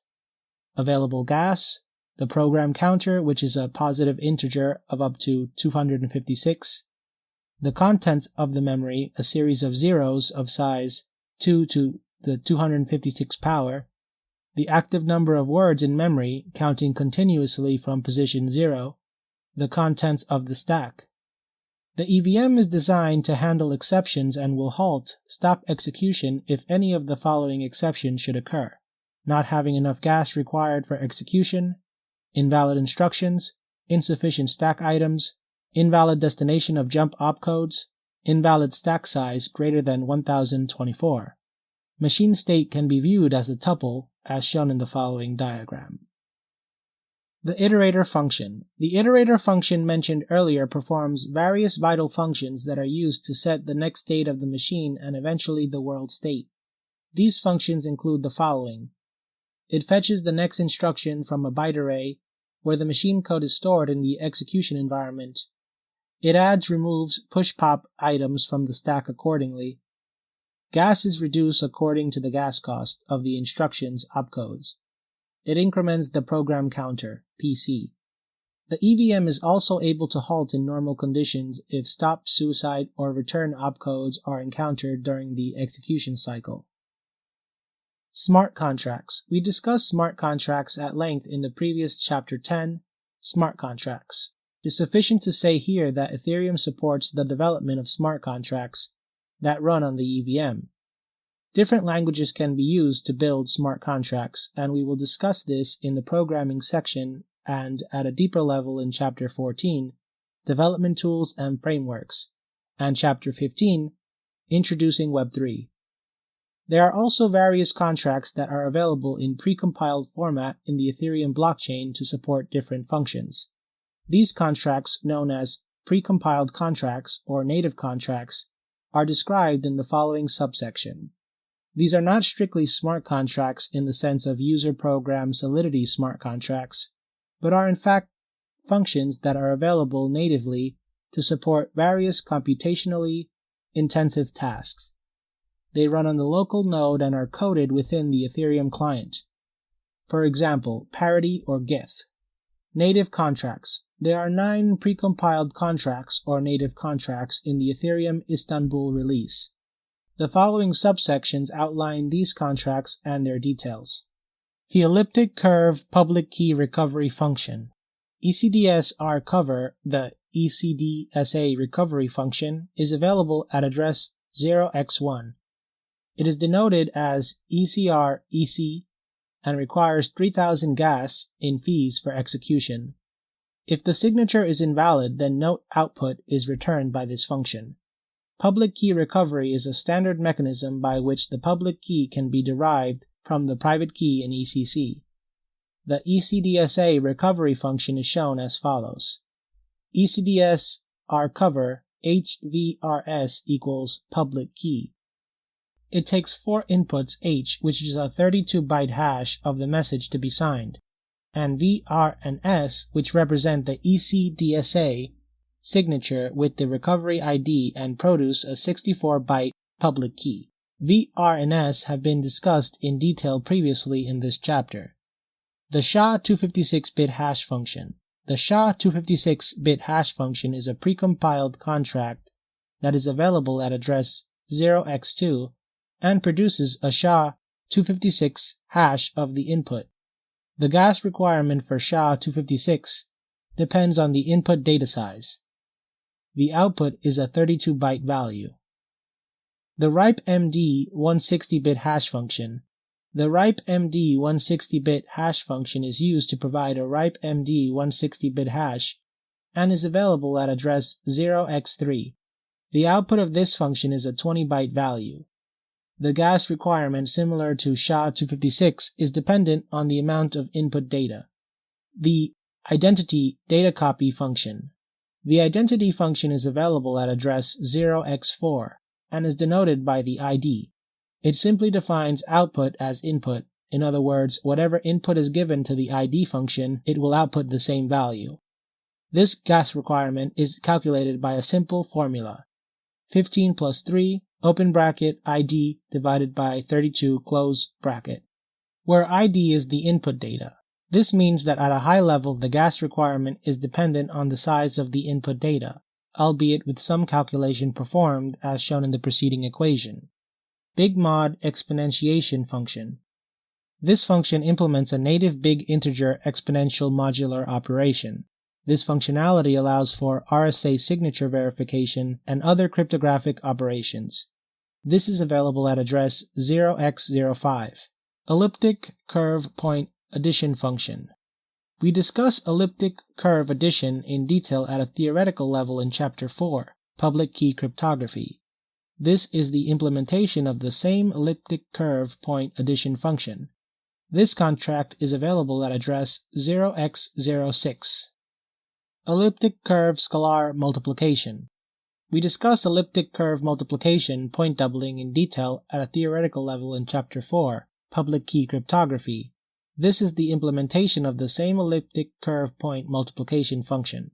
Both elliptic curve addition and doubling functions allow for ZK snarks and the implementation of other cryptographic constructs. This contract is available at 0x07. Elliptic curve pairing. The elliptic curve pairing functionality allows for performing elliptic curve pairing, bilinear maps, operations which enables ZK snarks verification. This contract is available at address 0x08. Blake2 compression function F. This precompiled contract allows the Blake2b hash function and other related variants to run on the EVM. This improves interoperability with Zcash and other Equihash-based POW chains. This precompiled contract is implemented at address 0x09. The EIP is available at eips.ethereum.org/eips/eip-152. All the aforementioned precompiled contracts can potentially become native extensions and might be included in the EVM opcodes in the future. We will continue our discussion on Ethereum in the next chapter. Readers are also encouraged to explore some extra content on Ethereum networks and trading and investing on this book's online resource page here. Summary. This chapter started with a discussion on the history of Ethereum, the motivation behind Ethereum development and Ethereum clients. Then we introduced the core concepts of the Ethereum blockchain, such as the state machine model, the world and machine states, accounts, and types of accounts. Moreover, a detailed introduction to the core components of the EVM was also presented, along with some of the fundamentals of Ethereum trading and investing. In the next chapter, we will continue to explore more Ethereum concepts. We will look at more ideas such as programming languages, blockchain data structures, blocks, mining, and various Ethereum clients. Chapter 12. Further Ethereum. This chapter is a continuation of the previous chapter, in which we will examine more Ethereum-based concepts in more detail. We will cover both a practical and theoretical in-depth introduction to wallet software, mining and setting up Ethereum nodes.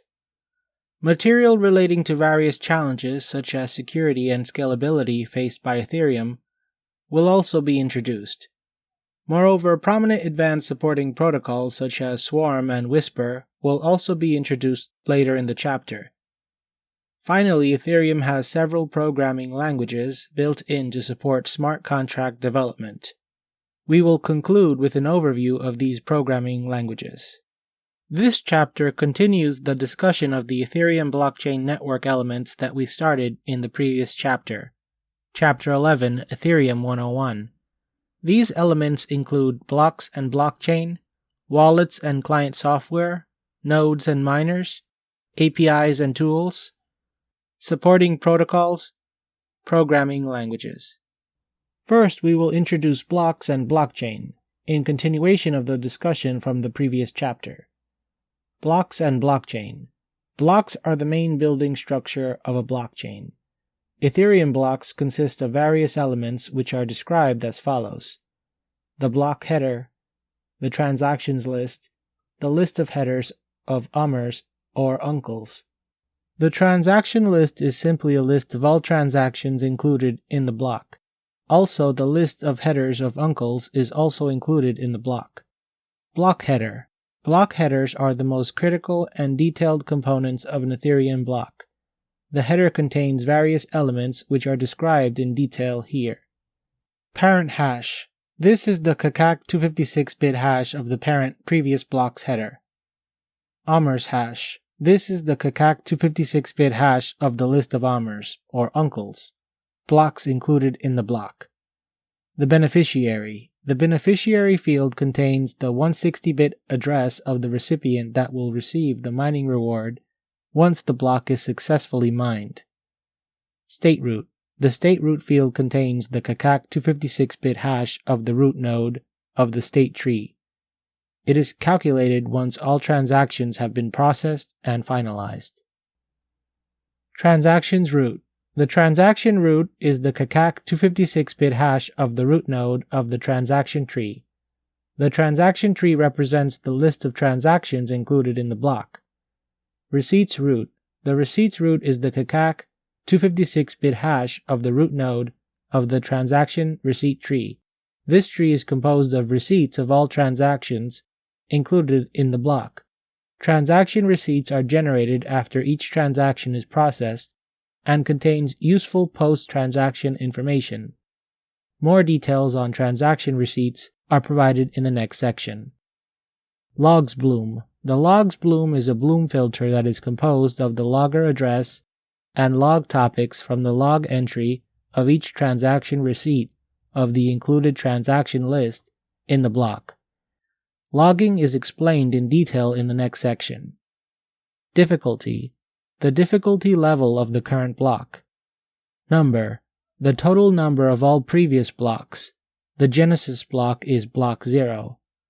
Gas limit. This field contains the value that represents the limit set on the gas consumption per block. Gas used. This field contains the total gas consumed by the transactions included in the block. Timestamp. The timestamp is the epoch Unix time of the time of block initialization. Extra data. The extra data field can be used to store arbitrary data related to the block. Only up to 32 bytes are allowed in this field. Mix hash. The mix hash field contains a 256-bit hash that, once combined with the nonce, is used to prove that adequate computational effort, proof of work or POW, has been spent in order to create this block. Nonce. Nonce is a 64-bit hash, a number that is used to prove in combination with the mix hash field that adequate computational effort, POW, has been spent in order to create this block. The following diagram shows the detailed structure of the block and block header. The genesis block. The genesis block is the first block in a blockchain network. It varies slightly from normal blocks due to the data it contains and the way it has been created. It contains 15 items that are described here. From https://etherscan.io, the actual version is shown as follows. The block validation mechanism. An Ethereum block is considered valid if it passes the following checks. If it is consistent with uncles and transactions, this means that all Ammers satisfy the property that they are indeed uncles, and also if the POW for uncles is valid. If the previous block parent exists and is valid, if the timestamp of the block is valid, this means that the current block's timestamp must be higher than the parent block's timestamp. Also, it should be less than 15 minutes into the future. All block times are calculated in epoch time, Unix time. If any of these checks fails, the block will be rejected. A list of errors for which the block can be rejected is presented here. The timestamp is older than the parent. There are too many uncles. There is a duplicate uncle. The uncle is an ancestor. The uncle's parent is not an ancestor. There is non-positive difficulty. There is an invalid mixed digest. There is an invalid POW. Block finalization. Block finalization is a process that is run by miners to validate the contents of the block and apply rewards. It results in 4 steps being executed. These steps are described here in detail. 1. Ammers validation. In the case of mining, determine Ammers. The validation process of the headers of stale blocks checks whether the header is valid and whether the relationship between the uncle and the current block satisfies the maximum depth of 6 blocks. A block can contain a maximum of 2 uncles. 2. Transaction validation. In the case of mining, determine transactions. This process involves checking whether the total gas used in the block is equal to the final gas consumption after the final transaction.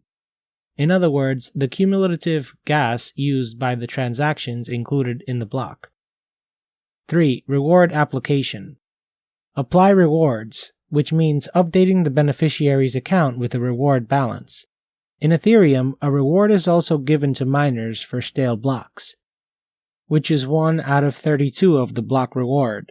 Uncles that are included in the blocks also receive 7/8 of the total block reward. The current block reward is 2 Ether. It was first reduced from 5 Ether to 3 with the Byzantium release of Ethereum. Later in the Constantinople release, it was reduced further to 2 Ether. A block can have a maximum of 2 uncles. 4. State and nonce validation. Verify the state and block nonce. In the case of mining, compute a valid state and block nonce. After the high-level view of the block validation mechanism, we now look into how a block is received and processed by a node. We will also see how it is updated in the local blockchain. 1. When an Ethereum full node receives a newly mined block, the header and the body of the block are detached from each other. Now remember in the last chapter when we introduced the fact that there are 3 Merkle-Patricia trees, MPTs, in an Ethereum blockchain. The roots of those MPTs or trees are present in each block header as a state tree root node, a transaction tree root node, and a receipt tree root node. We will now learn how these trees are used to validate the blocks. 2. A new MPT is constructed that comprises all transactions from the block. 3. All transactions from this new MPT are executed one by one in a sequence. This execution occurs locally on the node within the Ethereum Virtual Machine, EVM. As a result of this execution, new transaction receipts are generated that are organized in a new receipts, MPT. Also, the global state is modified accordingly, which updates the state MPT tree. 4. The root nodes of each respective tree, in other words, the state root, transaction root, and receipts root, are compared with the header of the block that was split in the first step. If both the roots of the newly constructed trees and the tree roots that already exist in the header are equal, then the block is verified and valid. 5. Once the block is validated, new transaction, receipt, and state trees are written into the local blockchain database. Block difficulty mechanism.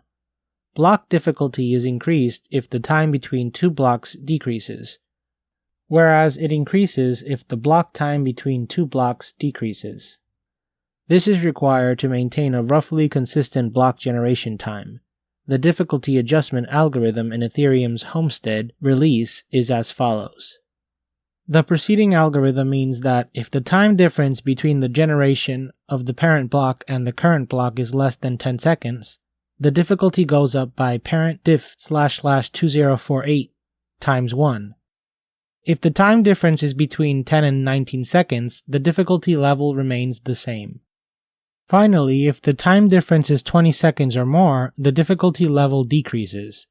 This decrease is proportional to the time difference from parent diff//2048 times -1 to a maximum decrease of parent diff//2048 times -99. In addition to timestamp difference-based difficulty adjustment, there is also another part shown in the last line of the preceding algorithm that increases the difficulty exponentially after every 100,000 blocks. This is the so-called difficulty time bomb, or Ice Age, introduced in the Ethereum network, which will make it very hard to mine on the Ethereum blockchain at some point in the future. This will encourage users to switch to Proof of Stake, POS, since mining on the POW chain will eventually become prohibitively difficult.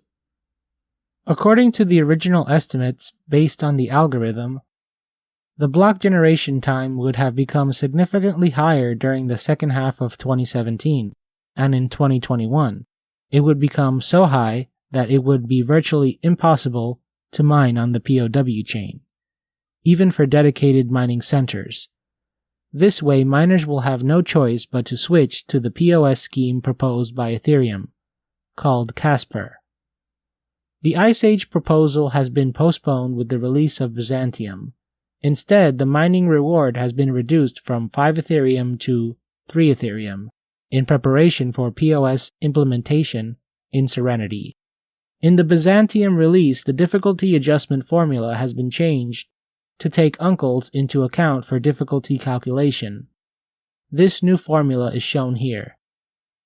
We know that blocks are composed of transactions and that there are various operations associated with transaction creation, validation, and finalization.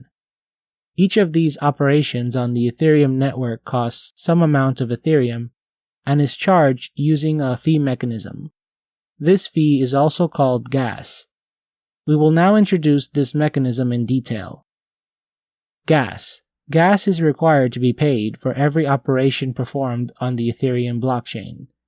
This is a mechanism that ensures that infinite loops cannot cause the whole blockchain to stall due to the Turing-complete nature of the EVM. A transaction fee is charged as an amount of Ether and is taken from the account balance of the transaction originator.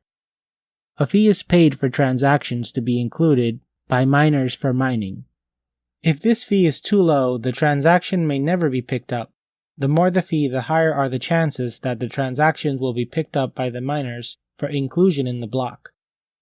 Conversely, if the transaction that has an appropriate fee paid is included in the block by miners but has too many complex operations to perform, it can result in an out-of-gas exception if the gas cost is not enough. In this case, the transaction will fail but will still be made part of the block, and the transaction originator will not get any refund. Transaction costs can be estimated using the following formula. Total cost equals gas used times gas price. Here, gas used is the total gas that is supposed to be used by the transaction during the execution, and gas price is specified by the transaction originator as an incentive to the miners to include the transaction in the next block. This is specified in ETH. Each EVM opcode has a fee assigned to it. It is an estimate because the gas used can be more or less than the value specified by the transaction originator originally. For example, if computation takes too long or the behavior of the smart contract changes in response to some other factors, then the transaction execution may perform more or fewer operations than intended initially and can result in consuming more or less gas. If the execution runs out of gas, everything is immediately rolled back. Otherwise, if the execution is successful and some gas remains, then it is returned to the transaction originator.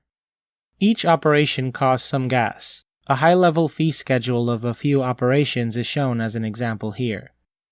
Based on the preceding fee schedule and the formula discussed earlier, an example calculation of the SHA-3 operation can be calculated as follows.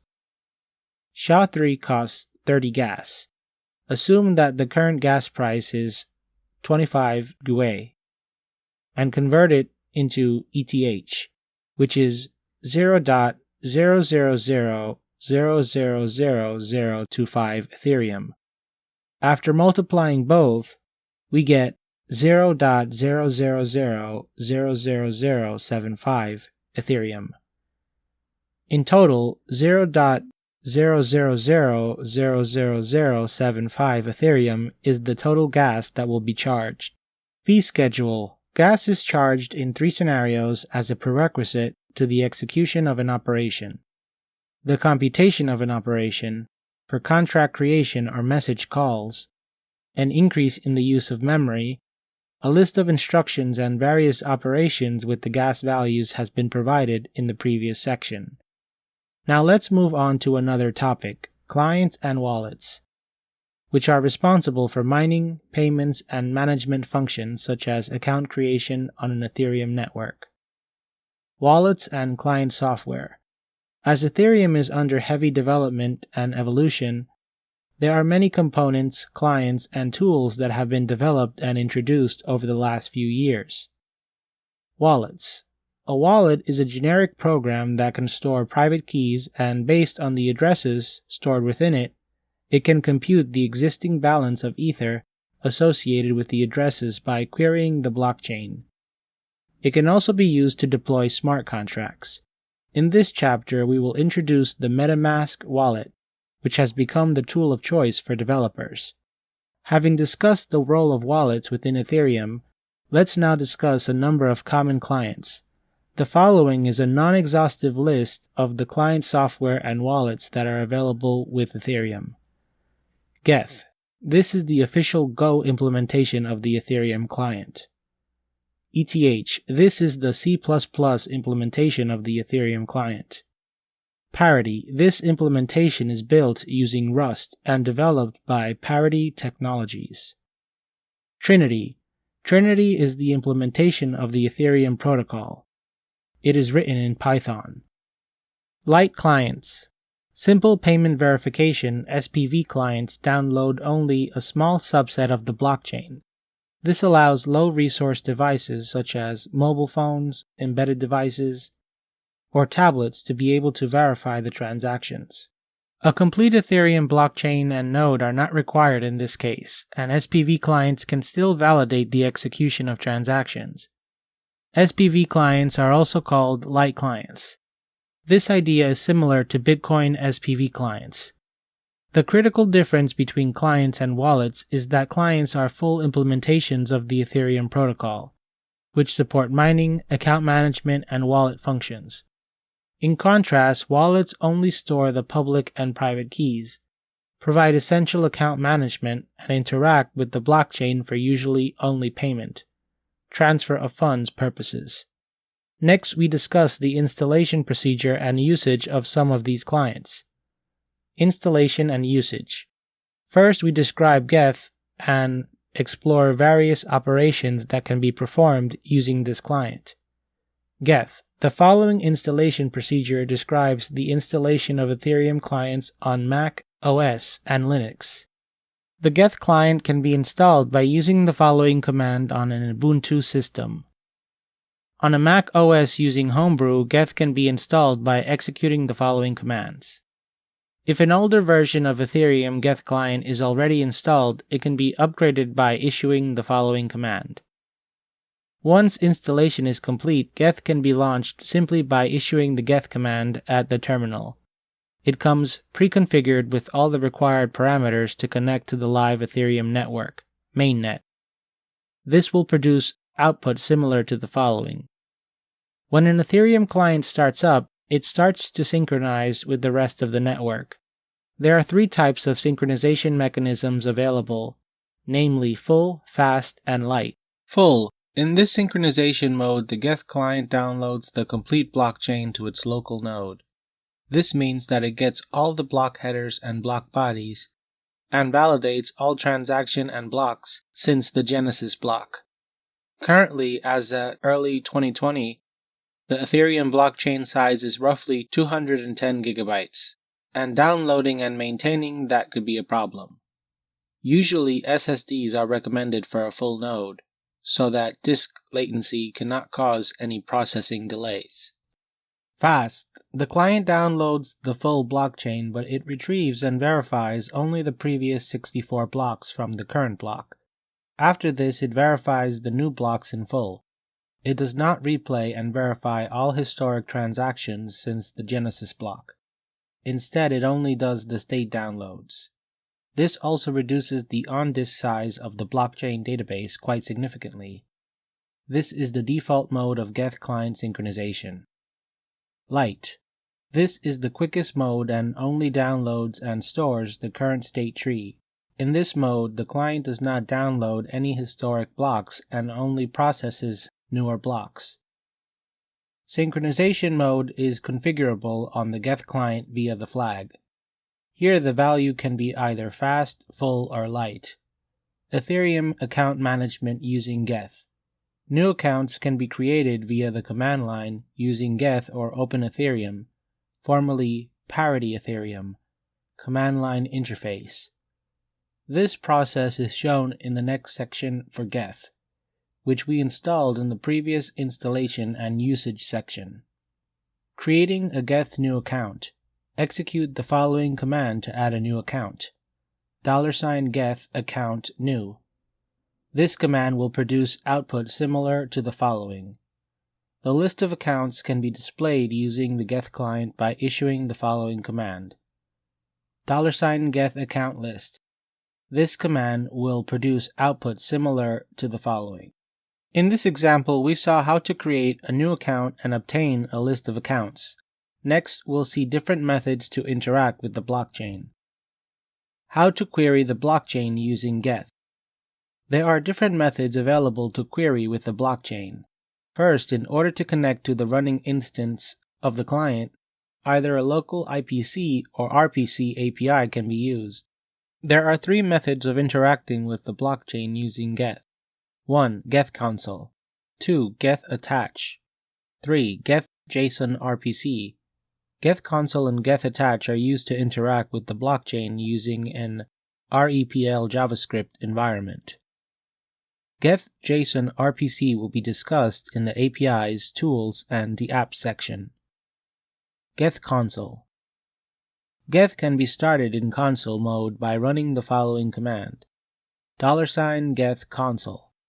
This will also start the interactive JavaScript environment in which JavaScript commands can be run to interact with the Ethereum blockchain. Geth attach.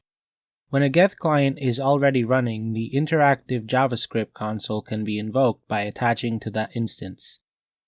This is possible by running the Geth attach command. The Geth JavaScript console can be used to perform various functions. For example, an account can be created by attaching Geth. Geth can be attached with the running daemon, as shown in the following screenshot: $Geth attach. This command will produce output similar to the following. Once Geth is successfully attached with the running instance of the Ethereum client, it will display the command prompt, which provides an interactive command line interface to interact with the Ethereum client using JavaScript notations. For example, a new account can be added using the following command in the Geth console. The list of accounts can also be displayed similarly. Now that we understand how accounts are created using Geth, a question arises. When a new account is created, where does Geth store the related public and private key information? The answer to this question is that when an account in Ethereum is created, it stores the generated public and private key pair on disk in a key store. It is important to understand what this key store contains and where it is created. We explain this in the next section. Ethereum Key Store. As we saw in the previous chapter, accounts are represented by private keys. The public and private key pair generated by the new account creation process is stored in key files located locally on the disk. These key files are stored in the key store directory present in the relevant path according to the OS in use. On the Linux OS, its location is as follows. The content of a key store file is shown here as an example.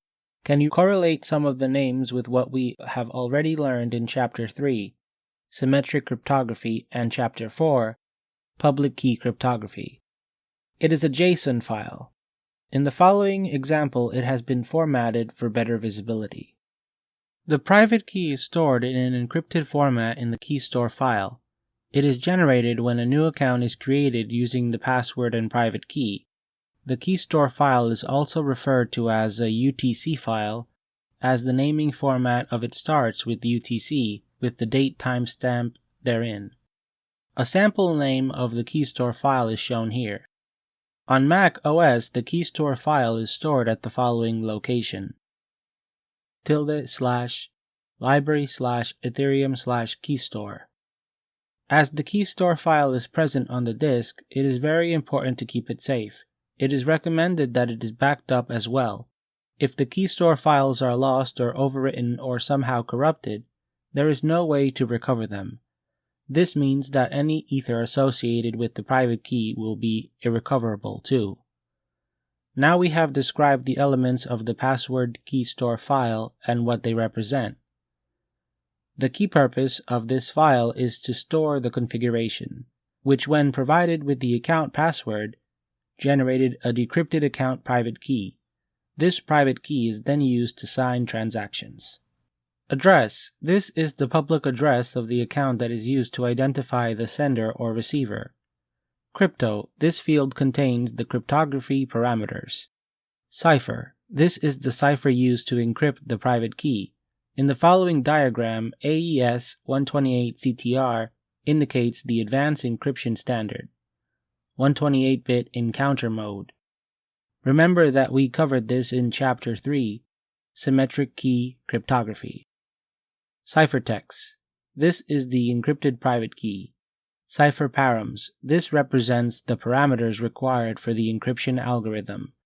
AES 128CTR.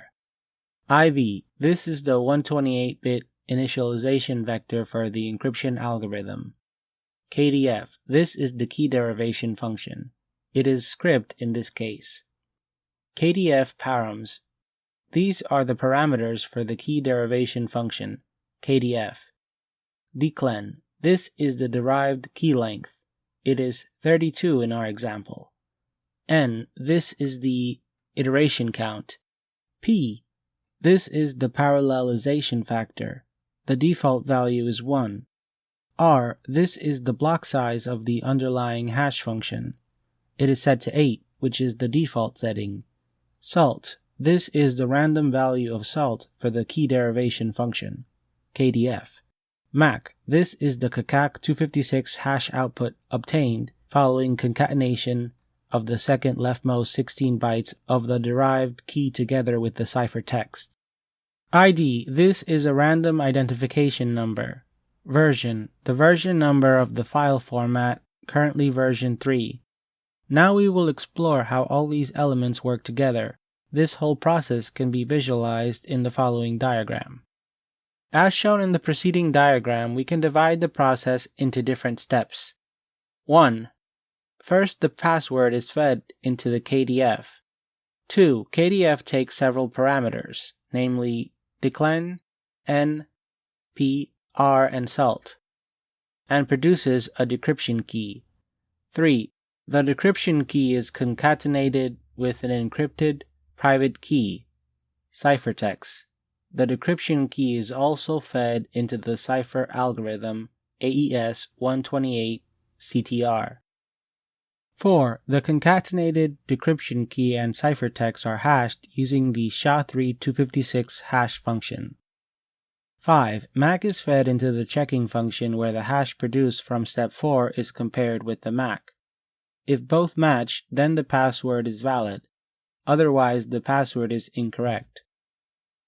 6. The cipher function, which is fed with the initialization vector IV encrypted private key ciphertext and decryption key, decrypts the encrypted private key. 7. The decrypted private key is produced. This decrypted private key is then used to sign transactions on the Ethereum network. With this, we have completed the introduction to Geth. Next, we will briefly touch on ETH and Open Ethereum before looking at MetaMask in detail. We'll start with installation. ETH installation. ETH is the C++ implementation of the Ethereum client and can be installed using the following command on Ubuntu. $sudo apt-get install cpp-ethereum. Open Ethereum installation. Open Ethereum is another implementation of the Ethereum protocol. It has been written using the Rust programming language.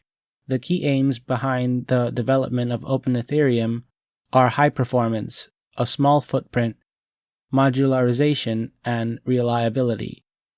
Open Ethereum is the rebranded version of Parity Ethereum, which was a famous Ethereum client developed by Parity Technologies.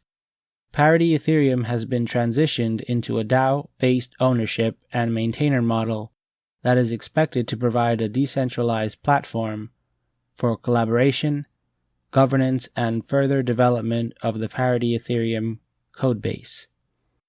For all major operating systems, the latest release of the software is available here. github.com/openethereum/openethereum/releases/latest. Open Ethereum can be installed using the Brew Package Manager on a Mac system. If Parity is already installed, it can be upgraded using the following command: $brew upgrade Parity. If you are on an OS other than Mac OS, the software for that OS can be downloaded from the preceding GitHub link. Once installation has completed successfully, Parity can be run by using the following command: $parity. This command will produce output similar to the following. Creating accounts using the parity command line. The following command can be used to create a new account using parity. $parity account new. Now we move to a different type of software used for interaction with the Ethereum blockchain.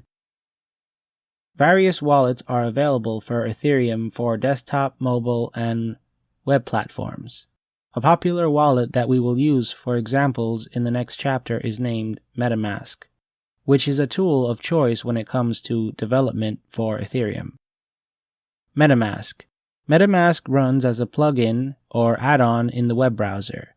It is available for the Chrome, Firefox, Opera, and Brave browsers. The key idea behind the development of MetaMask is to provide an interface with the Ethereum blockchain. It allows efficient account management and connectivity to the Ethereum blockchain without running the Ethereum node software locally. MetaMask allows connectivity to the Ethereum blockchain through the infrastructure available at Infura, infura.io. This allows users to interact with the blockchain without having to host any node locally. Installation. MetaMask is available for download at https://metamask.io. Here we'll go over the installation process. Browse to metamask.io, where links to the relevant source are available to download the extension for your browser. The preceding image shows the MetaMask plugin on Chrome Web Store. 1. Click the Add to Chrome button and it will install the extension for the browser. It will install quickly, and if all goes well, you will see the following window. 2. Click on Get Started and it will show two options, either to import an already existing wallet using the seed or to create a new wallet. We will select Create a Wallet here. 3. Next, create a password. 4. Optionally set up a secret backup phrase. 5. Once everything has been completed, you will see the following message. 6. After clicking on the All Done button, the main MetaMask main view will open. 7. Also in the top right-hand corner, you will see a small fox icon. Click that and you will see the following view. Once installed, the Ethereum Provider API will be available in the browser context, which can be used to interact with the blockchain. MetaMask injects a global API into websites at window.ethereum. An example of the Ethereum API is shown here using the JavaScript console in Chrome. MetaMask can connect to various networks. By default, it connects to the Ethereum mainnet. Other included networks include, but are not limited to, the Ropsten Test Network, the Kovan Test Network, the Rinkeby Test Network, and the Goerli Test Network. In addition, it can connect to various testnets and local nodes via localhost 8545 and to custom RPC, which means that it can connect to any network as long as RPC connection information is available. Now let's see how account management works in MetaMask. Creating and funding an account using MetaMask. Let's now create an account and fund it with some Ethereum, all using MetaMask. Note that we are connected to the Kovan Test Network. Open MetaMask and ensure that it is connected to the Kovan Test Network, as shown here. 1. Click on Create Account. 2. Enter the new account name and click on Create, which will immediately create a new account. Once created, we can fund the account with the following steps. 3. Copy the account address to the clipboard. 4. Go to https://gitter.im/kovan-testnet/faucet and enter the Kovan test account address. You will receive some Ethereum in your account.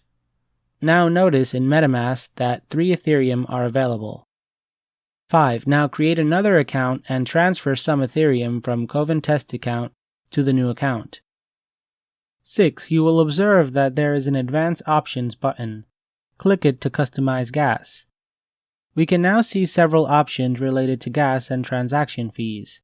We usually don't need to do that, but in order to control the transaction fee and transaction speed, These options are adjusted accordingly. You can select your transaction to be fast or slow. This depends on the amount of gas you are willing to pay. The higher the gas, the greater the chances are that miners will pick it up because of higher transaction fees. Remember that we discussed gas concepts earlier. Here, these concepts will become clear. Notice the gas price and gas limit in the following screenshot. The gas price is 8, which is the amount of ether one individual is willing to pay for each unit of gas.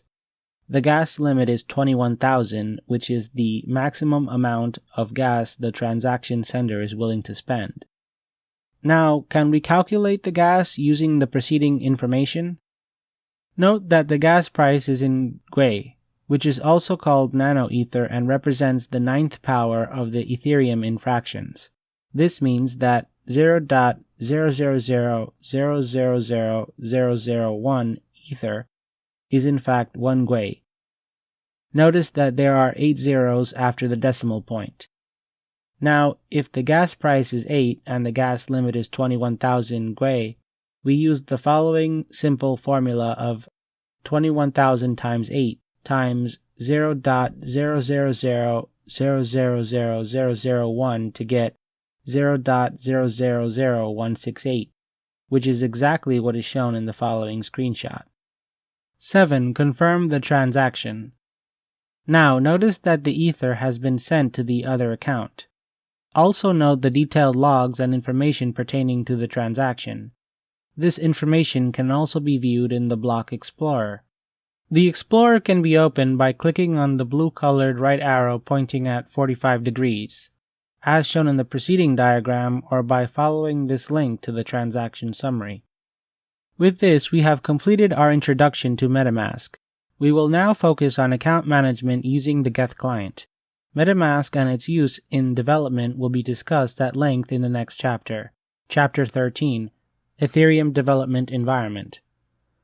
We have now covered some popular Ethereum clients, wallets, and related usage concepts.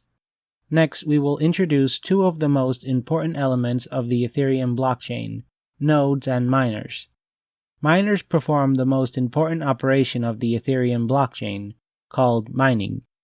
Nodes and miners. The Ethereum network contains different nodes. Some nodes act only as wallets, some are light clients, and a few are full clients running the full blockchain. One of the most important types of nodes are mining nodes. We will see what constitutes mining in this section. As a result of the mining operation, currency, ether, is awarded to the nodes that perform mining operations. These mining nodes are known as miners. Miners are paid in ether as an incentive for them to validate and verify blocks made up of transactions. The mining process helps secure the network by verifying computations. At a theoretical level, a miner node performs the following functions.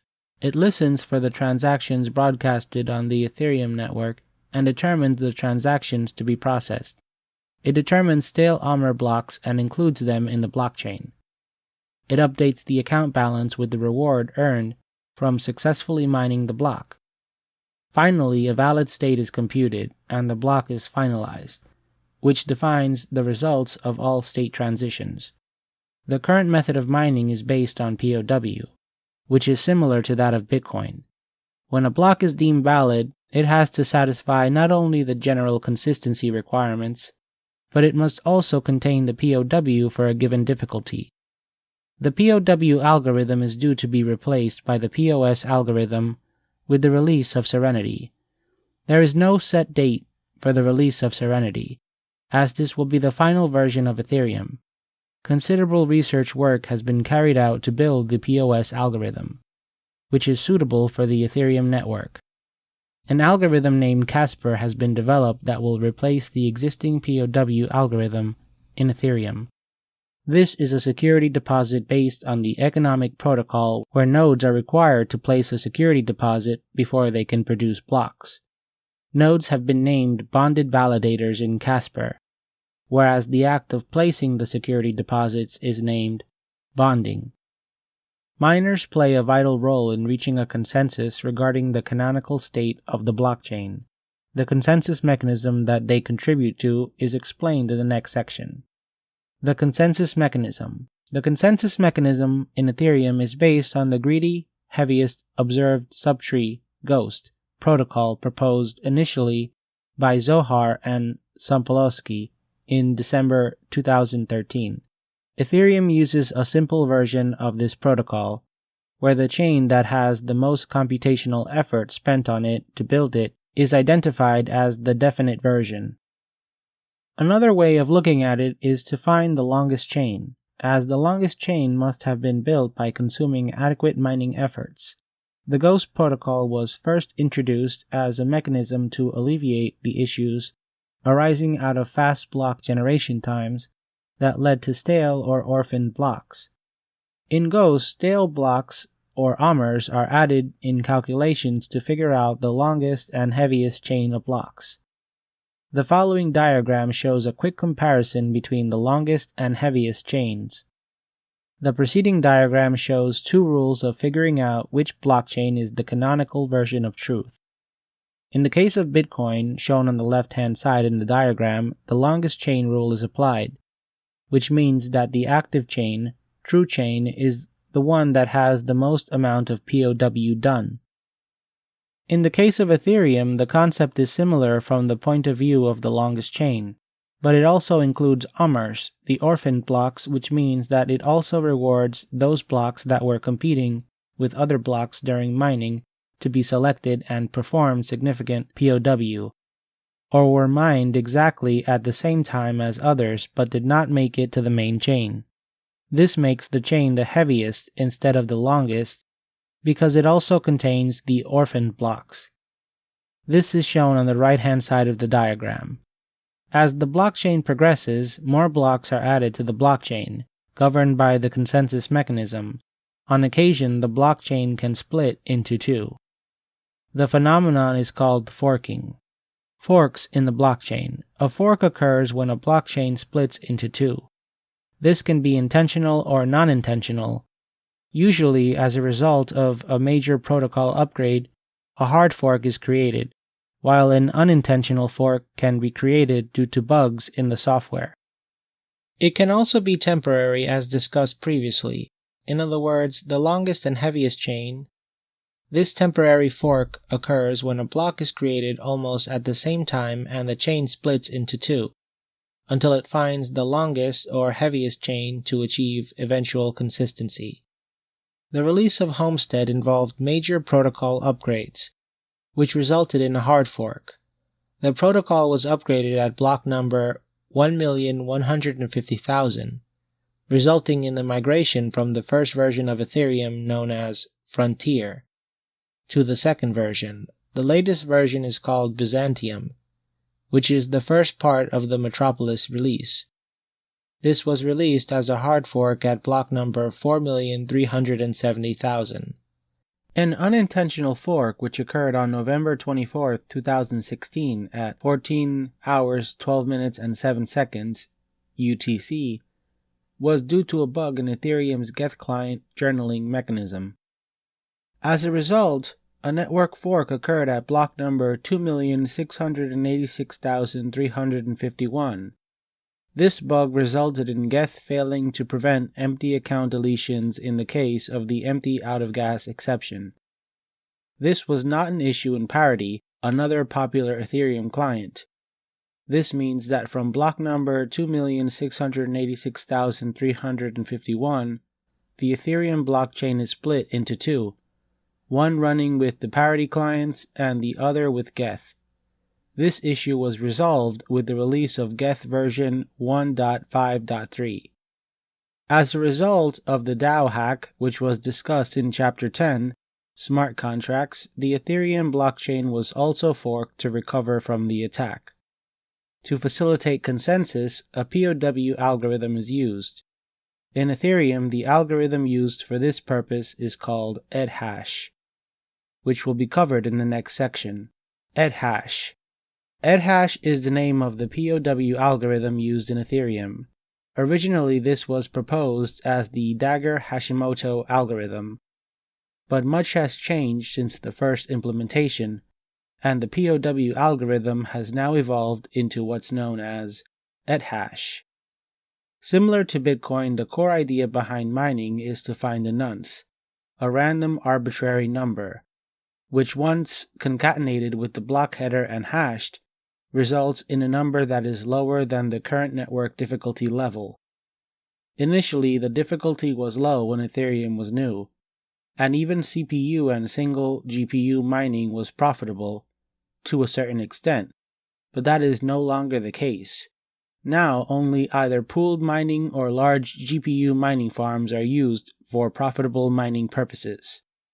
Ethash is a memory hard algorithm which makes it difficult to be implemented on specialized hardware. As in Bitcoin, ASICs have been developed which have resulted in mining centralization over the years. But memory-hard POW algorithms are one way of thwarting this threat, and Ethereum implements ethash to discourage ASIC development for mining. Ethash is a memory-hard algorithm, and developing ASICs with large and fast memories is not feasible. This algorithm requires subsets of a fixed resource called Directed Acyclic Graph, DAG, to be chosen depending on the nonce and block headers. DAG is a large, pseudo-randomly generated dataset. This graph is represented as a matrix in the DAG file created during the Ethereum mining process. The ethash algorithm expects the DAG as a two-dimensional array of 32-bit unsigned integers. Mining can only start when DAG is completely generated the first time a mining node starts. This DAG is used as a seed by the algorithm called ethash. According to current specifications, the epoch time is defined as 30,000 blocks, or roughly 6 days. The ethash algorithm requires a DAG file to work. A DAG file is generated every epoch, which is 30,000 blocks. DAG grows linearly as the chain size grows. Currently, the DAG size is around 3.5 gigabytes. As of block 9,325,164. An epoch number 310. The protocol works as follows. 1. First, the header from the previous block and a 32-bit random nonce is combined using CACAC 256. 2. This produces a 128-bit structure called mix. 3. Mix determines which data is to be picked up from the DAG. 4. Once the data is fetched from the DAG, it is mixed, with the mix to produce the next mix, which is then again used to fetch data from the DAG and subsequently mixed. This process is repeated 64 times. 5. Eventually, the 64th mix is run through a digest function to produce a 32-byte sequence. 6. This sequence is compared with the difficulty target. If it is less than the difficulty target, the nonce is valid, and the POW is solved. As a result, the block is mined. If not, then the algorithm repeats with a new nonce. The current reward scheme is 2 Ethereum for successfully finding a valid nonce. In addition to receiving 2 Ether, the successful miner also receives the cost of the gas consumed within the block and an additional reward for including stale blocks, uncles in the block. A maximum of 2 Aumers are allowed per block, and are rewarded with 7/8 of the normal block reward. In order to achieve a 12-second block time, block difficulty is adjusted at every block. The rewards are proportional to the miner's hash rate, which means how fast a miner can hash. You can use an Ether mining calculator to calculate what hash rate is required to generate profit. Mining can be performed by simply joining the Ethereum network and running an appropriate client. The key requirement is that the node should be fully synced with the main network before mining can start. In the next section, various methods of mining will be explored. CPU mining. Even though not profitable on mainnet, CPU mining is still valuable on the test network or even a private network to experiment with mining and contract deployment. Private and test networks will be discussed with practical examples in the next chapter, Chapter 13, Ethereum Development Environment. A Geth example is provided here on how to start GPU mining. Geth can be started with a mine switch in order to initiate mining. $Geth --mine --miner threads less than and greater than. CPU mining can also be started using the Web3 Geth console. The Geth console can be started by issuing the following command: $Geth attach. After this, the miner can be started by issuing the following command, which will return true if successful or false otherwise. Take a look at the following command: miner.start open parentheses 4 close parentheses true. Number 4 here represents the number of threads that will run for mining. It can be any number depending on the number of CPUs you have. The preceding command will start the miner with 4 threads. Take a look at the following command: miner.stop parentheses true. The preceding command will stop the miner. The command will return true if successful. GPU mining. At a basic level, GPU mining can be performed easily by running 2 commands: geth -rpc. Once geth is up and running and the blockchain is fully downloaded, ethminer can be run in order to start mining. Ethminer is a standalone miner that can also be used in farm mode to contribute to mining pools. $ethminer-g. Running with the -g switch assumes that the appropriate graphics card is installed and configured correctly. If no appropriate graphics cards are found, ethminer will return an error, as shown in the following screenshot. GPU mining requires an AMD or NVIDIA graphics card and an applicable OpenCL SDK. Once the graphics cards are installed and configured correctly, the process can be started by issuing the same ethminer-g command. Benchmarking. Ethminer can also be used to run benchmarking, as shown in the following screenshot. 2 modes can be invoked for benchmarking. It can either be CPU or GPU. The commands are shown here. CPU benchmarking. $ethminer-m-c. GPU benchmarking. $ethminer-m-g. The following screenshot is shown as an example of CPU mining benchmarking. The GPU device to be used can also be specified in the command line. $ethminer-m-g -OpenCL-device1. As GPU mining is implemented using OpenCL AMD, chipset-based GPUs tend to work faster as compared to NVIDIA GPUs. Due to the high memory requirements, DAG creation, FPGAs and ASICs will not provide any major advantage over GPUs. This is done on purpose to discourage the development of specialized hardware for mining. Mining rigs. As difficulty increased over time in relation to mining Ether, mining rigs with multiple GPUs started to be built by the miners. A mining rig usually contains around 5 GPU cards, with all of them working in parallel for mining, thereby improving the chances of finding a valid nonce for mining. Mining rigs can be built with some effort and are also available commercially from various vendors. A typical mining rig configuration includes the components discussed here. Motherboard, a specialized motherboard with multiple PCIe X1 or X16 slots. For example, BioStar Hi-Fi or ASRock H81 is required. SSD hard drive. An SSD hard drive is required. The SSD drive is recommended because of its much faster performance vis-a-vis the analog equivalent. This will mainly be used to store the blockchain. It is recommended that you have roughly over 350 gigabytes of free space on your hard disk. GPU. The GPU is the most critical component of the rig as it is the primary workhorse that will be used for mining. For example, it can be a Sapphire AMD Radeon R9 380 with 4 GB of RAM. A page that maintains these benchmark metrics is available at www.miningbenchmark.net. OS. Linux Ubuntu's latest version is usually chosen as the OS for the rig because it is more reliable and gives better performance as compared to Windows. Also, it allows you to run a bare minimum OS required for mining, and essential operations as compared to heavy graphical interfaces that another OS may have.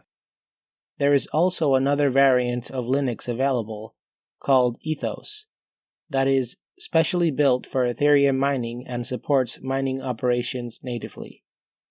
Mining software.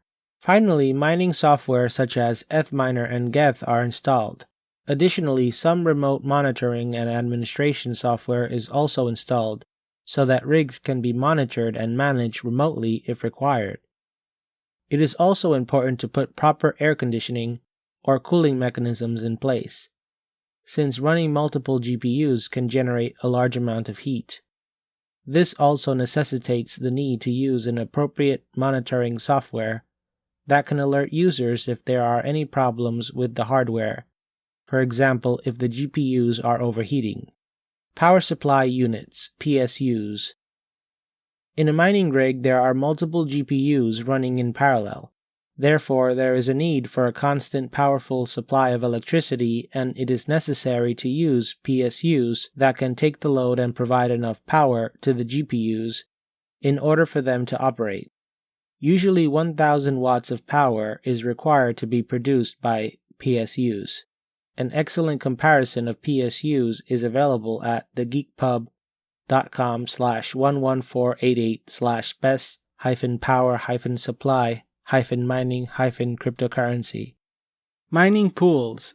Many online mining pools offer Ethereum mining. Ethminer can be used to connect to a mining pool using the following command. Each pool publishes its instructions, but generally the process of connecting to a pool is similar. An example from ethereumpool.co is shown here. This output means that the Ethminer is running and receiving work from the pool to process. In the next section, we introduce specialized mining hardware called ASIC. ASIC is an abbreviation of Application Specific Integrated Circuit, which is an integrated circuit chip specially developed for a particular use. In this case, the particular use is mining, for which ASICs are currently the fastest method. ASICs. Even though Ethereum was originally considered ASIC resistant, there are now ASICs being built for Ether mining that perform significantly better than GPUs.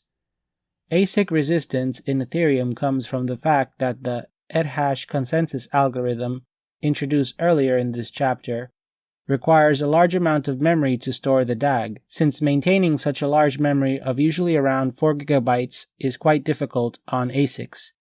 This feature offers some resistance against ASICs. However, there are some companies that are building Ethereum ASICs, but these are quite difficult to acquire as they are in very high demand. A transition from the existing ethash consensus algorithm to Prog POW has also been agreed among developers, which is also slowing down ASIC hardware adoption. However, the difficulty is increasing on the Ethereum network due to the existence of these ASIC devices. Eventually, a move to a POS system in Ethereum 2.0 will permanently address this issue.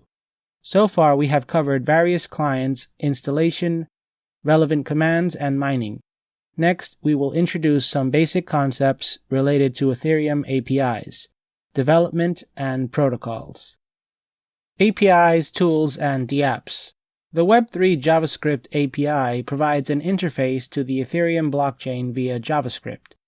It provides an object called Web3, which contains other objects that expose different methods to support interaction with the blockchain.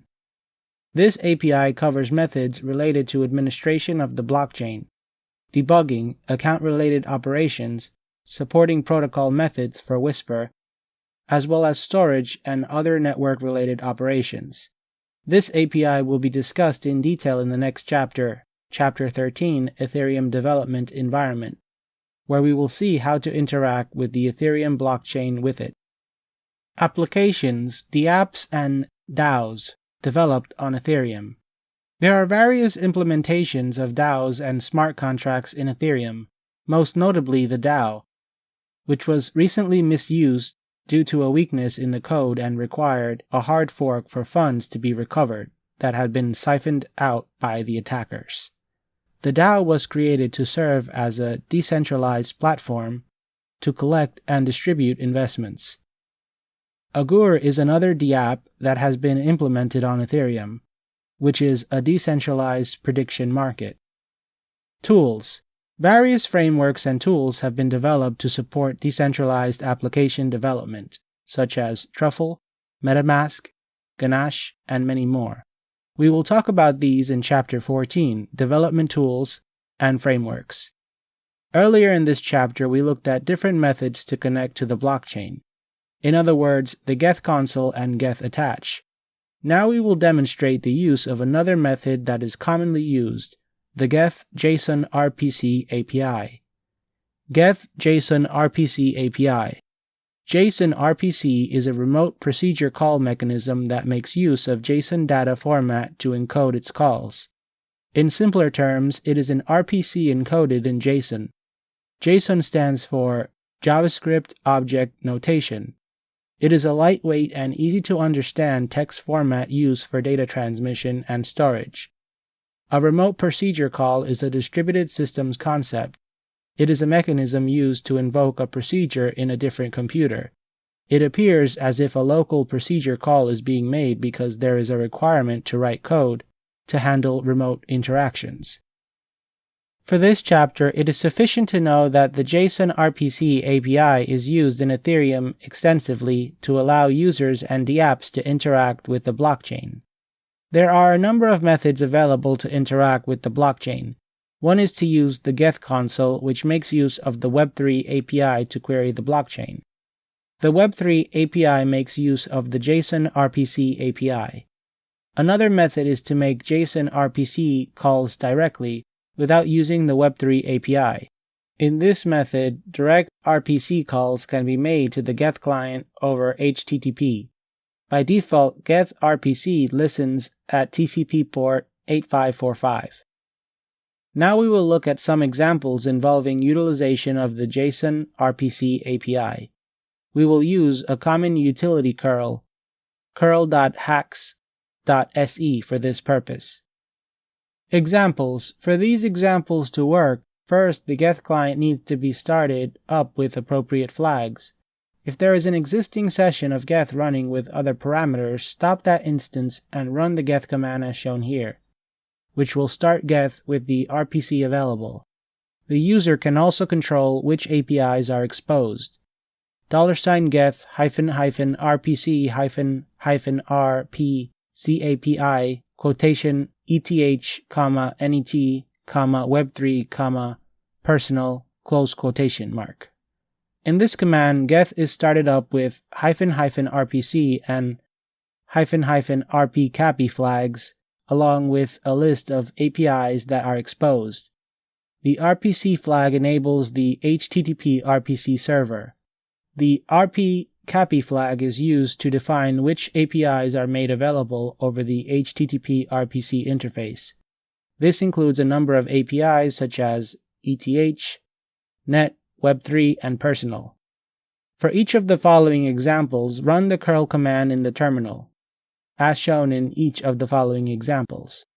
List accounts. The list of accounts can be obtained by issuing the following command. This will display the following JSON output, which lists all the Ethereum accounts owned by the client.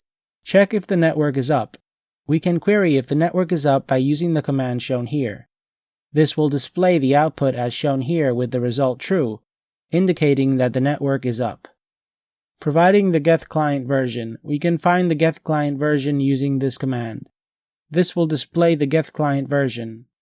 Syncing information. To check the latest synchronization status, we can use the following command. This will display the data pertaining to the synchronization status or return false. Finding the Coinbase address. The Coinbase address can be queried using. This will display the output shown here, indicating the client Coinbase address. There are just a few examples of extremely rich APIs that are available in Ethereum's Geth client. In this section, we have covered Geth JSON RPC APIs and seen some examples on how to query the blockchain via the RPC interface.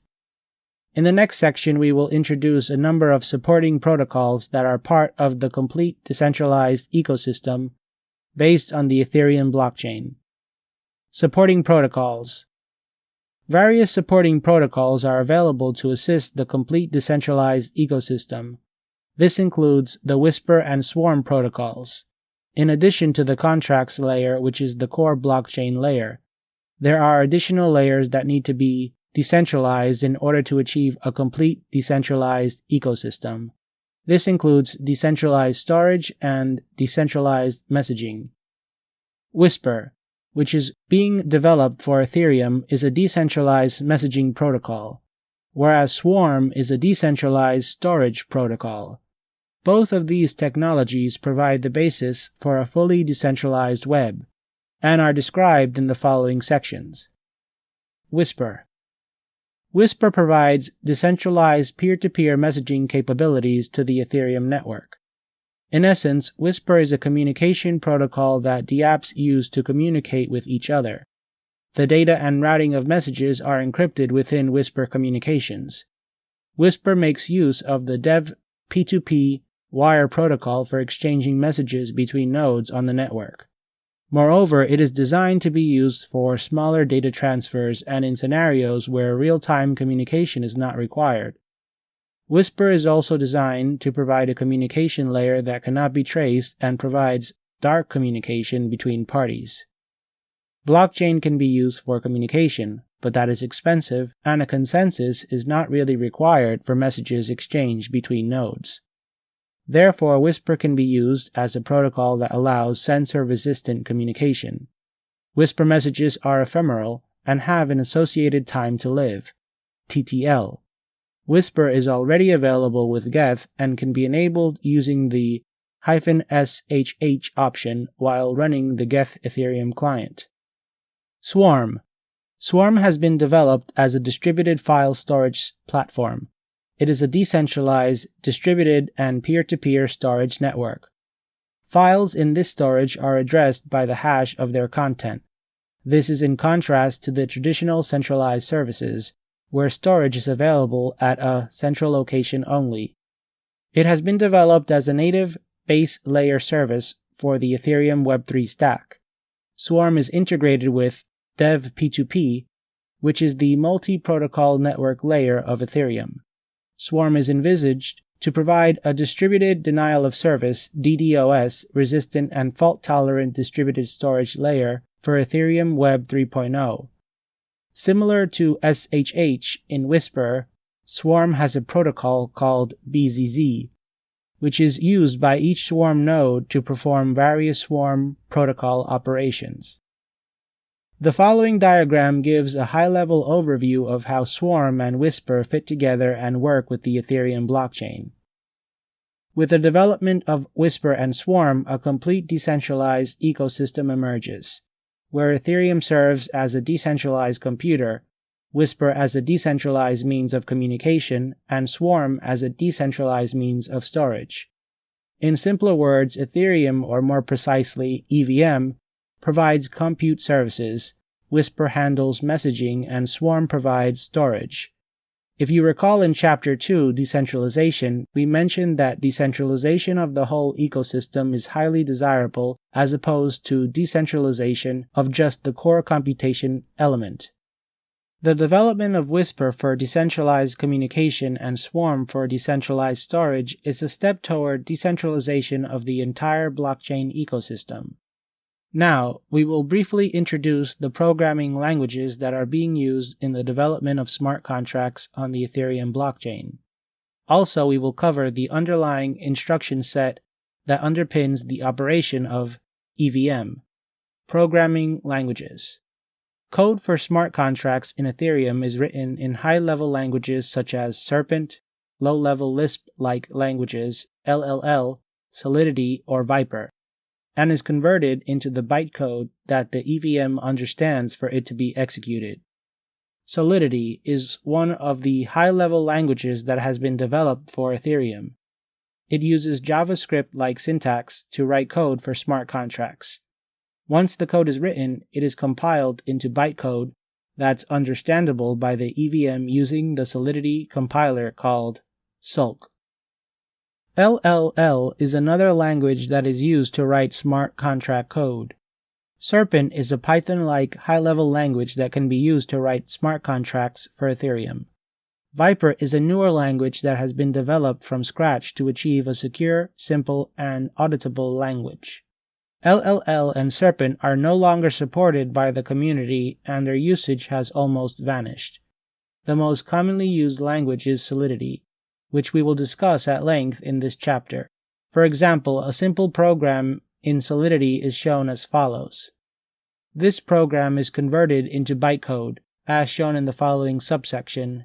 Details on how to compile Solidity code with examples will be provided in Chapter 14, Development Tools and Frameworks. Runtime bytecode. The runtime bytecode is what executes on the EVM. The smart contract code, contract test 1, from the previous section, is translated into binary runtime and opcodes as follows. Binary of the runtime raw hex codes. Opcodes. Opcodes. There are many different opcodes that have been introduced in the EVM. Opcodes are divided into multiple categories based on the operation they perform. A list of opcodes, their meanings, and usages is available in the extra online content repository for this book.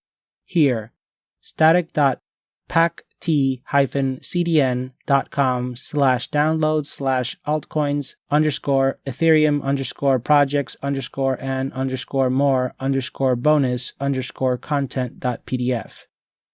Summary. This chapter started with some general concepts including blocks, block structure, gas, and messages, which were introduced and discussed in detail. The later sections of the chapter introduced the practical installation and management of Ethereum wallets and clients.